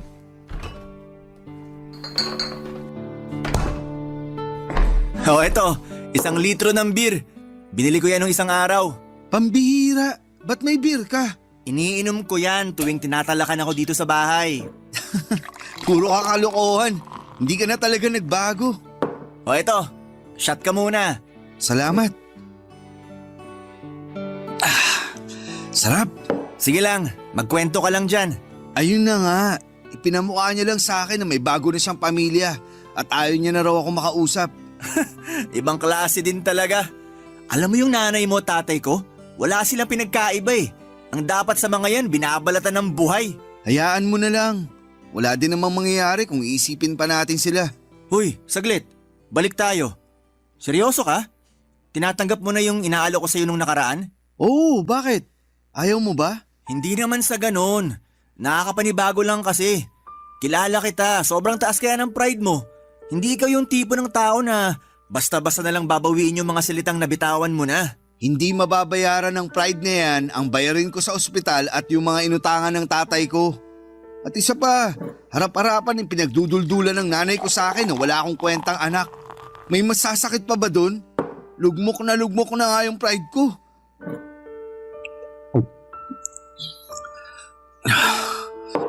Baka isa. Kulang to. Huy, dahan-dahan. Baka malasing ka kagad niyan. Gusto ko makalimot. Pabayaan mo ko. Pero wag kang mag-alala bro. Kasi sa susunod, imported na wine na yung iinumin natin. Konting lambing ko lang dun, magbibigay na kaagad yun. Ganun kadali? Wala ka bang bilib sa akin? Alam mo ikaw, dapat bawas-bawasan mo na yung pagkamahiyain mo. Kung gusto mo makuha ang lahat ng gusto mo, dapat kapalan mo na yung mukha mo. Dapat sagarin mo na. Ano ulit yung sasagarin? Sira! Pero siguraduhin mo na hindi ako mapapahamak dyan ha. Ngayon ka pa ba panghihinaan ng loob? Ano ka ba? Ako bahala sa'yo. Ituturo ko sa'yo lahat ng kailangan mong malaman. Easy man ito, promise. Papatulan ko na yan. Wala nang atrasan to. Nang gabing yon ay dinala ako ni Mig sa bar na madalas niyang tambayan. Sobra akong kinabahan kasi bagong mundo ang tatahakin ko, Papa Dudut. Aaminin ko na gustong gusto ko nang kumalas noon pero tuwing naiisip ko ang mga problema ko sa pera, nawawala rin yung kaba ko. Mabuti na lang talaga at nandun si Mix para tulungan ako. Pero hindi rin nagtagal si Mix sa bar kasi may lalaking nagbook ng hotel at mukhang sobrang interesado sa kanya. Mas lalo tuloy akong kinabahan nang kailangan na niyang umalis. Pero pinilit niya akong manatili at binigyan pa ako ng pera para may pambili ng drinks habang naghihintay. Grabe, Papa Dudut. Nagmukha akong tuod sa bar ng panahon na yon. Nag-online games na lamang ako habang umiinom para hindi ako mabagot agad. Habang tumatagal ay napagtanto ko na baka sinuwerte lang talaga si Migs sa mga lumalapit sa kanya pero makalipas ang ilang oras, may lumapit na rin sa akin na lalaki. May itsura siya, nasa 40s at mukhang may kaya sa buhay. Nagalok siya na bilhan ako ng drinks at pumayag naman ako.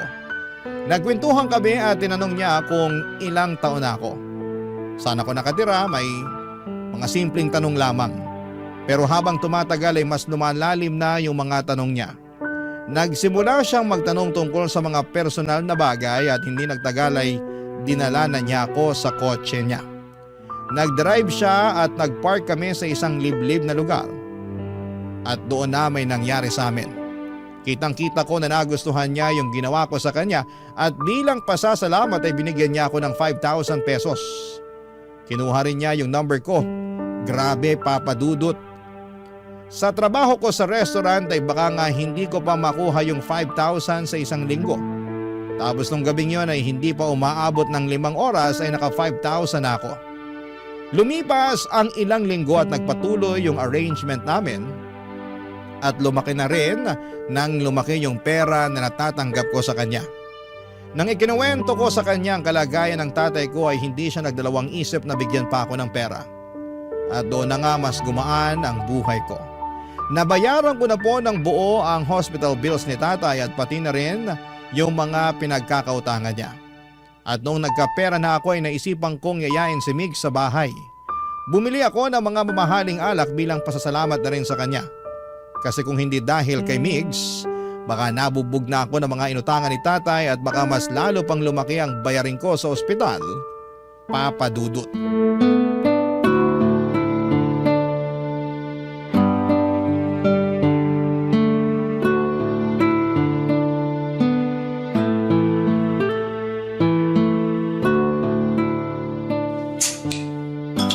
Aba, mukhang big time ka na ngayon ah. Siyempre naman. Alam mo bro, masaya ako para sa'yo kasi hindi ka na namumroblema ngayon. Tinan mo nga yung mukha mo, di hamak na mas maaliwalas na, di tulad doon nakaraan. Salamat talaga ha. Kung hindi dahil sa'yo bro, baka tuluyan na ako napatay ng mga pinagkakautangan ni tatay. At kung hindi dahil sa'yo, malamang mas malaki na yung babayaran ko sa ospital ngayon. Maliit na bagay, basta ikaw. So ngayong wala ka ng problema, anong balak mo? Itutuloy mo pa rin ba yung ginagawa mo o titigil ka na? Anong titigil? Saglit lang, may papakita ako sa'yo. Kukunin ko lang. Ano yan? Eto, may bago na akong cellphone bro. Uy hanip, patingin nga. Astig, pareho na tayo ng cellphone. Inggit na inggit kasi ako dun sa cellphone mo eh. Kaya yan, nagpabili na rin ako. Gaya-gaya ka talaga. Sana nagpabili ka na lang ng motor. Okay na ako dito sa cellphone. Mukhang namimihasa ka na talaga. So ano nga? Wala ka nang balak tigilan yung ginagawa mo, no? Bala ko na nga mag-resign sa restaurant na pinapasukan ko sa Makalaway. Sabi naman sa'yo, di ba? Di hamak na mas malaki yung kikitain natin dito. Ang sabihin mo, bad influence ka lang talaga. Hoy! Kung hindi dahil sa bad influence na to, malamang hanggang ngayon pinagtitiisan mo pa rin yung cellphone mong mumurahin. May point nga naman. Kamusta nga pala yung lalaking nagkagusto sa'yo? Mayaman ba? Mayaman bro, legit. At ang gara nung kotse niya. Tapos hindi siya umayaw tuwing nangihingi ako ng pera. Sana pala ako na lang yung nakabingwit dyan. Kasi yung nagkagusto sa akin mukhang nauubusan na ng pera eh. Paano ba naman? Nung humingi ako ng pera nung nakaraan, 1,000 lang yung binigay sa akin. Hayaan mo na. Parang dagat lang yan. Minsan high tide, minsan low tide. Expert na expert ah. Sa susunod, ako na to magpapaturo sa'yo kung paano makabingwit ng big time. Sira. Pero seryoso, sa tingin ko, okay na ako sa ganitong klaseng buhay. Kasi mabait naman yung nagkagusto sa akin eh. Tapos, ayaw niya yung nakikipagtalik ako sa iba. Ayos yun, di ba? Para safe daw. Buti ka pa nga. Kasi yung sa akin kung sino-sino na lang yung pinapatulan eh. Halatang uhaw na uhaw. Mabuti na lang talaga at palagi ako nag-iingat. Ay, nga pala bro, baka pwede mo naman akong i-refer dyan sa kakilala mo. Swerte-swerte mo naman. Hindi mo na kailangan maghanap ng iba para lang magkapera. Malabong mangyari yan. Patay na patay kasi sa akin yun eh. Yabang neto. Ano ba itsura nung nabingwit mo ha? Baka nakita ko na yan sa bar dati. Palaging nakasalamin, may balbas, palaging nagsusuot ng may kwelyo, tapos naka-black na pants at sapatos. Ha? Sino kaya yan? Wala ako nakikitang ganyan sa bar. Di na ako magtataka kasi nung tinanong ko siya kung palagi siyang tumatambay sa bar, ang sabi niya first time niya lang daw sa bar na yun. Kapag sinaswerte ka nga naman oh, first time mo din sa bar na yun nung gabing yun. Pero nakabingwit ka kagad ng mayamang paninindigan ka. Kung swerte ako, swerte ka rin. Kasi kung anong meron ako, meron ka rin. Solid tayo, di ba? Solid forever bro. Basta kapag yumaman ka na, wag mo akong kakalimutan ha. Bro, nung mga panahong walang-wala ako, nung mga panahong nalulungkot ako sa pagkawala ni nanay, at nung mga panahong lugmok na lugmok ako sa problema, ikaw yung laging nandyan para sa akin. Siyempre, hindi kita makakalimutan. Thank you bro, love you. Nga pala, bago ko makalimutan, may binili nga pala ako para sa'yo. Ano na naman yan? Eto, bumili nga pala ako ng mamahaling casing para sa cellphone natin. 2 yan, isa sa'yo at isa sa akin. Uy, mukhang mamahalin nga. Thank you bro, the best ka talaga. Sandali lang, meron pa nga akong ano dito eh. O ayan, power bank. Para din sa akin to? Hindi, gusto ko lang ipagyabang. Joke lang, sa'yo talaga yan. Nak, sa sensado. At tuluyan na nga akong nilamon ng sistema ng panahong yon, Papa Dudut. Aaminin ko na naging bulag ako sa mga bagay na nakamit ko. At sa mga pagkakataong yon ay parang nakalimutan ko na ang mga prinsipyo ko. Nasilaw ako sa lahat ng natamo ko, sa pera at sa mga material na bagay. Pero sa kabila ng lahat ng yon ay nagpapasalamat pa rin ako kay Migs. Kung hindi dahil sa kanya ay baka hindi ko pa nabayaran ang mga utang ni tatay at baka mas lalo pang lumaki ang problema ko sa buhay. Lumipas nga ang ilang linggo at nagpatuloy ang pakikipagkita at transaksyon ko sa lalaking nagbibigay sa akin ng pera. Akala ko noon ay ganito lang pala kadali ang buhay. Kung iahalin tulad ninyo po sa online game, para ko nakahanap ng cheat code o hack na nagpapadali ng lahat. Pero isang gabi habang may nangyayari sa amin sa kotse niya at inaabot niya sa akin ng pera ay may napansin ako sa wallet niya. Sa isang sulyap ay nakita ko ang isang larawan ng pamilya. May kasama siyang babae at bata at bigla akong kinabahan at naramdaman ko yung bigat ng konsensya ko. Hindi ko po inaasahan na sa mga oras na ito habang tinatanggap ko ang pera at pinagpapatuloy ang mga bagay na hindi ko akalaing darating sa buhay ko ay may nasisira na pala akong pamilya. Kung tutuusin, May mga taong nagmamahal sa kanya na posibleng masaktan kapag nalaman nila ang ginagawa namin. Hindi ko na napigilan ang sarili ko at kinumpronta ko siya tungkol sa picture na nakita ko sa wallet niya. Tumawa lamang siya at sinabing hiwalay na raw sila ng asawa niya. Noong tinanong ko kung nasaan ang asawa niya, sinabi niya na nasa mabuting kalagayan na raw at ganoon din ang bata.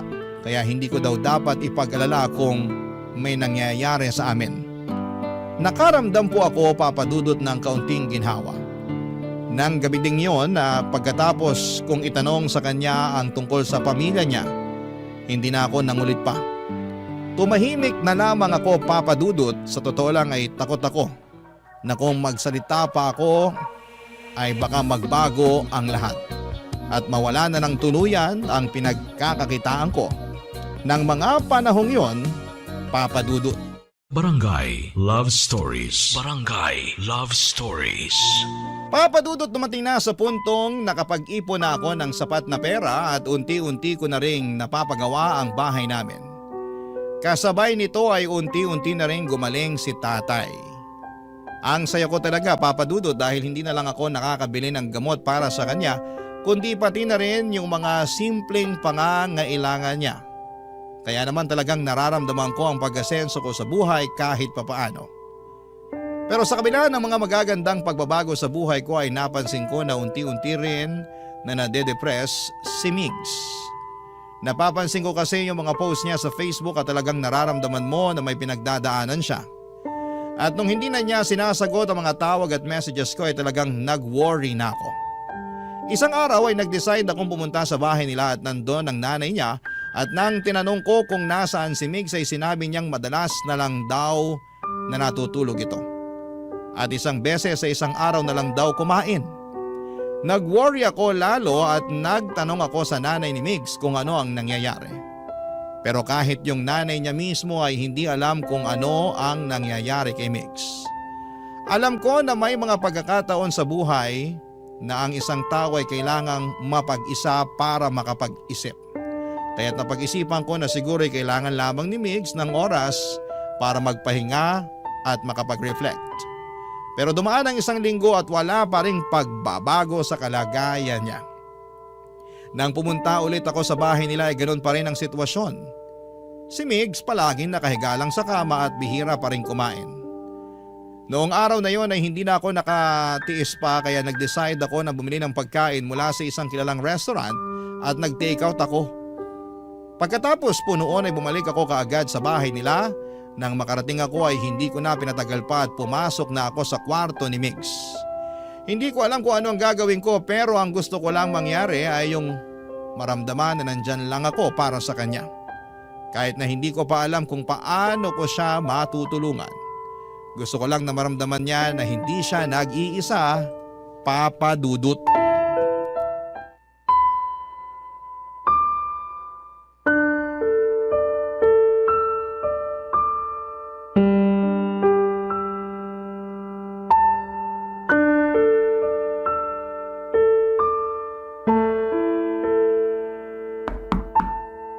Bukas yan.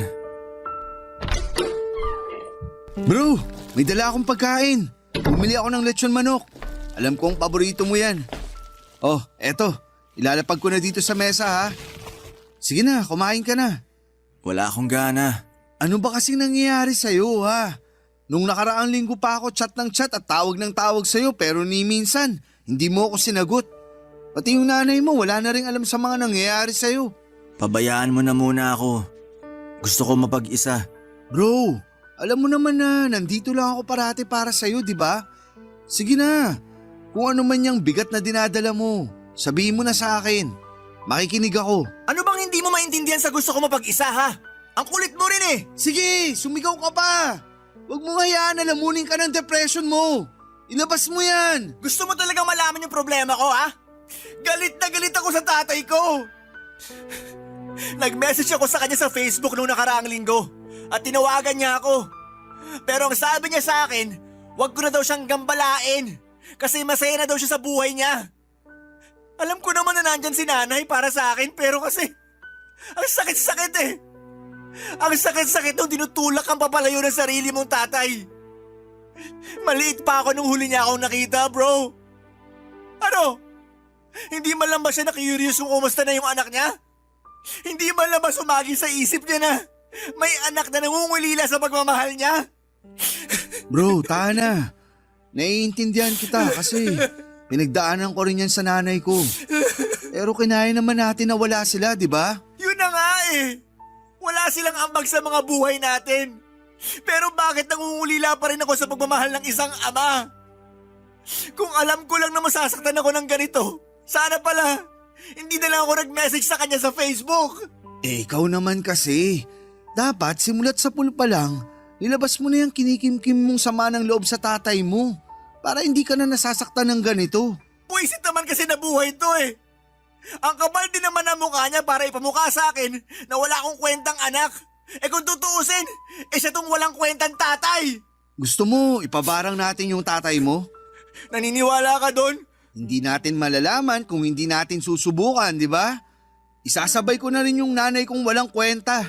Malay mo, baka bigyan pa tayo ng discount ng mambabarang. Si Raulo. Pero, thank you bro ah. Napagaan mo yung pakiramdam ko. Dapat hindi lechon manok yung dinala ko eh. Dapat alak. Pass na muna ako dyan. Nakainom na ako kagabi. Sumasakit pa nga tong ulo ko. Ibang klase. Ba't di mo ako niyaya? Para ka namang others eh. Pasensya ka na. Gusto ko lang talaga mapag-isa ng mga oras na yun eh. Naiintindihan ko naman. Pero, wag mo na akong tatakutin ng ganun ha. Sana man lang nag-message ka para man lang at least alam ko na buhay ka pa pala. Oo na, sorry na talaga. Uy, ba't mukhang gigil na gigil ka? Bakit? Sino ba yung tumatawag ha? Eh sino pa ba? Kung hindi yung tatay ko na walang kwenta. Sagutin mo na lang kaya para hindi ka na nagkakaganyan. Ano ako, sira? Pagkatapos niyang sabihin sa akin na wag ko na raw siyang gambalain kasi mas masaya na siya na wala ako. Ni hindi ko nga alam kung bakit pa tumatawag yung mokong na yan eh. Baka naman hihingi ng tawad sa'yo. Sagutin mo na kasi. Gusto mo sagutin ko? Saglit, kunin ko lang. Uy, ayan. Gagi!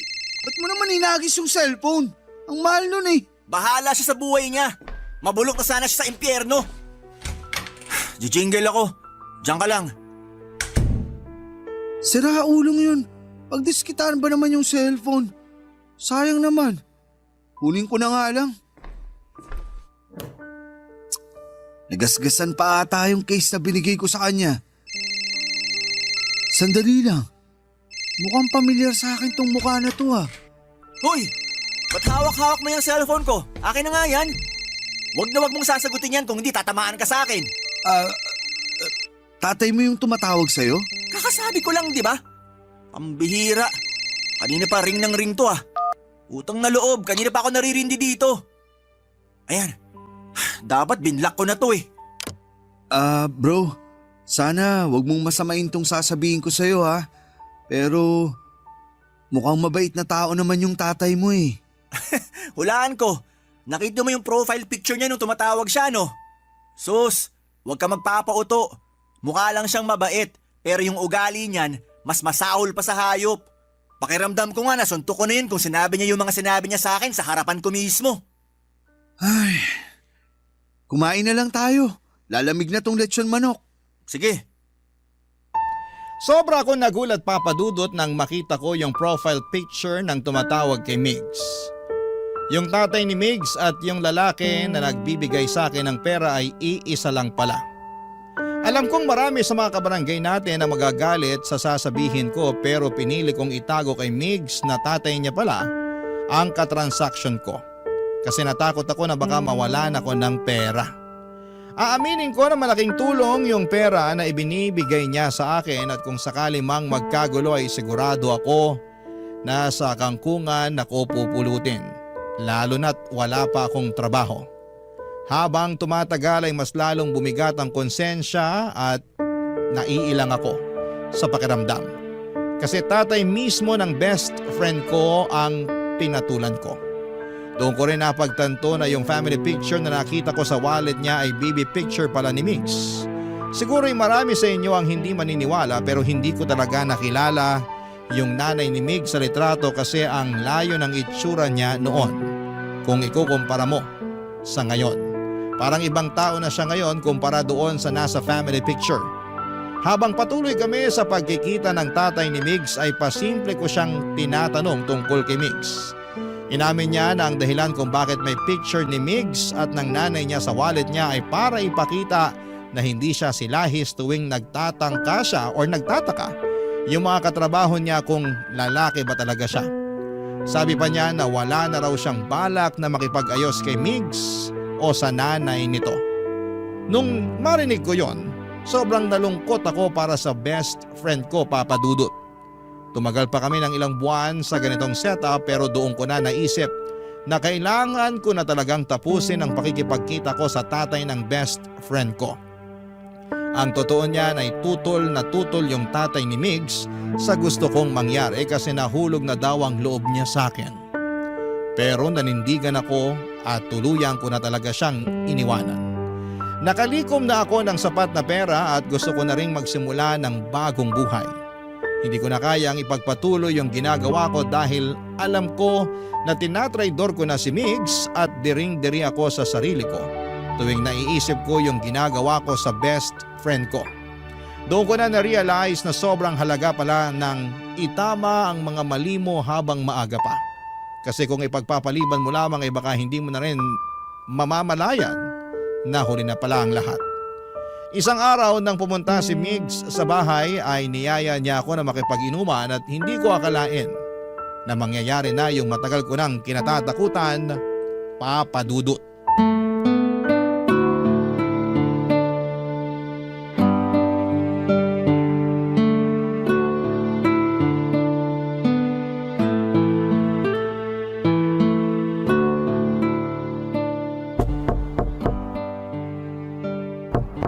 Andyan na! Sandali lang! Surprise! Oh, ano naman yung dala-dala mo? Ano pa ba? Eh di alak. Lika, shot tayo! Shh! Natutulog na si tatay sa loob. Dito na lang tayo sa labas ng bahay. Ganun ba? Sige. Himala! Dati, ikaw tong napakababa ng tolerance sa alak. Tapos ngayon, nag-aaya ka makipag-inuman? Anong nakain mo? May rason tayo para mag-celebrate ngayon, bro. Ano naman yun? Nakadilihensya na naman ako. 15 kyaw, bro. 15 kyaw. Ibang klase ka talaga. Kinupitan mo siguro yung tao, no? Grabe ka naman sa akin. Oh, eto. Sa'yo to. Inumin mo na.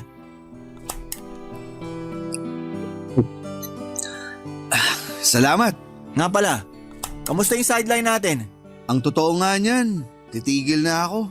Maghanap na ako ng matinong trabaho bukas. Ha? Bakit? Sayang naman. Mukhang mapera pa naman yung nagkagusto sa'yo. Ayoko na, bro. Kung tutusin, yung mga utang ni tatay at pampa-ospital niya lang naman yung dahilan kung bakit ko pinasok ang ganitong klaseng trabaho. Pero ngayon na wala na akong problema, siguro oras na para magbagong buhay ako. Naks! Linis-linisan na. Kung sa ganon, sa akin na lang yung sugar papa mo. May picture ka ba nun? Pakita mo naman sa akin para malaman ko kung mandidiri ako o hindi. Ano? Wag na, hayaan mo na yun. Damot talaga nito. Uminom ka na lang. Sarap! Uy, hindi mo ba sasagutin yan? Hindi na. Nga pala, nag-resign na ako sa talyer. Oh? Ba't mo naman ginawa yun? Hindi din naman kasi malaki yung kinikita ko dun eh. Tas isa pa, ang sungit-sungit ng boss namin dun. Ba't ako magtitiis kung may choice naman ako, di ba? Ang hirap kasi dito sa atin. Istorbo naman oh. Sino ba kasi to? Patingin nga. Uy, akin na yan. Sandali lang. Tatay ko to ah. Ba't kausap mo yung tatay ko ah? Bro, magpapaliwanag ako. Yung tatay ko ba yung nagbibigay ng pera sa'yo ha? Magsalita ka! Kung hindi babasagin ko tong cellphone mo! Oo, pero tinapos ko na yung ugnayan ko sa kanya. Bro, maniwala ka. Hindi ko alam na tatay mo na pala yung katransaksyon ko. Ito ko lang nalaman nung pumunta ako sa bahay mo. Matagal mo na palang alam pero nilihim mo pa rin sa akin to. Ang lakas din ng loob mo, bro. Pinagkatiwalaan kita. Tinrato kita ng parang kapatid. Tapos ganito yung gagawin mo sa akin. Kaya ako nga tinatama yung mga pagkakamali ko, di ba? Sana wag mo naman akong husgahan. Bro, di ba solid tayo? Intindihin mo naman sana ako. Oh, ayan na cellphone mo. Aalis na ako. Kung magtatagal pa ako dito, baka mapatay lang kita. Mix, sandali lang. Ako na nga tinatapos yung ugnayan sa tatay mo, di ba? Kasi unti-unti na ako nilalamon ng konsensya ko. Lalong-lalo na nung nalaman ko na anak ka pala niya. Kinuwento ko ang lahat-lahat sa'yo. Kung paano niya ako tinaboy. Tapos tatraidorin mo lang pala ako. Anong klaseng kaibigan ka, ha? Kinailangan ko lang ng pera. Sino ba sa atin yung hindi nangangailangan ng pera, ha? Kaya nga natin pinasok tong mundo na to eh. Kasi salat na salat tayo sa buhay. Pero yung hindi ko matanggap-tanggap ay yung paano mo nagawang tiisin yung pakikipagsiping sa tatay ko. Habang nagpapanggap ka na wala kang alam sa harapan mismo ng sarili niyang anak. Mix, simula pagkabata pa lang, magkaibigan na tayo. Kilala mo ako. Alam mo mismo sa sarili mo na hindi ako ganitong klaseng tao. Huli na ang lahat. Kung sinabi mo sa akin na mas maaga to, siguro napatawad pa kita. Pero hindi eh. Nagpakasaya ka sa piling ng sarili kong tatay. Napaka-ahas mong kaibigan. Kunwari ka pa nag-aalala ka sa akin. Pag-usapan naman natin ng maayos to. Ayaw mo talaga akong layuan, ha?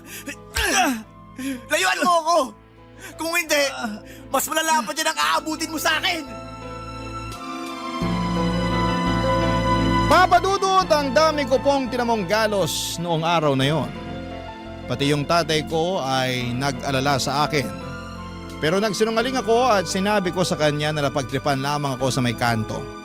Pero kahit na ang dami kong galos ay hindi ko pa rin makuhang magalit kay Migs kasi tama naman ang mga sinabi niya.